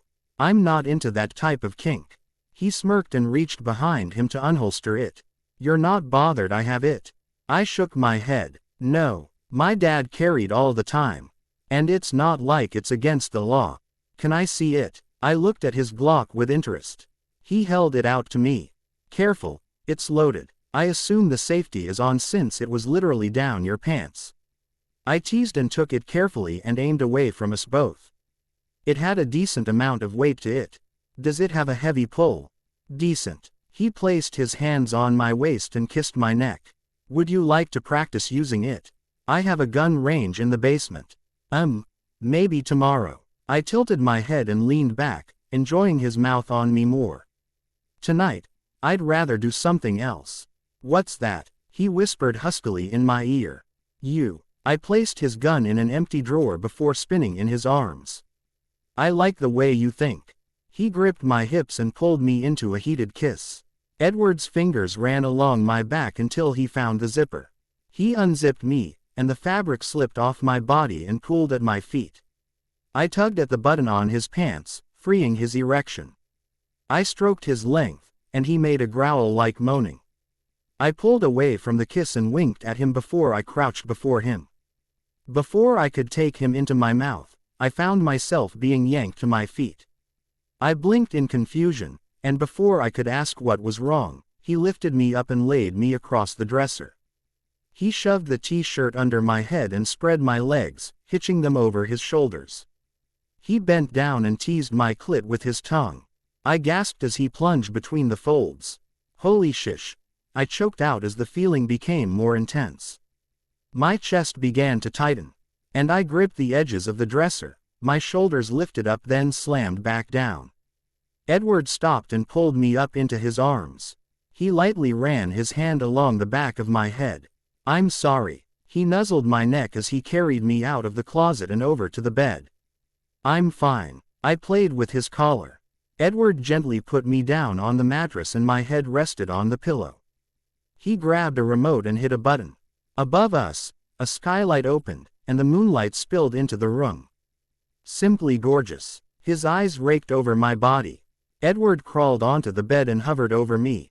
I made an impulsive decision and flipped him over then straddled him. This time it was him who looked at me in astonishment. I giggled as I loosened his tie then unbuttoned his shirt. I kissed up his abs then licked the tattoo on his left pec, all the while teasing his cock with my folds. His chest rumbled and one hand gripped my hip as his other guided himself inside me. Sit up, he ordered. I raised myself up and his hands slid up my torso then unclasped my strapless bra. He tossed it to the side. I set the rhythm as I started to ride him. His green eyes were dark and hooded as he stared up at me. I tilted my head back and closed my eyes as I enjoyed the feeling of him deep inside me. Bella, look at me, he demanded, squeezing my ass. I was too out of it to say more. Suddenly, I found myself flipped over with him slipping out of me. I opened my eyes and gave him a pout. He gave me a devilish grin and chuckled. I tried to get the upper hand, but he grabbed my wrists and pinned them over my head. "Ah, you lost your chance, now it's my turn for control," he teased. "Keep your eyes open," he demanded, thrusting back into me. I locked eyes with him as I gasped as each thrust became stronger. He let go of my wrists and I grasped onto his shoulders. He paused slightly then eased slightly. But I shook my head. "Don't stop. Harder," I begged breathlessly. "Yes, ma'am," he growled, picking up his pace. Within moments I went over the edge and yelled as I came hard. Holy fuck, I don't ever remember it being so good. I still hadn't caught my breath when Edward came inside me after a few more thrusts. After a few moments, he raised himself up onto his elbows, smirking at me. "That's the first time I've been called a god, my bride," he said triumphantly. "Don't let go to your head, Eddie." I fought my giggles at his sour face. "Don't call me Eddie," he hissed. "What are you going to do? Punish me?" I taunted. He leaned down and whispered into my ear. "On your knees, now." I rolled over and did as I was told, already missing him inside of me. He gave me a smack on the ass before entrapping me between his arms and legs. "You better hold on to something," he suggested. I grabbed onto the bars of the headboard just as he entered me from behind. I woke up in the morning with Edward's arms wrapped around me. I turned in his arms to gaze at him. He looked so peaceful, fast asleep. I knew I was going to have to rip the band-aid off today and ask him serious questions. I had been holding back because deep inside I was afraid I already knew the answers. He practically told me H was the devil. If he was in the mob, I couldn't be with him in the end, even if I was developing feelings for him. I carefully got out of bed without waking him. I slipped into the shower, turning the water as hot as I could get it. I was sore from last night and the heat felt good.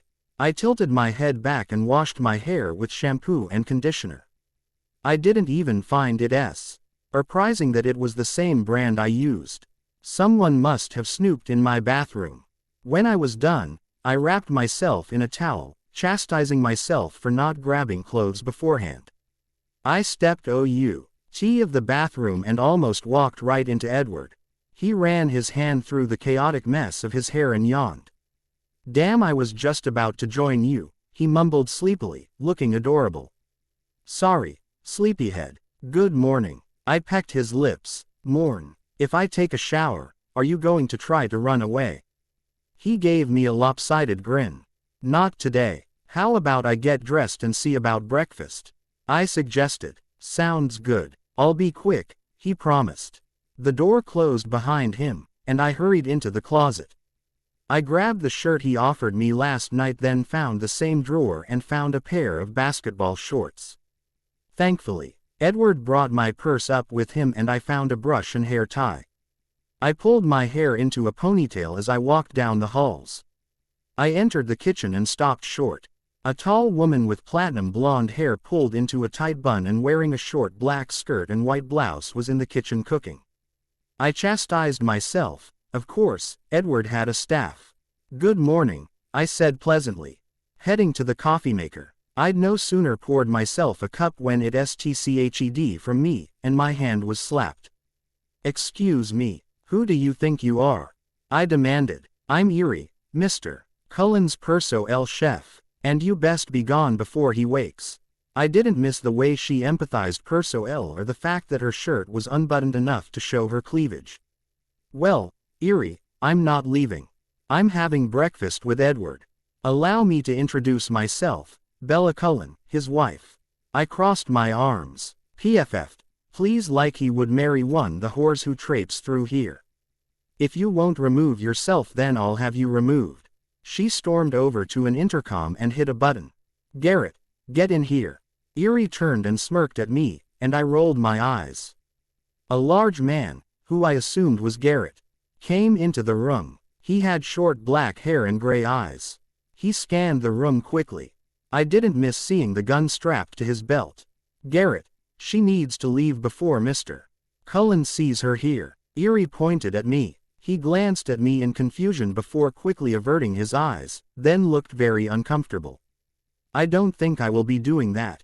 Why not? Eerie SPPED. Probably because he knows she's my wife and he'll lose his job. Edward entered the kitchen, looking furious. He was also only wearing pants and his hair was damp. She's your, Eerie paled, wife. I told ya, I huffed. I think it is you who needs to leave, Eerie.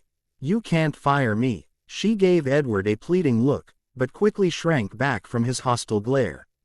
Yes, she can. Garrett, escort Eerie from the premises and make sure any security clearance she has is wiped from the system.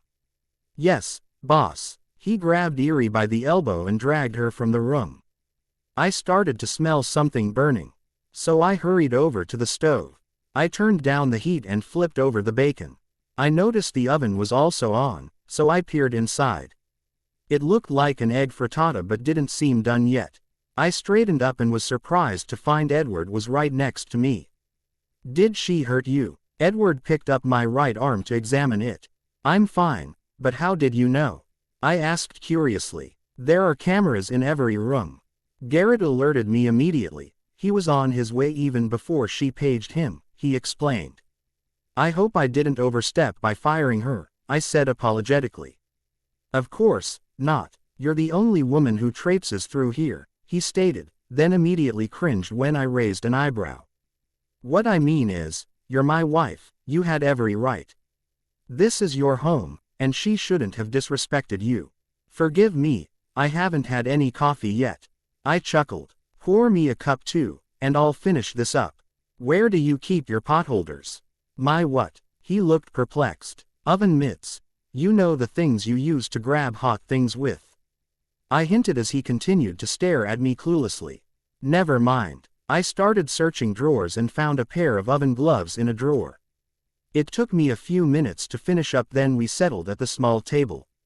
We were silent for the first few moments. Philly, Edward cleared his throat and looked more awake. You never told me what you thought of the house. He prompted. I bit my lip. Honestly, it looks like something that belongs in a museum. I'm surprised there aren't velvet ropes and signs that say, "Don't touch." There were maybe 3 rooms that looked like people exist in, the kitchen being one of them. I hoped I didn't offend him. He laughed. My mother is the one who decorated it. Feel free to change anything. The only thing I want to keep is my piano. So you do play. I grinned. Do you write too? Occasionally, but I'm no Mozart. He shrugged sheepishly. Well, I would like to hear it for myself, I commented.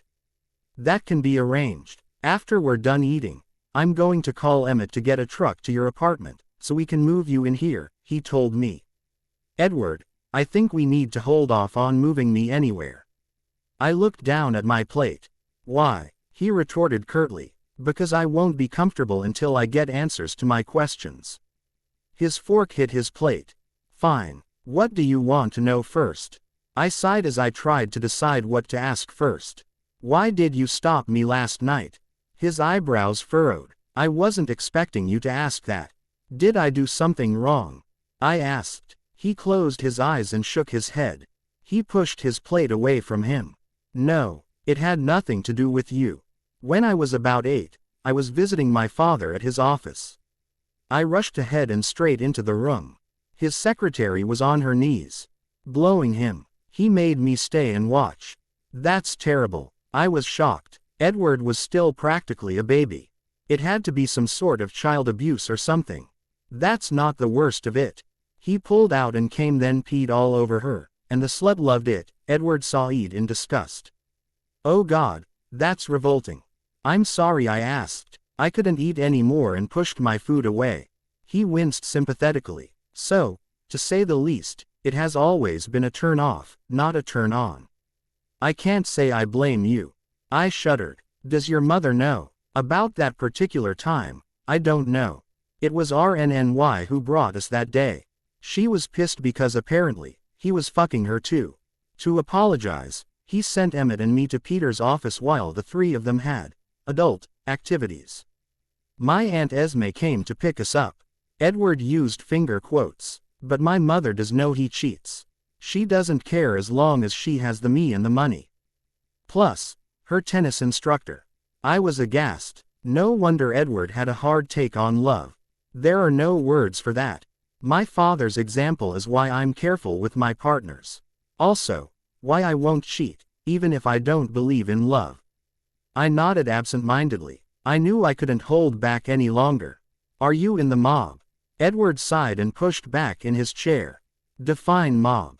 Don't play dumb. You know what I mean. The mob, like human trafficking and other illegal activities. We have never nor will ever sell a human.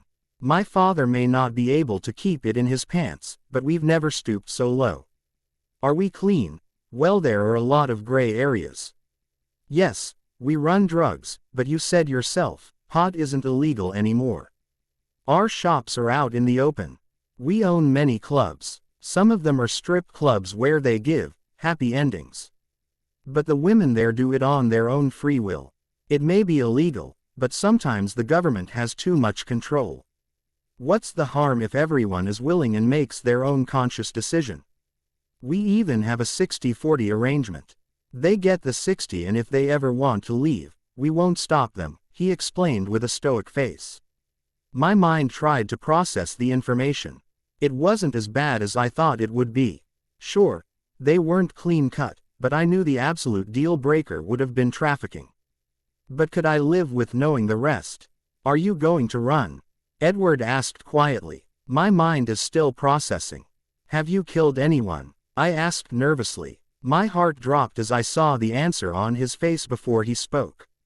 He pressed his lips together and didn't meet my eyes. Yes, but I have never killed for fun. When it's either kill or be killed, it's easy to pull the trigger. My family has a lot of enemies like the Volturi. Is that why you're so obsessed with my safety? I questioned. He hesitated but nodded. Yes, but I don't want to worry you. It's in the rules wives and children are untouchable. The mob has rules. I scoffed. A few, believe it or not. He smirked. You also have had a bodyguard since you left the hotel the first morning, he admitted. Who? Wait, Riley. The pieces SPPED together. Edward nodded in confirmation. I leaned back in my chair as my mind felt in overdrive. What do I now? I know I said I'd have to leave if he was in the mob. But another part of me was saying it wasn't that bad. Edward, Mr. Masson yelled as he entered the kitchen, making me jump. Why haven't you been answering your phone?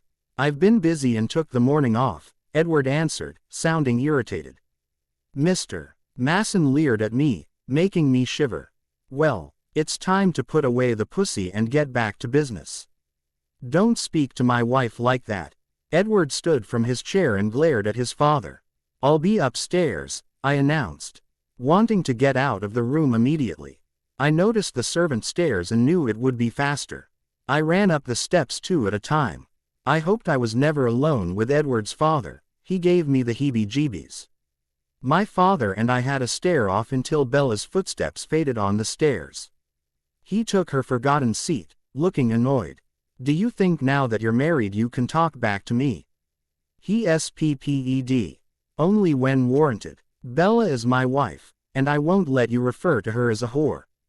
I sat down. You would be a fool to let emotions affect your way of thinking, he advised. My head is on straight. As for my wife, she does deserve respect. I wasn't going to back down. Your mother isn't pleased. She wants you to end the relationship immediately.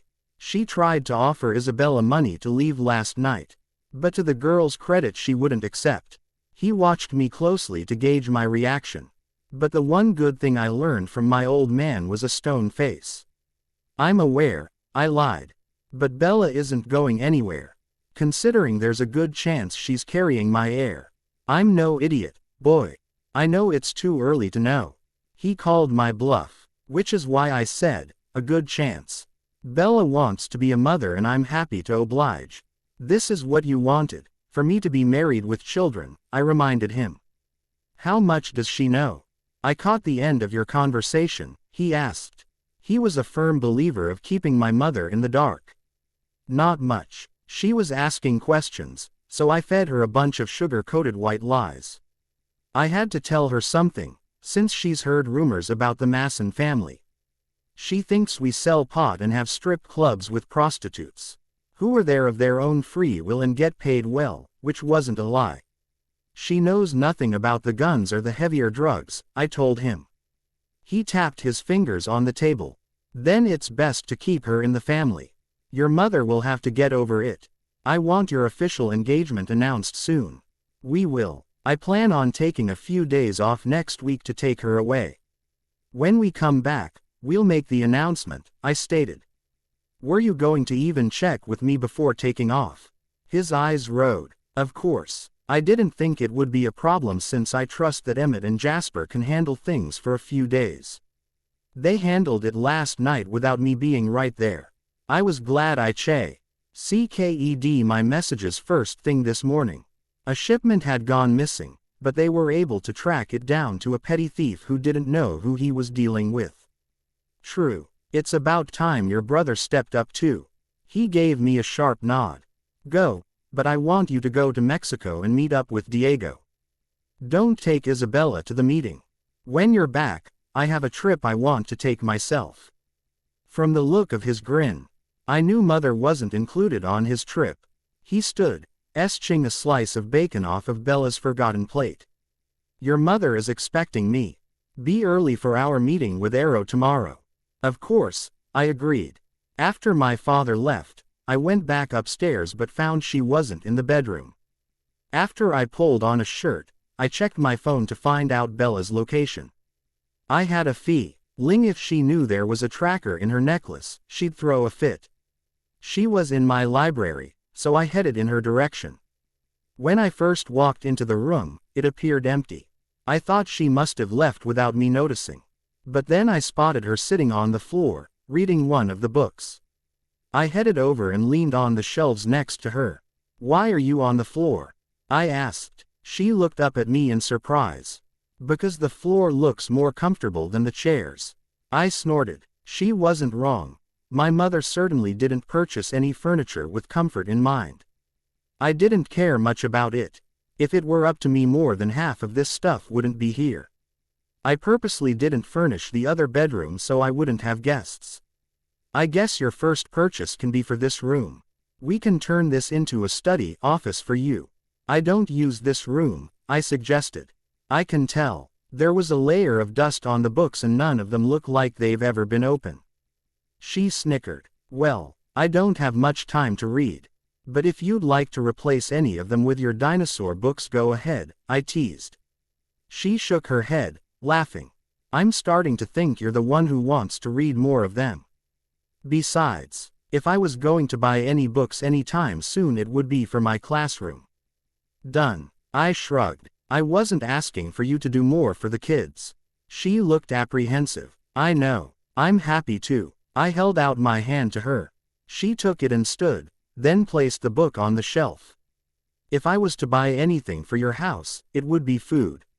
She tsked. You mean our house? Does this mean you're going to move in?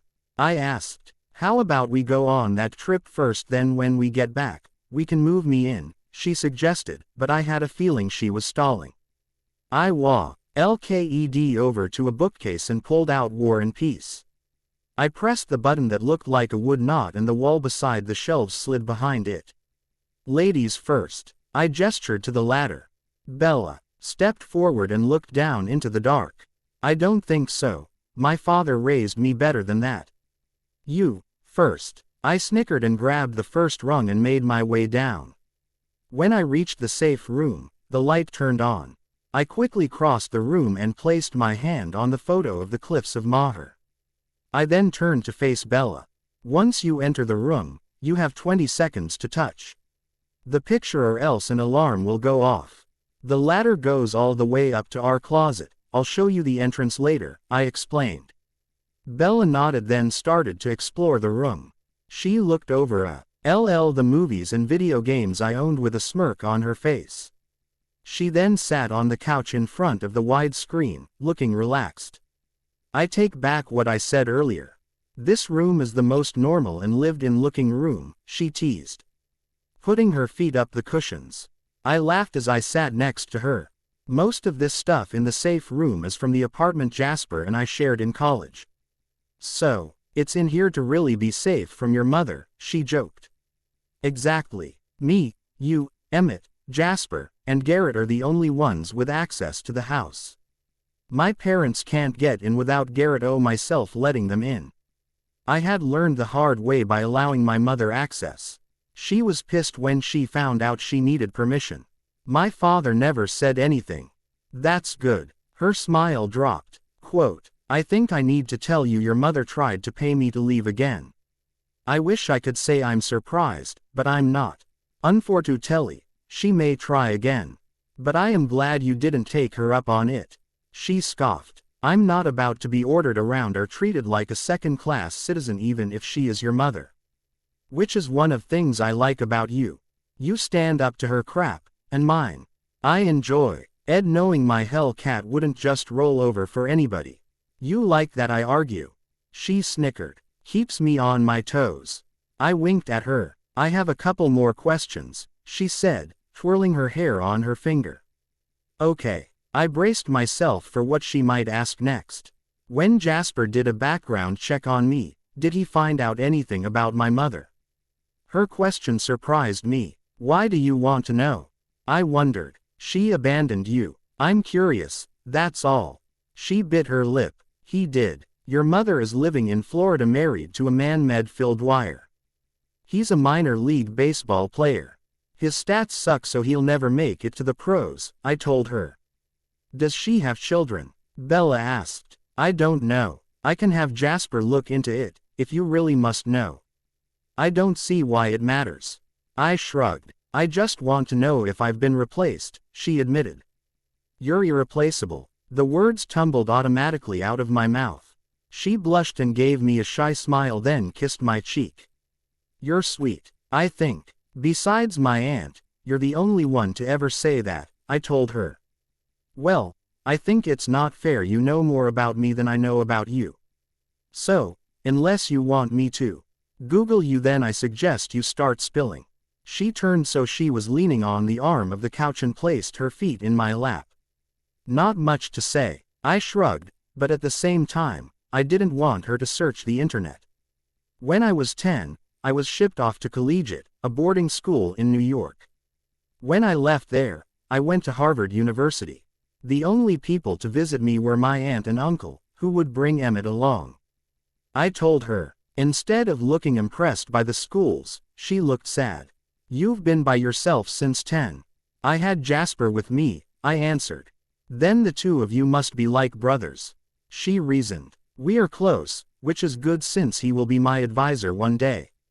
We will both replace our fathers. Emmett will take my position until we have a son, who is old enough to take over. I explained. That is, if we have a son, we could end up with daughters. And that would be only if he wants to take over.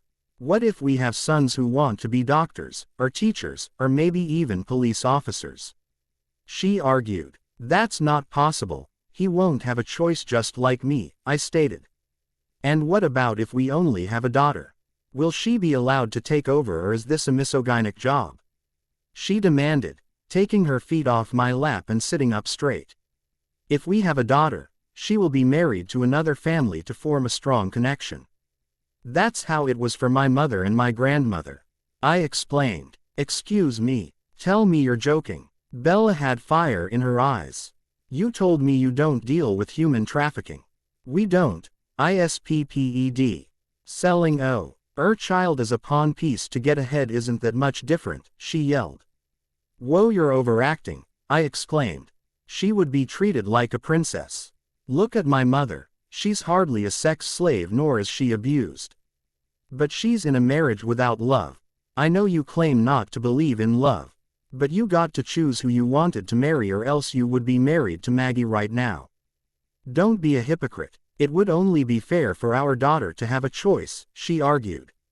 We don't know if we will have a daughter, so it might be a moot point. Let me think about all this.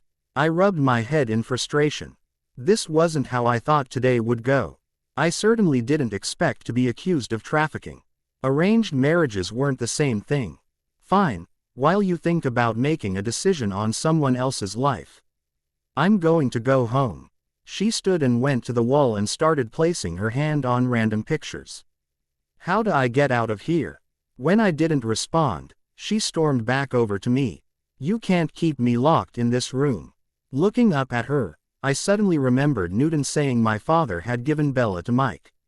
I thought about a little girl with the same big bro. WNIs as Bella and someone treating her like Newton treated Bella, like property.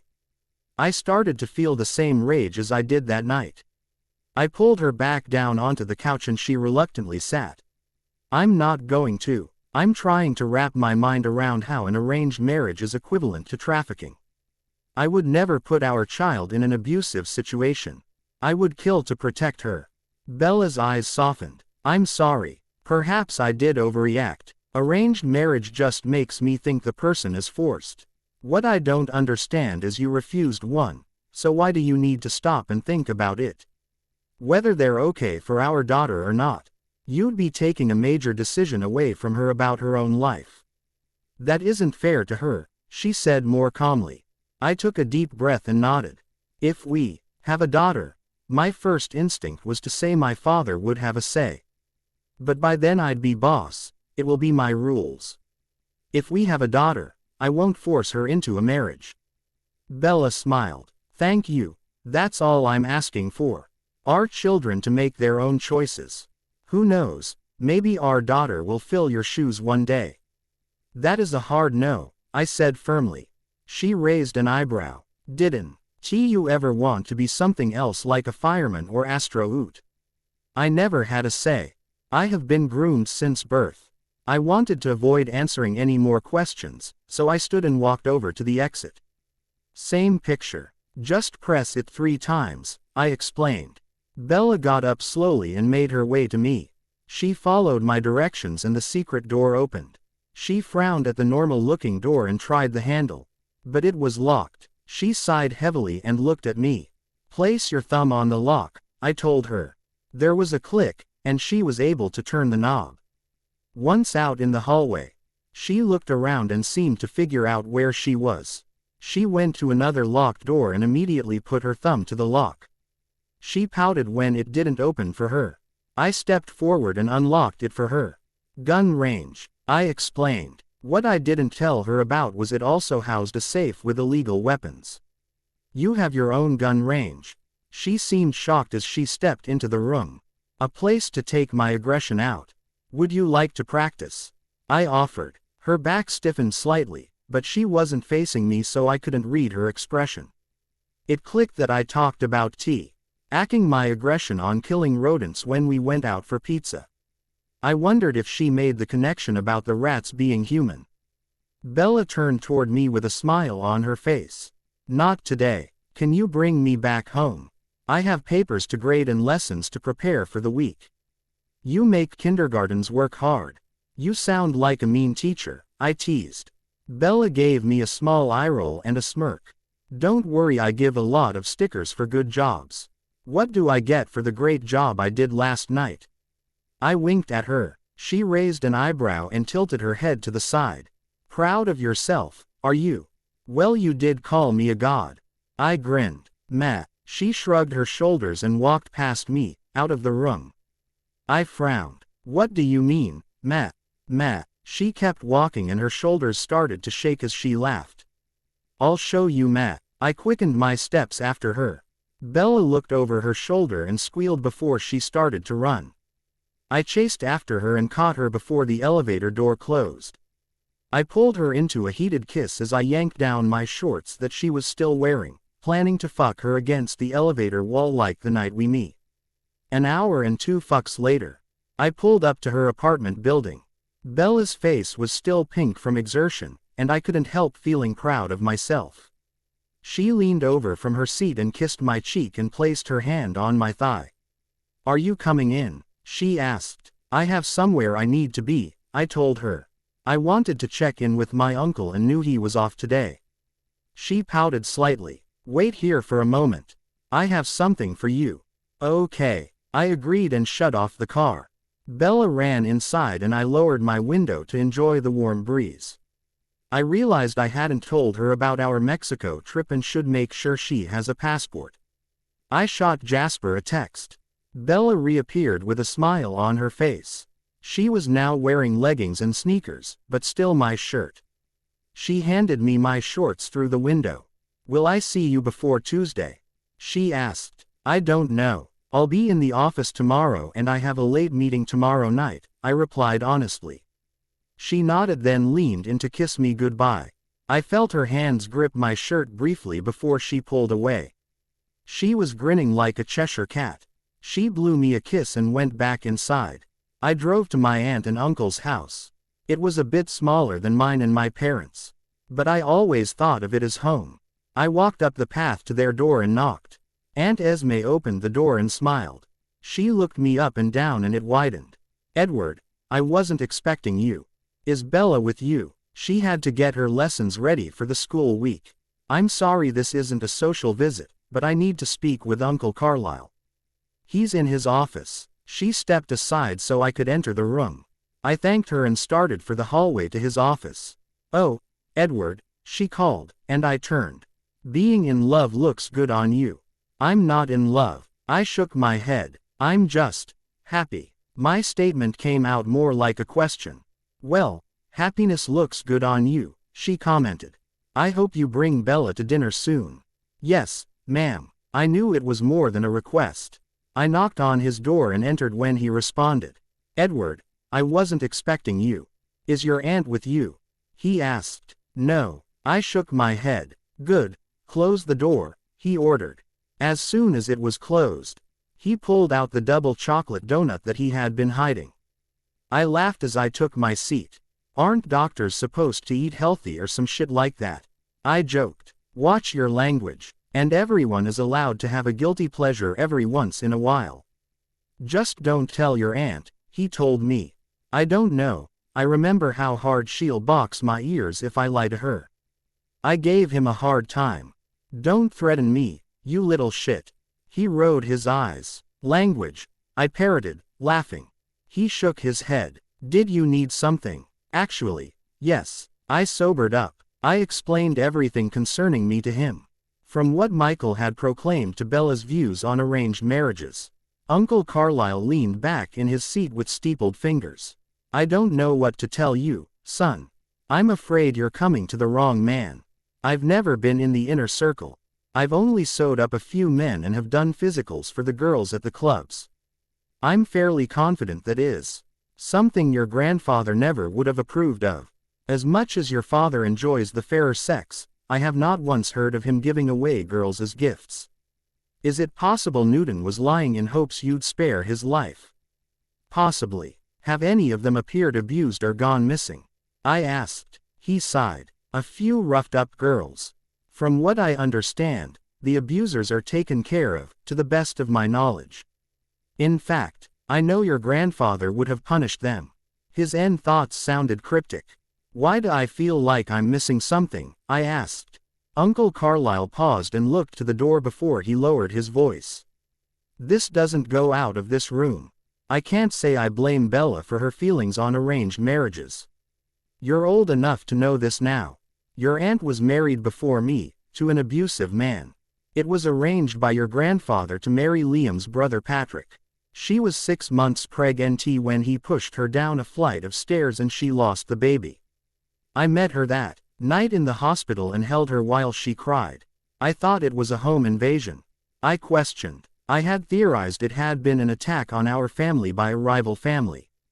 It was why I was concerned for Bella's safety. That's the story everyone goes by except for a select few. That night was the only time I saw compassion from your mother for her sister. She begged your grandfather for justice, so he took care of Patrick.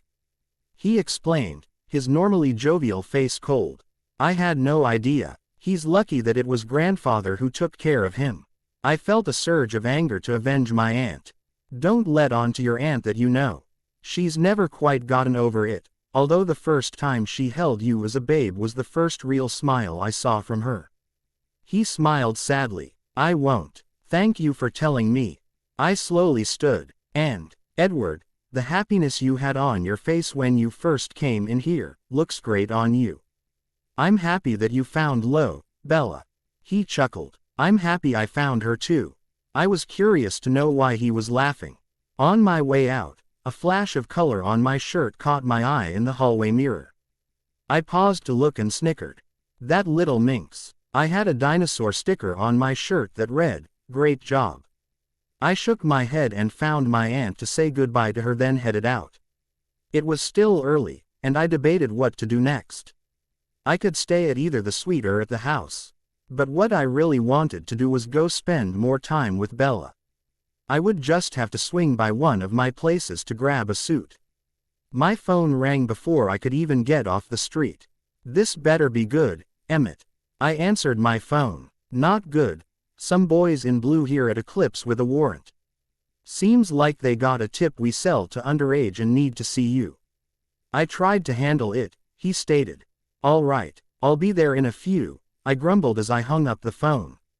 The beginning of the school week started out great. As the week progressed, the kids started to get restless with their vacation getting close. Edward came to dinner on Tuesday night and spent the night with me. He complained the next morning about hearing cars going by all night. He talked me into sleeping at the house Wednesday night as a trial run. I hated to admit that I slept better with him, plus his mattress was miles better than mine. I woke up Thursday morning to find his side of the bed cold and didn't TA message until noon that he was going to be out of reach for the day. Friday seemed to drag by, and I was relieved to see the kids leave for breaks since they had been hyper all day. I tidied up the room and checked around for any forgotten food so I could leave with peace of mind it wouldn't smell when I returned. Do you need me to do anything? Angela, my assistant, asked. No, I think everything looks good. I'm going to get out here too, I responded to her. I grabbed my things and was out the door not far behind her. My bag was already in the car, so I could go straight to Forks. I was in deep thought about whether I should shop for Mexico when I was approached by two men in dark suits. Ms. Swan, I presume, the taller of the two asked. Yes, I responded cautiously. I'm Detective Marks and my partner is Detective Yorkie. We have some questions for you, he told me. May I see some identification first, please? I asked, holding out my hand.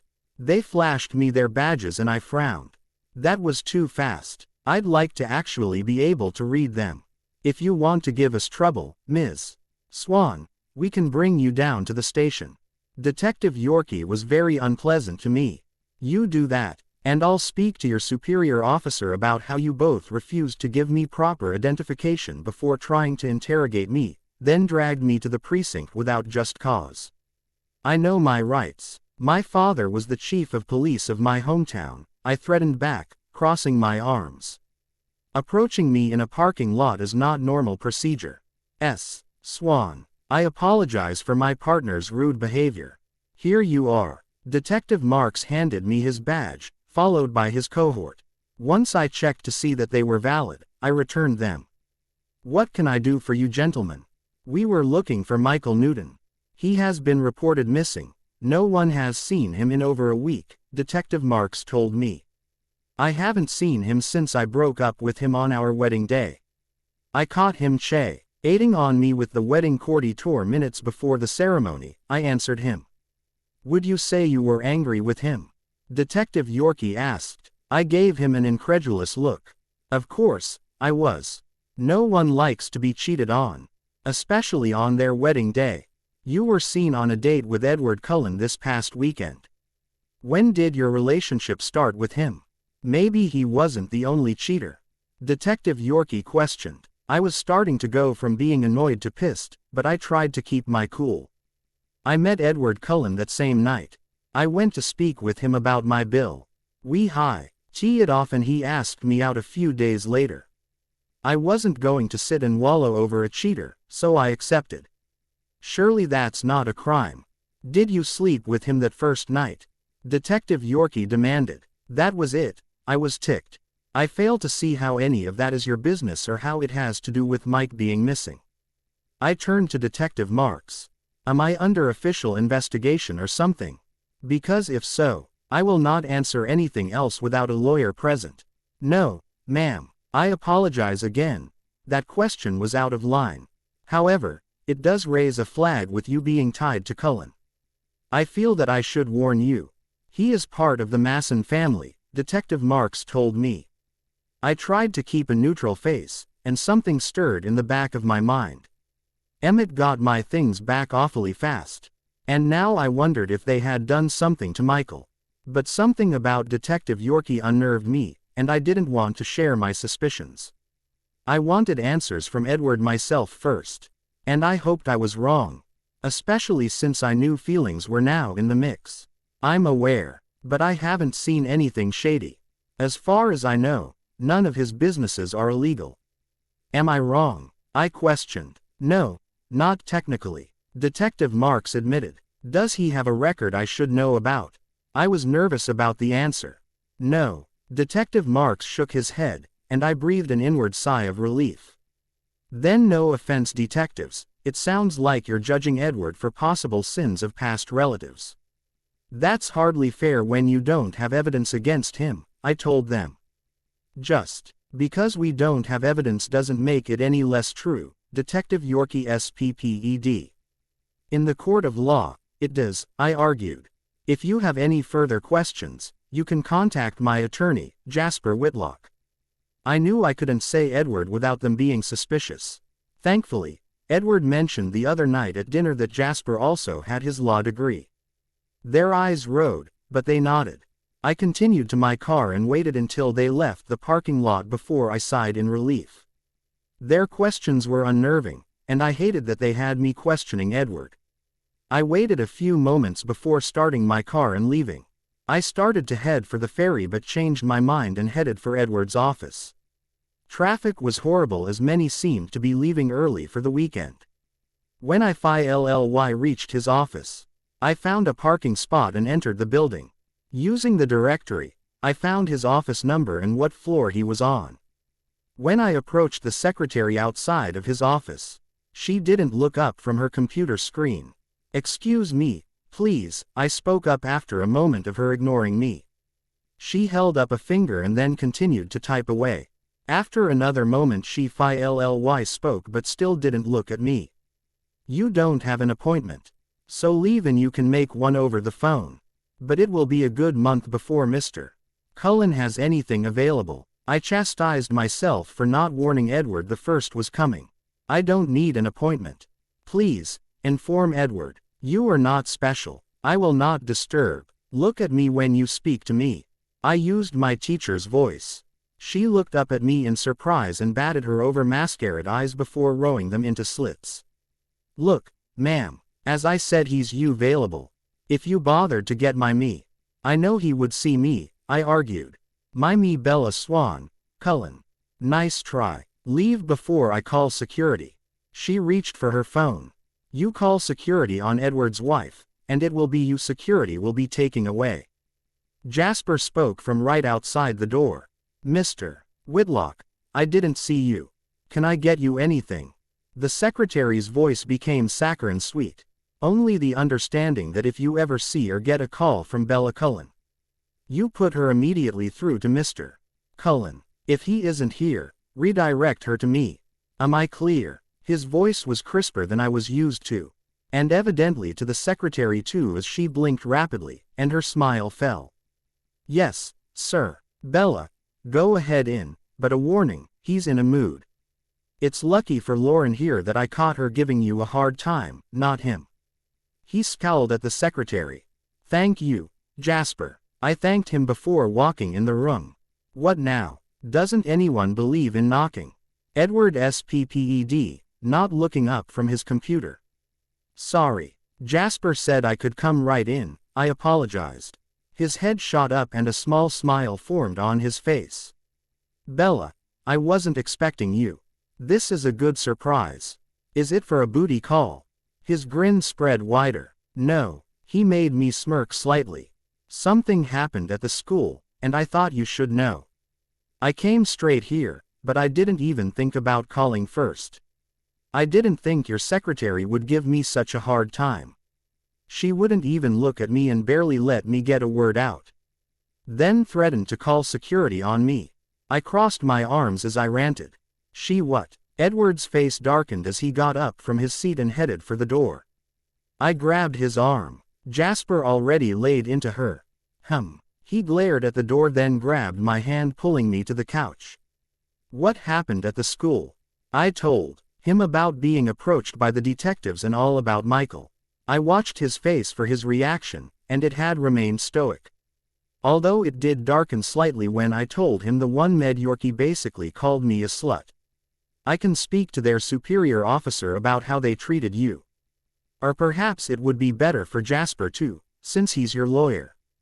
His jaw ticked slightly. I hope that didn't offend you.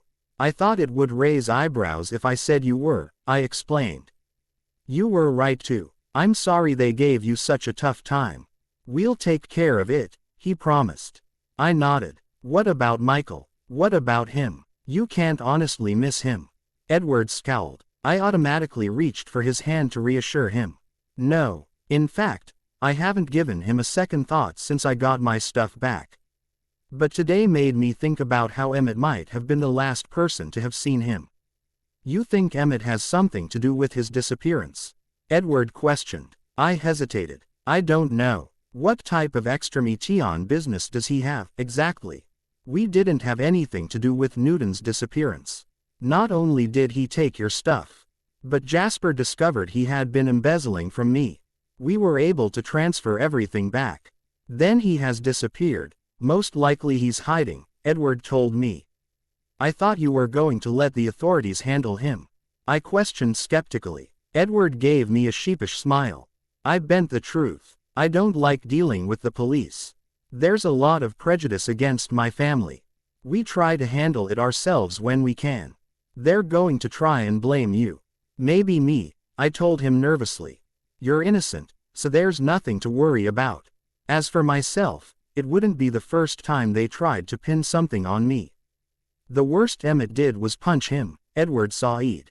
Did he punch Tyler, the old super at the apartment, too? He seemed awfully scared of me all of a sudden. Happened about the time you bought the building. I wondered. Edward smirked. Nope, that was me. When I was leaving your apartment that first night, I overheard him on the phone, saying how he upped your rent in hopes you'd have to pay rent in ways other than money. I taught him a lesson before firing him. Why didn't you tell me? I grew annoyed. I was still trying to win you over. I didn't think telling you I decked a guy would help my case, he admitted. Maybe I wanted to deck Tyler for talking about me like that, I grumbled. Edward laughed. As much as I'd love to see that, how would you explain your bruised knuckles to your kids? Besides, I can think of better things to do with your hands. He leaned in and started to kiss me. My mood started to lighten, and I climbed onto his lap. His hand ran up and down my leg. I thought teachers were supposed to wear dresses or skirts. He grumbled. Hardly practical when you're a kindergarten teacher and have to get on the floor with the kids. I played with his tie. Hardle. Why practical when you visit me in the office? He pouted. I'll keep that in mind for next time. That is if your sentinel lets me pass, I said. She won't be a problem again, he promised. Jasper said you were having a bad day. I asked. I have been dealing with a lot of incompetence. He sighed. I'm sorry if I piled on. I ran my fingers through his hair. Don't be. I'm glad you told me. Besides, your visit wasn't all bad. And I know a way to make it even better. He kissed me again. If you want to stick around, I can finish up and take you to dinner. I do have to make a few drop-ins at some of my clubs. But then we can go home, he suggested. Actually, I was headed back to Forks. Traffic is already getting bad, and I didn't want to get there very late, I said apologetically. He nodded. Right, I almost forgot about your trip. I have something for you. Edward went over to his desk and opened the drawer. He pulled out a small locked box and opened it. He spun the case so I could see the Glock inside. This is for you. I think you should carry it at all times, he insisted. I can't bring that into the school, I refused. He frowned, not looking happy about my refusal. It's can stay locked in my glove box while I'm in school. But I have a classroom full of young, curious children. I'm not going to risk it. The school is secure. We have double locked doors to be buzzed through and a resource officer, I reasoned. Fine, but next year, if you insist on working, we will find you a nice private school, he told me. I'll walk you out, he stated before I could argue. Edward D. gave me the box and key, then held my hand as we walked out of his office. He stopped at his secretary's desk and glowered down at her. Look at me, he sped, and his fist slammed into the desk. Her head shot up, looking meek. Never show Isabella such disrespect again. You will look at her when she speaks to you. You will get her through to me instantly. If you do anything less or look at her cross-eyed, you'll find yourself on the unemployment line and not even McDo-LDS will hire you. Am I clear? Yes, sir, she stuttered. Apologize to her now, Edward ordered. I'm sorry, Mrs. Cullen. It will never happen again, she promised, looking a little frightened. I couldn't blame her. Edward was looking rather scary at the moment. He was towering over her with a furious expression, yet he still held my hand lightly. Apology accepted, I told her.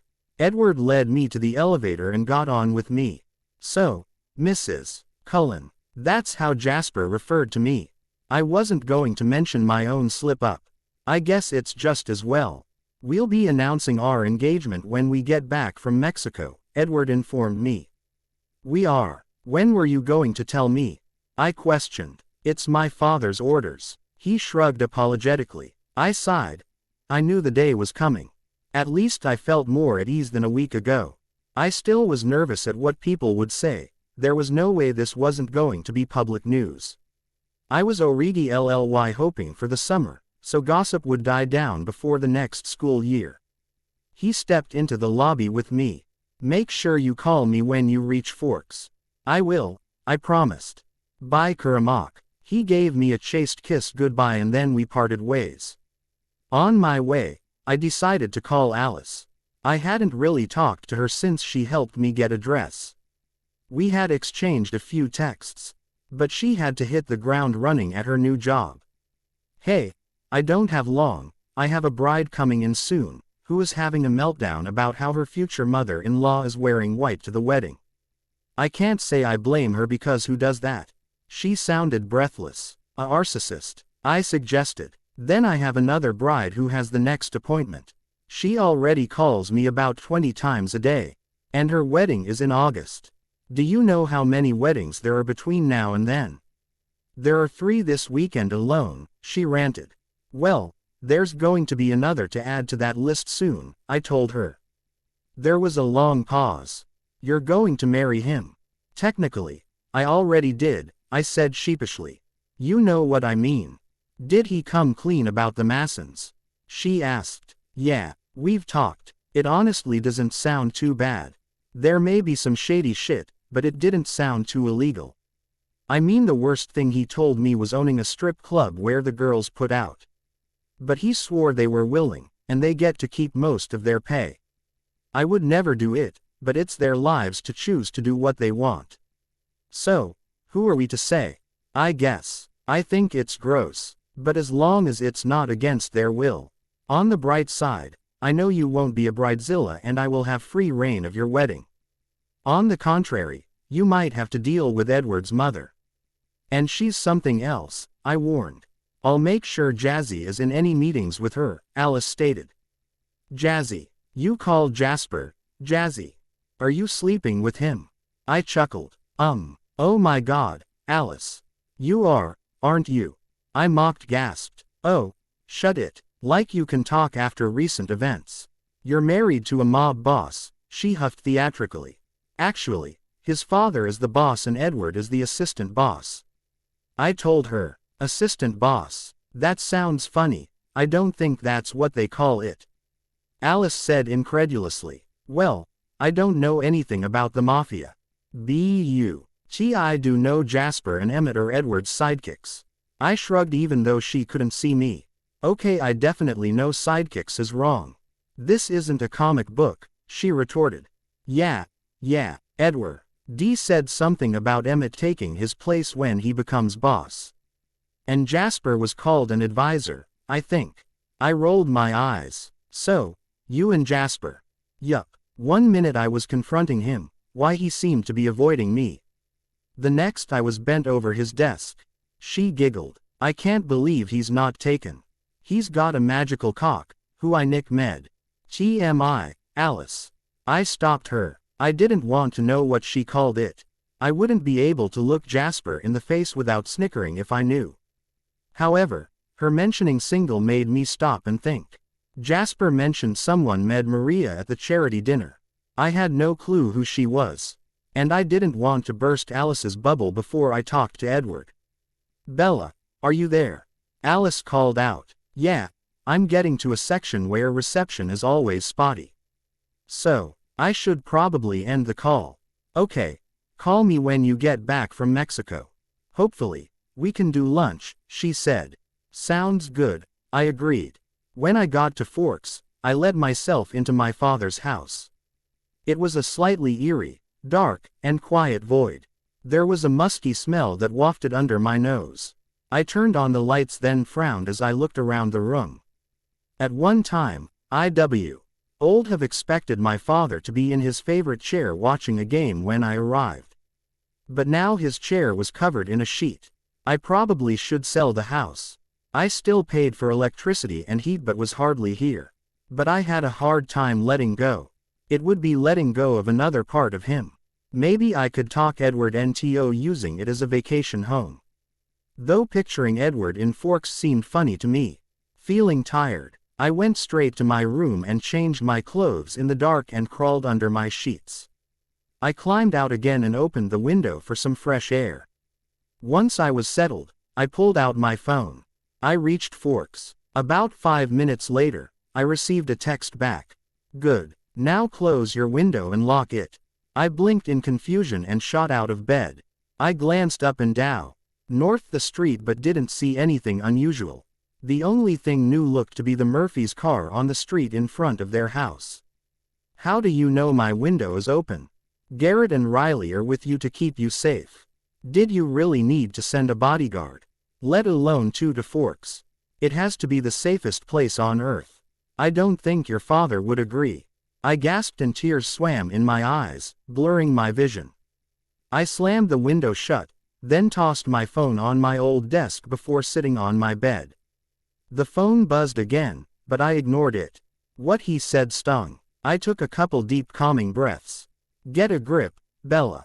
He probably didn't mean it that way. He was probably being blunt and didn't mean to be so callous, I reasoned with myself. The phone rang but I once again ignored it. If I talked to him now my emotions would control me, and we would just end up fighting. I would talk to him in the morning once I got a good night's sleep. In the morning, I felt better. I read Edward's texts and sent one back, apologizing. Saying I had fallen asleep. I walked to the diner for a quick breakfast then to the cemetery. When I found my father's grave, I was surprised to see it was already cleaned up from the winter months. As well as my grandparents' graves. My father's had a new bush beside it, and it looked as if there was a start of a rose bush by my grandparents'. The only person who could have done this was Edward. I was touched by his thoughtfulness. Hey, Daddy, what would you think about your daughter being married to a mob boss? I scoffed lightly. I spent a while talking to him about everything that had happened since I was last here. The day was sunny, and I spent some time just sitting in quiet. After a while, I stood and kissed my fingertips before touching it to the stone. Bye, Dad, I love you. I hope after everything I told you, you're not disappointed in me, I said. I know I'm disappointed that you don't know how to answer a phone, a voice sppped at me from behind. I spun around, surprised to see Edward standing in the row a yard or so away from me. He had snuck up on me again. That's it, you're getting a bell. I returned to my floor after saying goodbye to Bella. I'd planned on heading to my office and finishing up so I could leave for the day. I was still pissed with how my secretary handled my bride.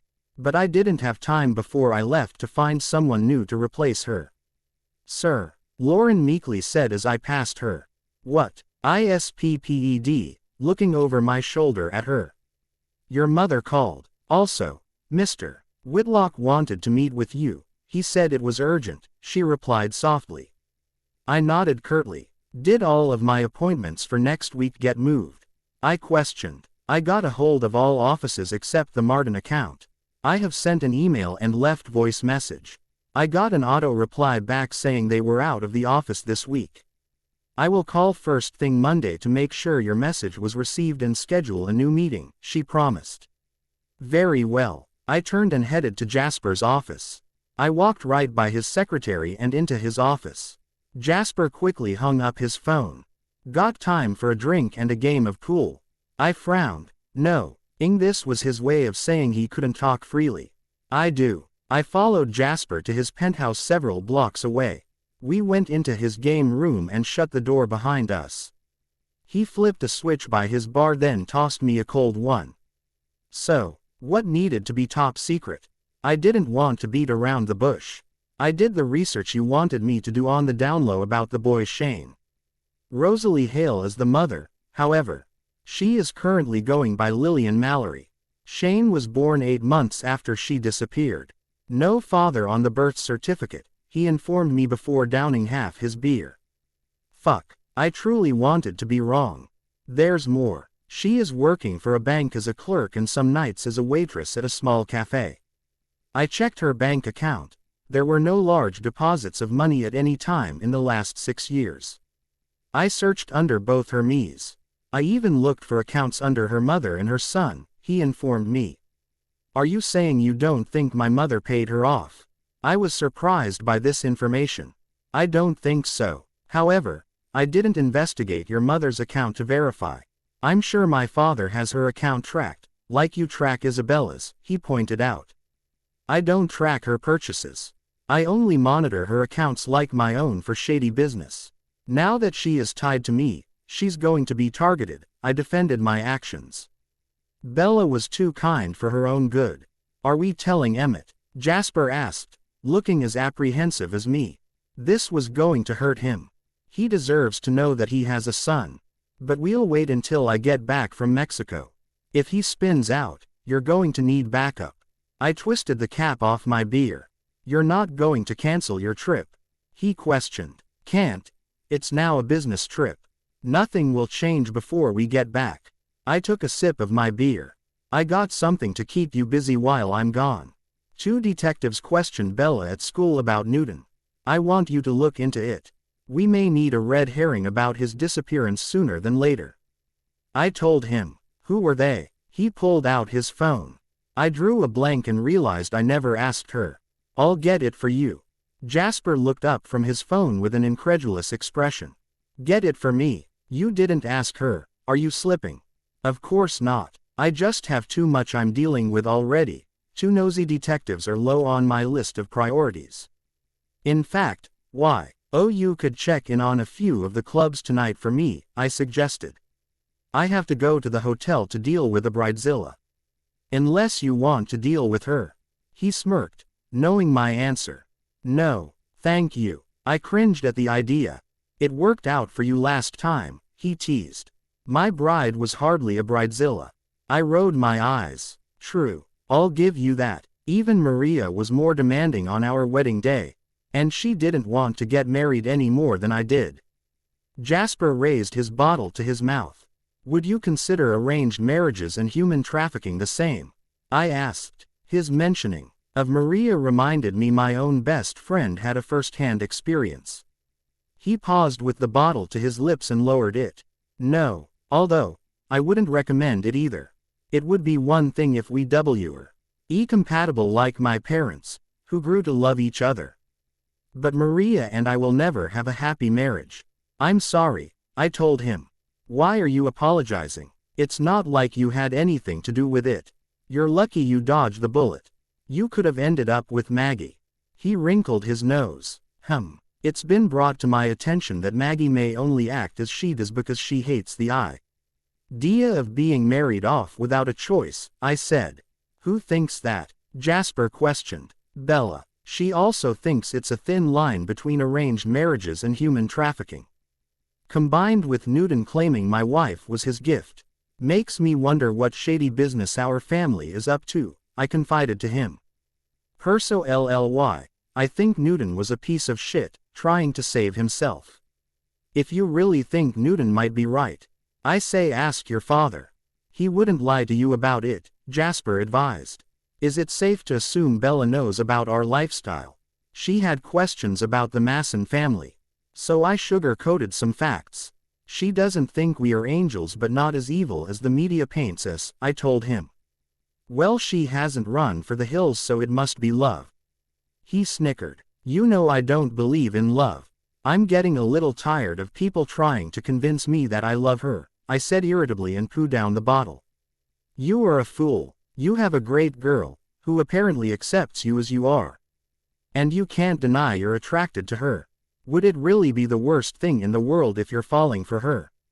He demanded. I've got places to be. I turned and headed to the door. Go ahead and run. When you're FILLY ready to admit it, I get to be the first person to tell you I told you so, Jasper called after me. It was early morning, and I didn't get much sleep after visiting the clubs. I was pissed I hadn't heard from Bella since last night when her texts abruptly stopped after an argument over a stupid window. My men assured me she shut it, but it didn't explain her silence. When I tried to call her, however, it went straight to voicemail. I hated to be ignored. I knew she was an early riser and called her as soon as I thought she would be up. Again, it went straight to voicemail. Getting sick of being ignored, I woke up the family pilot and told him to get the plane ready. I wanted to be in the air for Forks in half an hour. Unfortunately, the closest we could get was another small town called Port Angeles. When I turned my phone on, I FILLY had a text message from her apologizing for falling asleep last night. I chastised myself for jumping to conclusions and tried to call her. I should have known she was probably tired after the long drive and the day at school. I called her once more only for it to ring a few times before her voicemail picked up. I frowned and called Garrett. Boss. Quote, where is she? I demanded. Currently on foot, heading into the main area of town. Riley is following her, he told me. Why aren't you? Because this is a very small town, boss. We thought it would raise suspicion if a car was following her. With her being the only daughter of the old police chief, she would be well known here. We were trying to be discreet. I'm renting a car, then I'm driving to Forks. You both better have eyes on her when I get there. Does she at least have her piece? I asked. I couldn't tell. She was wearing a rather large coat, sir, he answered. Riley has his. Good. I'll let you know when I get there. It took me an hour to arrive to the unimpressive small town. After a quick text from Garrett, I found myself at a graveyard. Both men were close by watching Bella from a few yards away. She didn't seem to notice my approach. I stood by and didn't interrupt her time with her father. It always perplexed me why people visited graves. But she made it seem natural. Her hair glowed reddish hues in the sunlight, and she appeared to be an angel.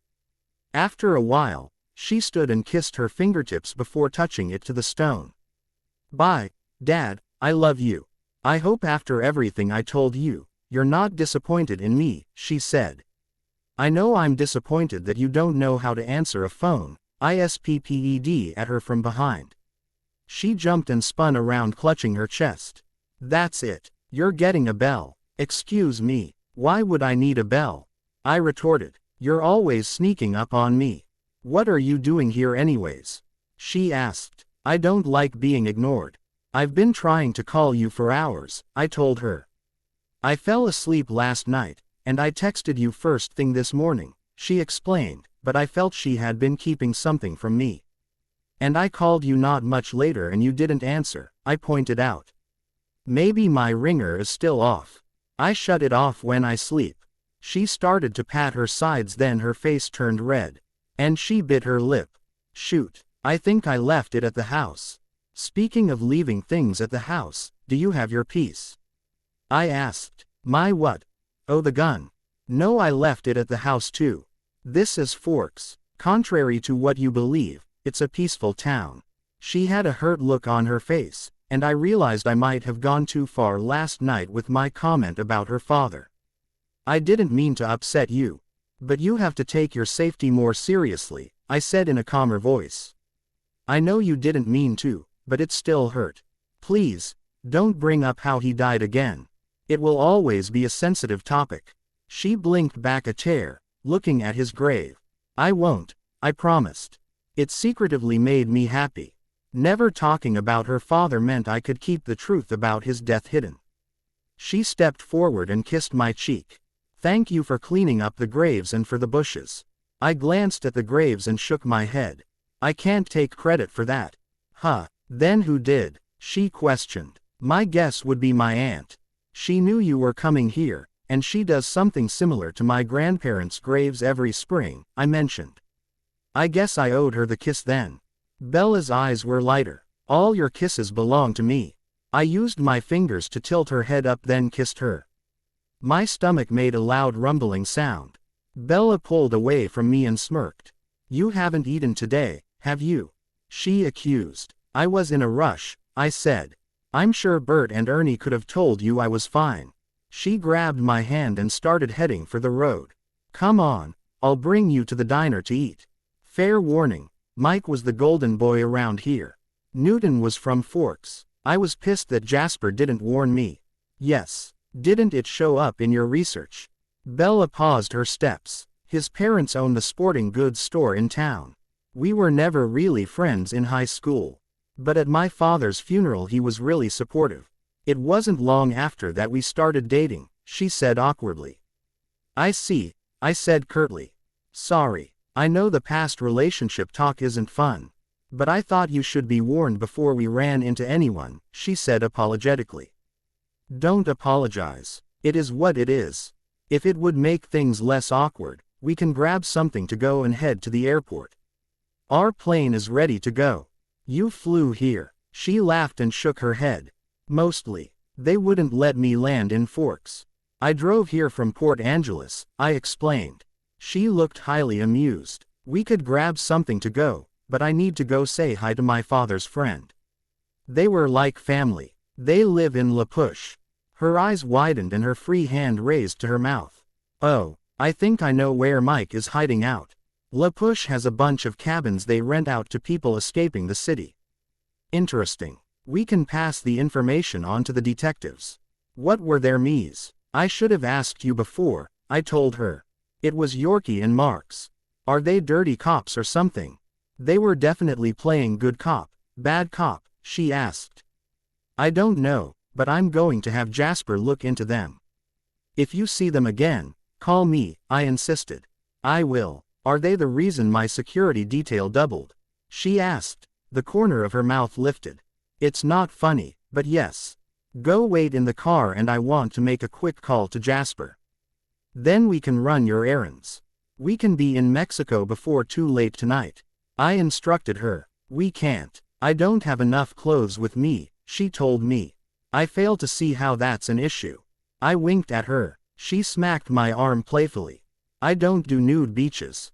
If we are going to Mexico, I want to swim in the ocean and lay in the sun. Maybe we can get some color on your pasty white skin. Funny. I scowled. Bella laughed then. Walked up to the car Garrett and Riley were in. I heard her ask to borrow a phone, then got into my car. I pulled out mine and called Jasper. He answered on the second ring. Where are you? He asked. Excuse me, which one of us is the boss? I growled. You are. The bridezilla I was talking about flipped her shit last night. She wanted a horse and carriage to deliver her and her groom at the reception, he explained. We've allowed it before. I shrugged. Yeah, but she wanted it to come into the hotel lobby and right into the ballroom, he continued. Hell no, I refused. Was the woman insane? I told her the same thing. That is when she flipped out. She grabbed Alice's laptop and threw it at her. It missed and smashed against the wall. On her way out she started smashing things like vases and mirrors left and right. Jasper told me. I had her arrested and barred from the premises. I Ted her wedding contract. The groom came in about an hour ago wanting the deposit back. I told we were keeping it to cover damages and to be prepared to be sued for more if the damages exceeded it. So why do you need me? I asked. I don't. It's handled, but I knew you wouldn't want to be in the dark if it hit the media. He said. Speaking of the dark, don't you think it was rather important for me to know that Newton was from Forks? I asked. No, he's not. My research showed he was from Sacramento, California. He went to UW for school. I assumed he met Bella there, he answered. Well, Bella informed me he went to high school with her, I told him impatiently. So, you are in Forks.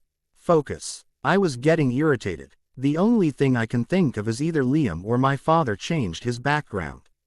It wouldn't be the first time. They've done it for many men. For example, if you look at Emmett's, it says he went to Cornell instead of rehab. They probably didn't want Newton tied to Forks with murder-suicide investigation, Jasper suggested. That does make sense. The detectives were Yorkie and Marks. I told him. Yorkie sounds familiar. I think he's sniffed around before. I'll get on it, he promised. Is Alice okay? I asked. I knew she was close to Bella.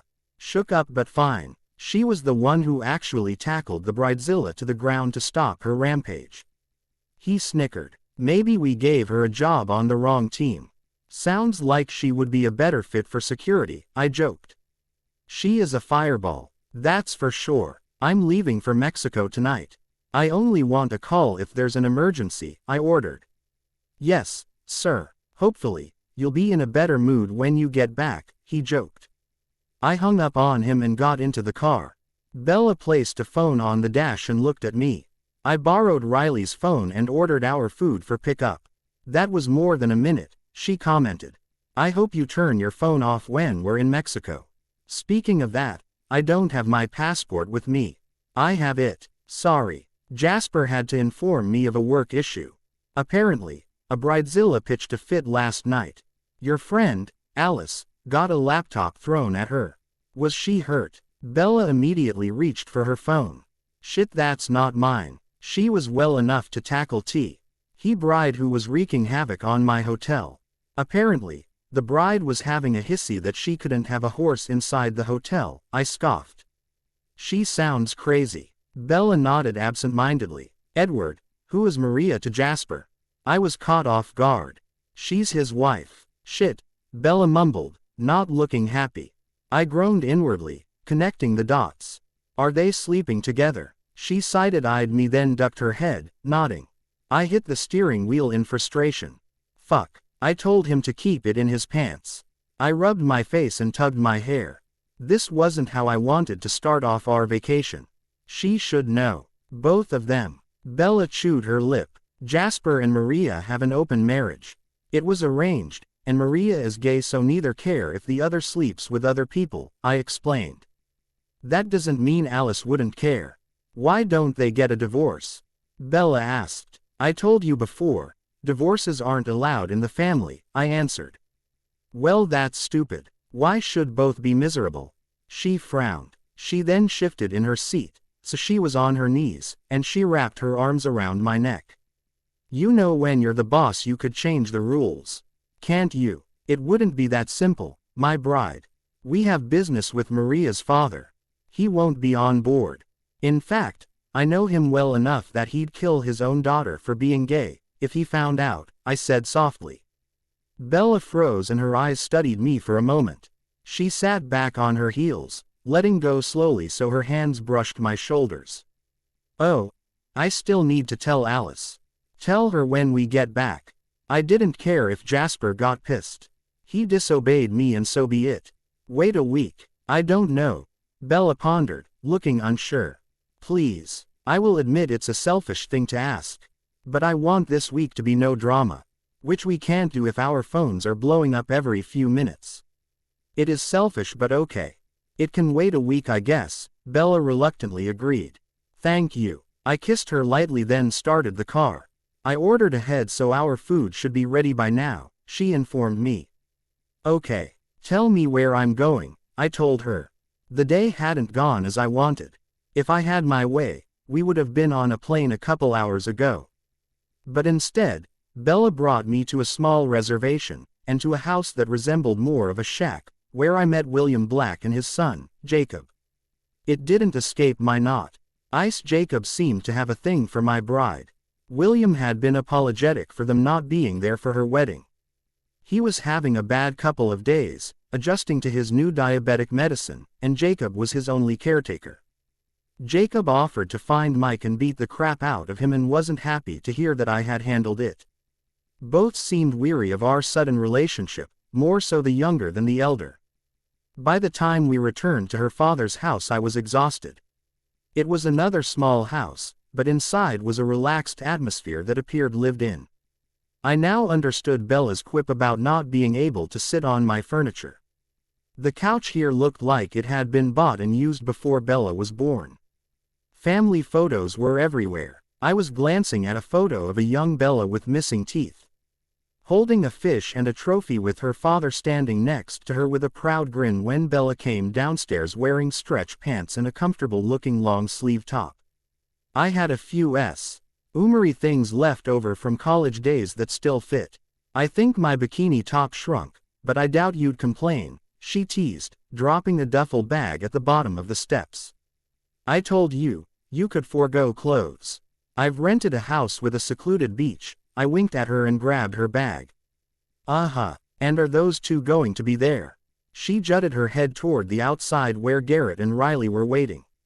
I see your point, I conceded. Shall we? Yes, first, hand over your keys. She held out her hand. Why? I made no move to get them out of my pocket. Why? You look dead on your feet. When was the last time you slept? She eyed me with concern. I shrugged. I'm used to going without much sleep.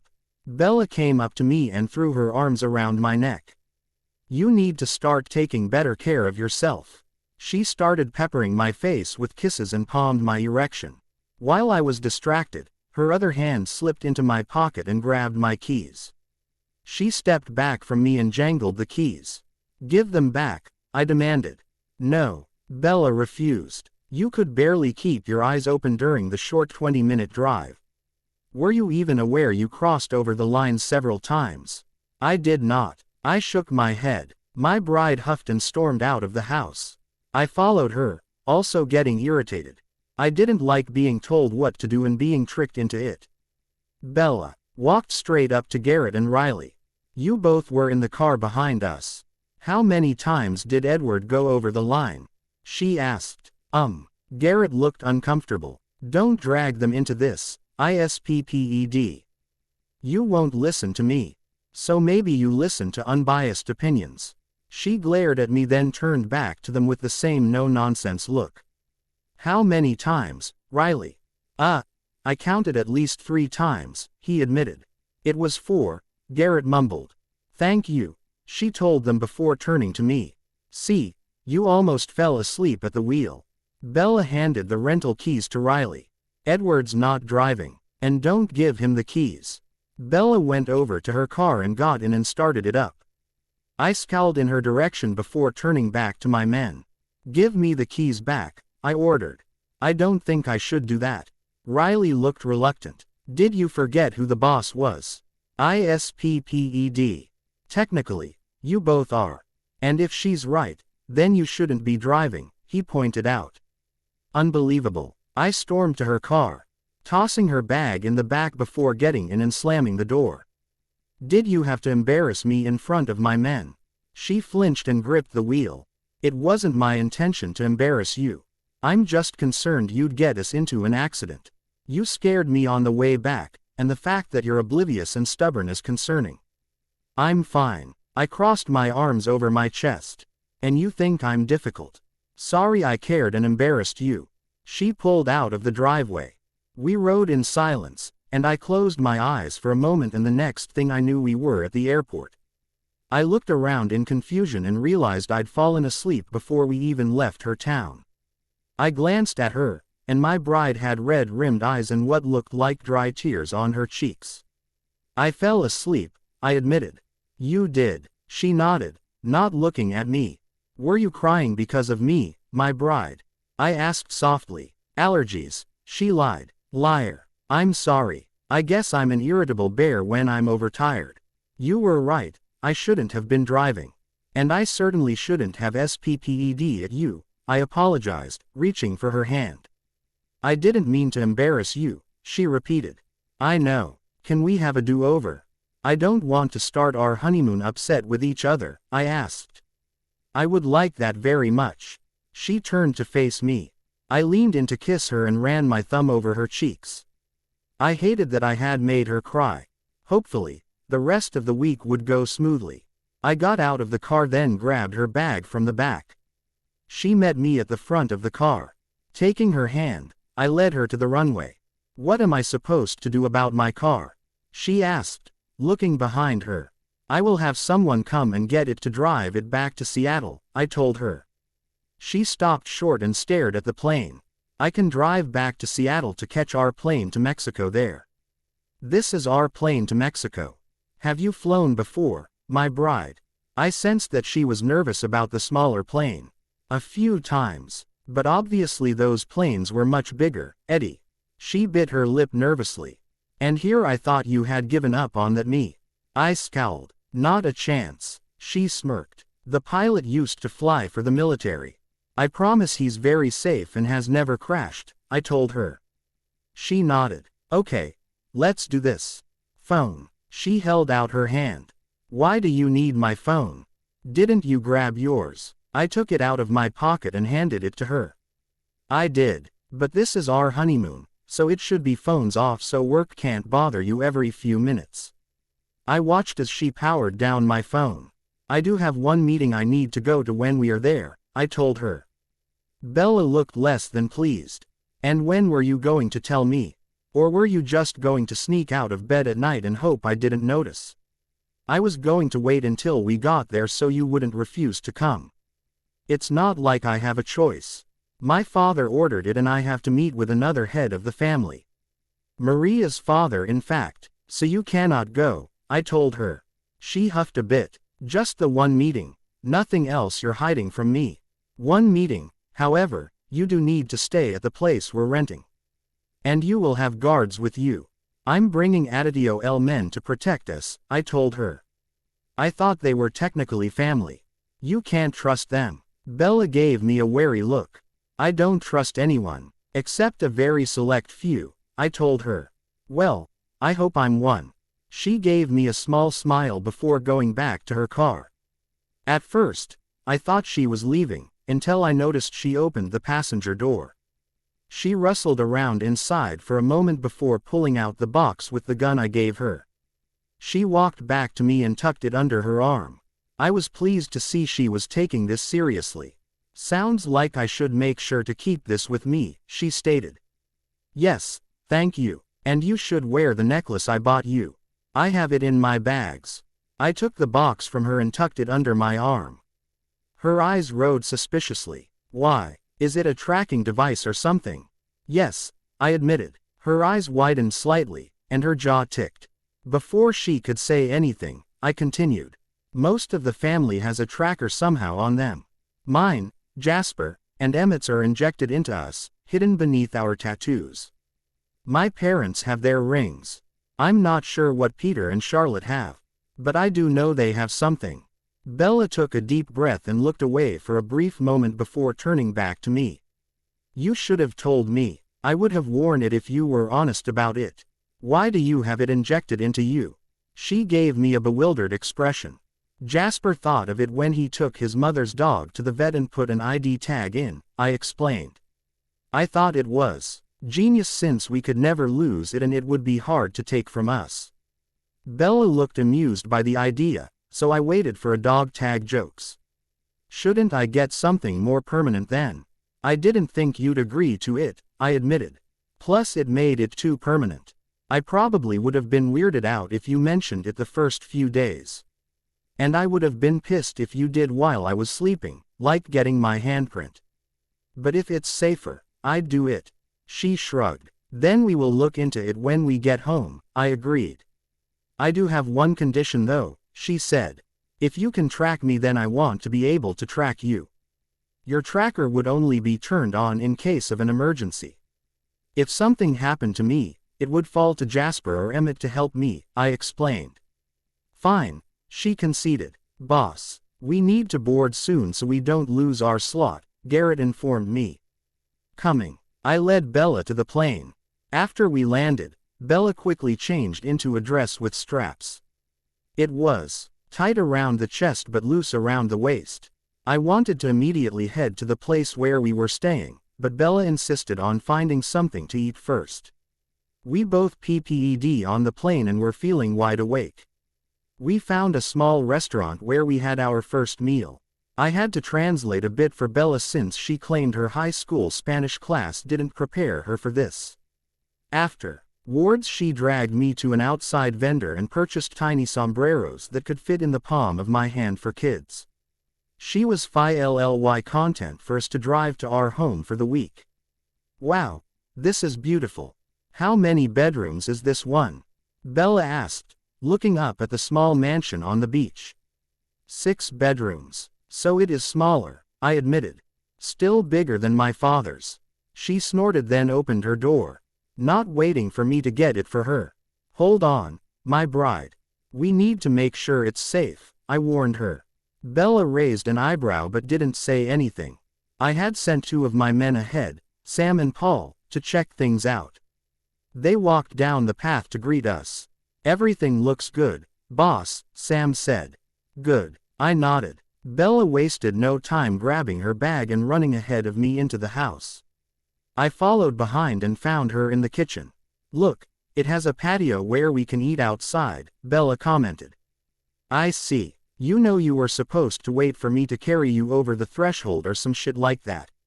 Some shit like that, she scoffed. Way to sound romantic, Edward. You want romance, the bedroom is this way. I gestured with my head down the hallway. Bella smirked. Well, you'll never have to worry about anyone confusing you with Romeo. She walked past me down the hall. Good. Romeo was an idiot, I countered, making her laugh. The bedroom walls were light in color, however. The quilt on the bed was bright and multicolored. Bella ran her fingers over it, admiring it. This is beautiful. I can't believe I'm going to say this, but I think we'll need to go hopping again so I can buy one for Alice, she'd love it.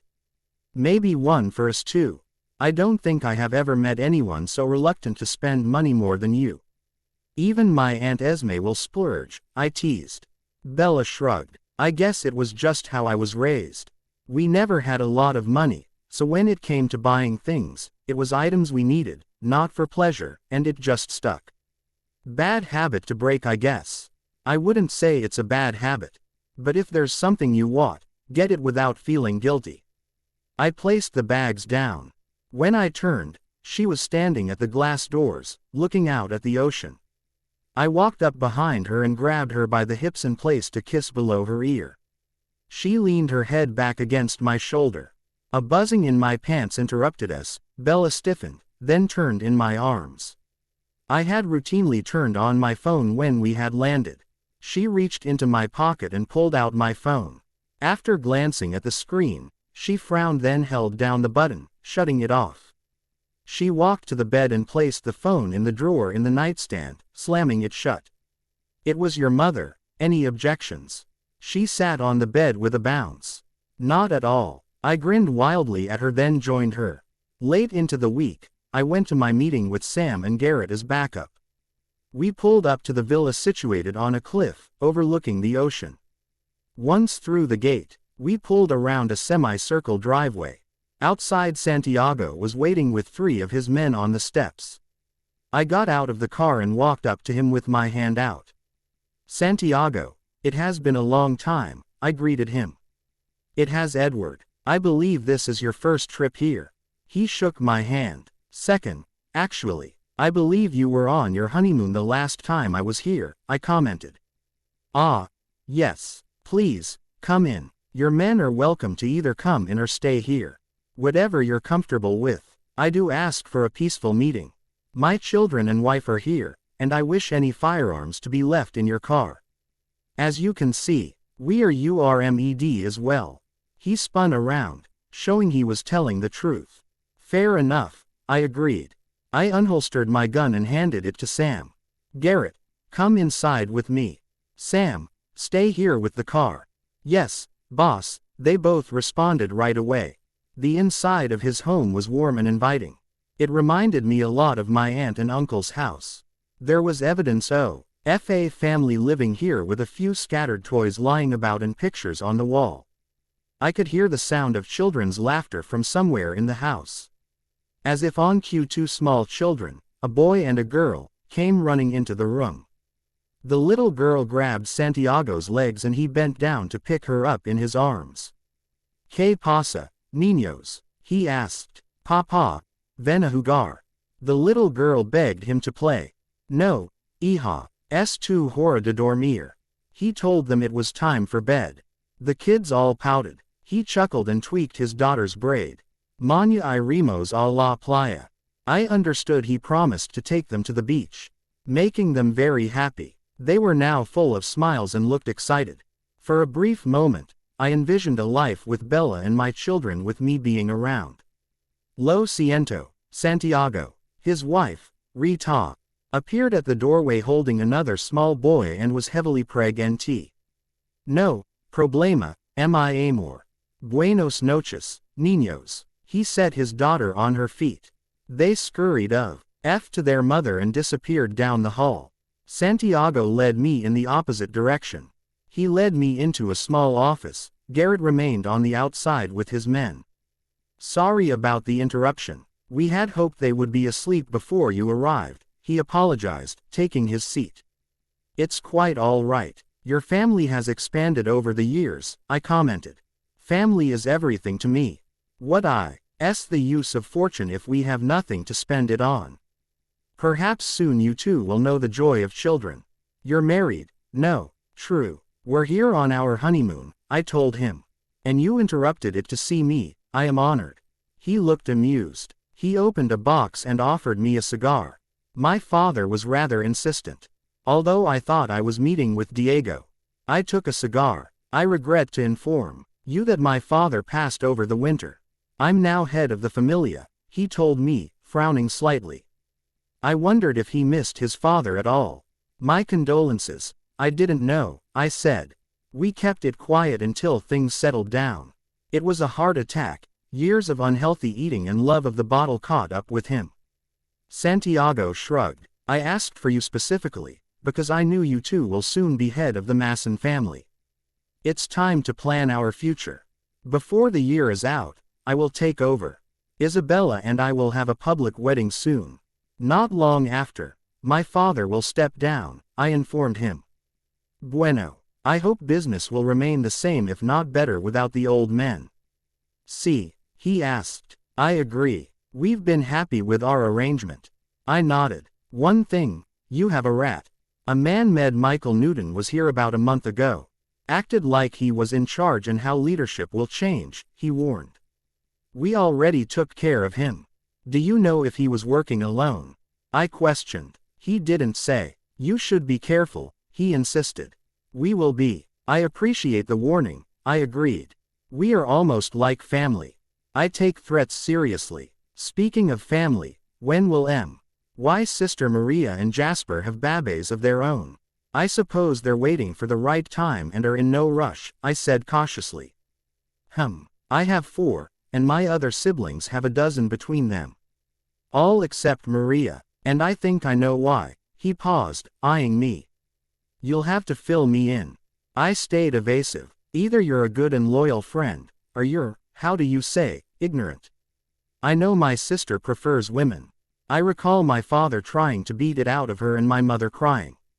Santiago frowned. You're not wrong, I admitted. He sighed. I know she isn't happy, and I assume Jasper is not as well. That is true. If I'm being honest, this marriage isn't fair to either of them, I said, taking a few puffs. I agree. I am not my father. I'm far more accepting than he ever was. How he treated Maria was wrong.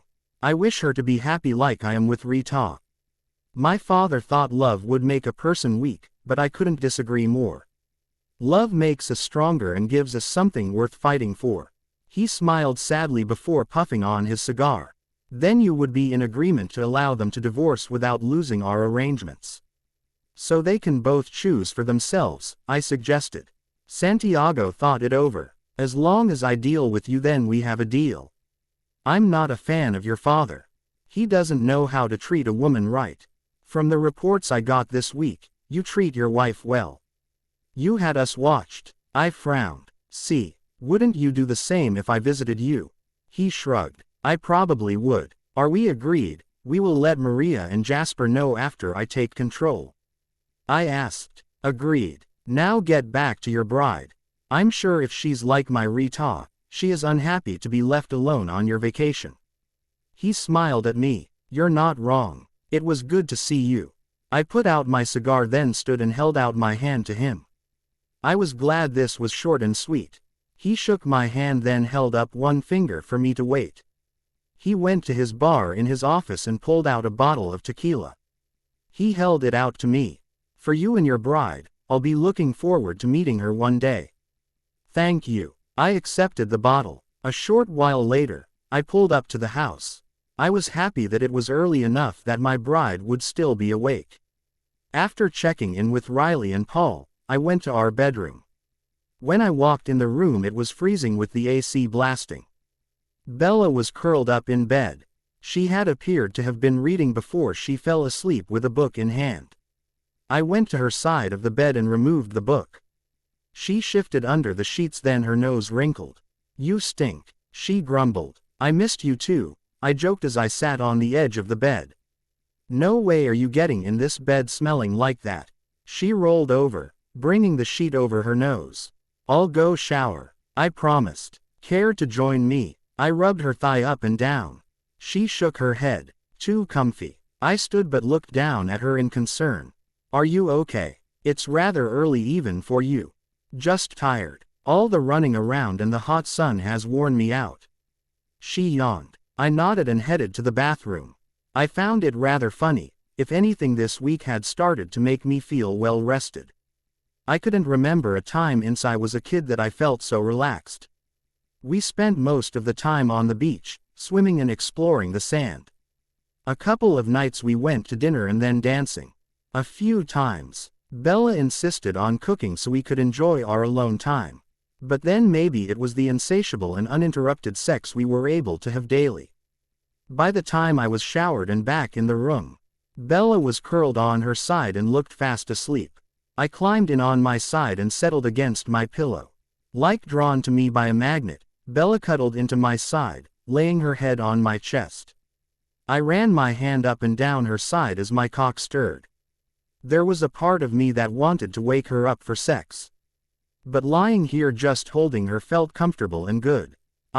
She amazed me in this short amount of time I could relax and enjoy the company of another for more than a brief time.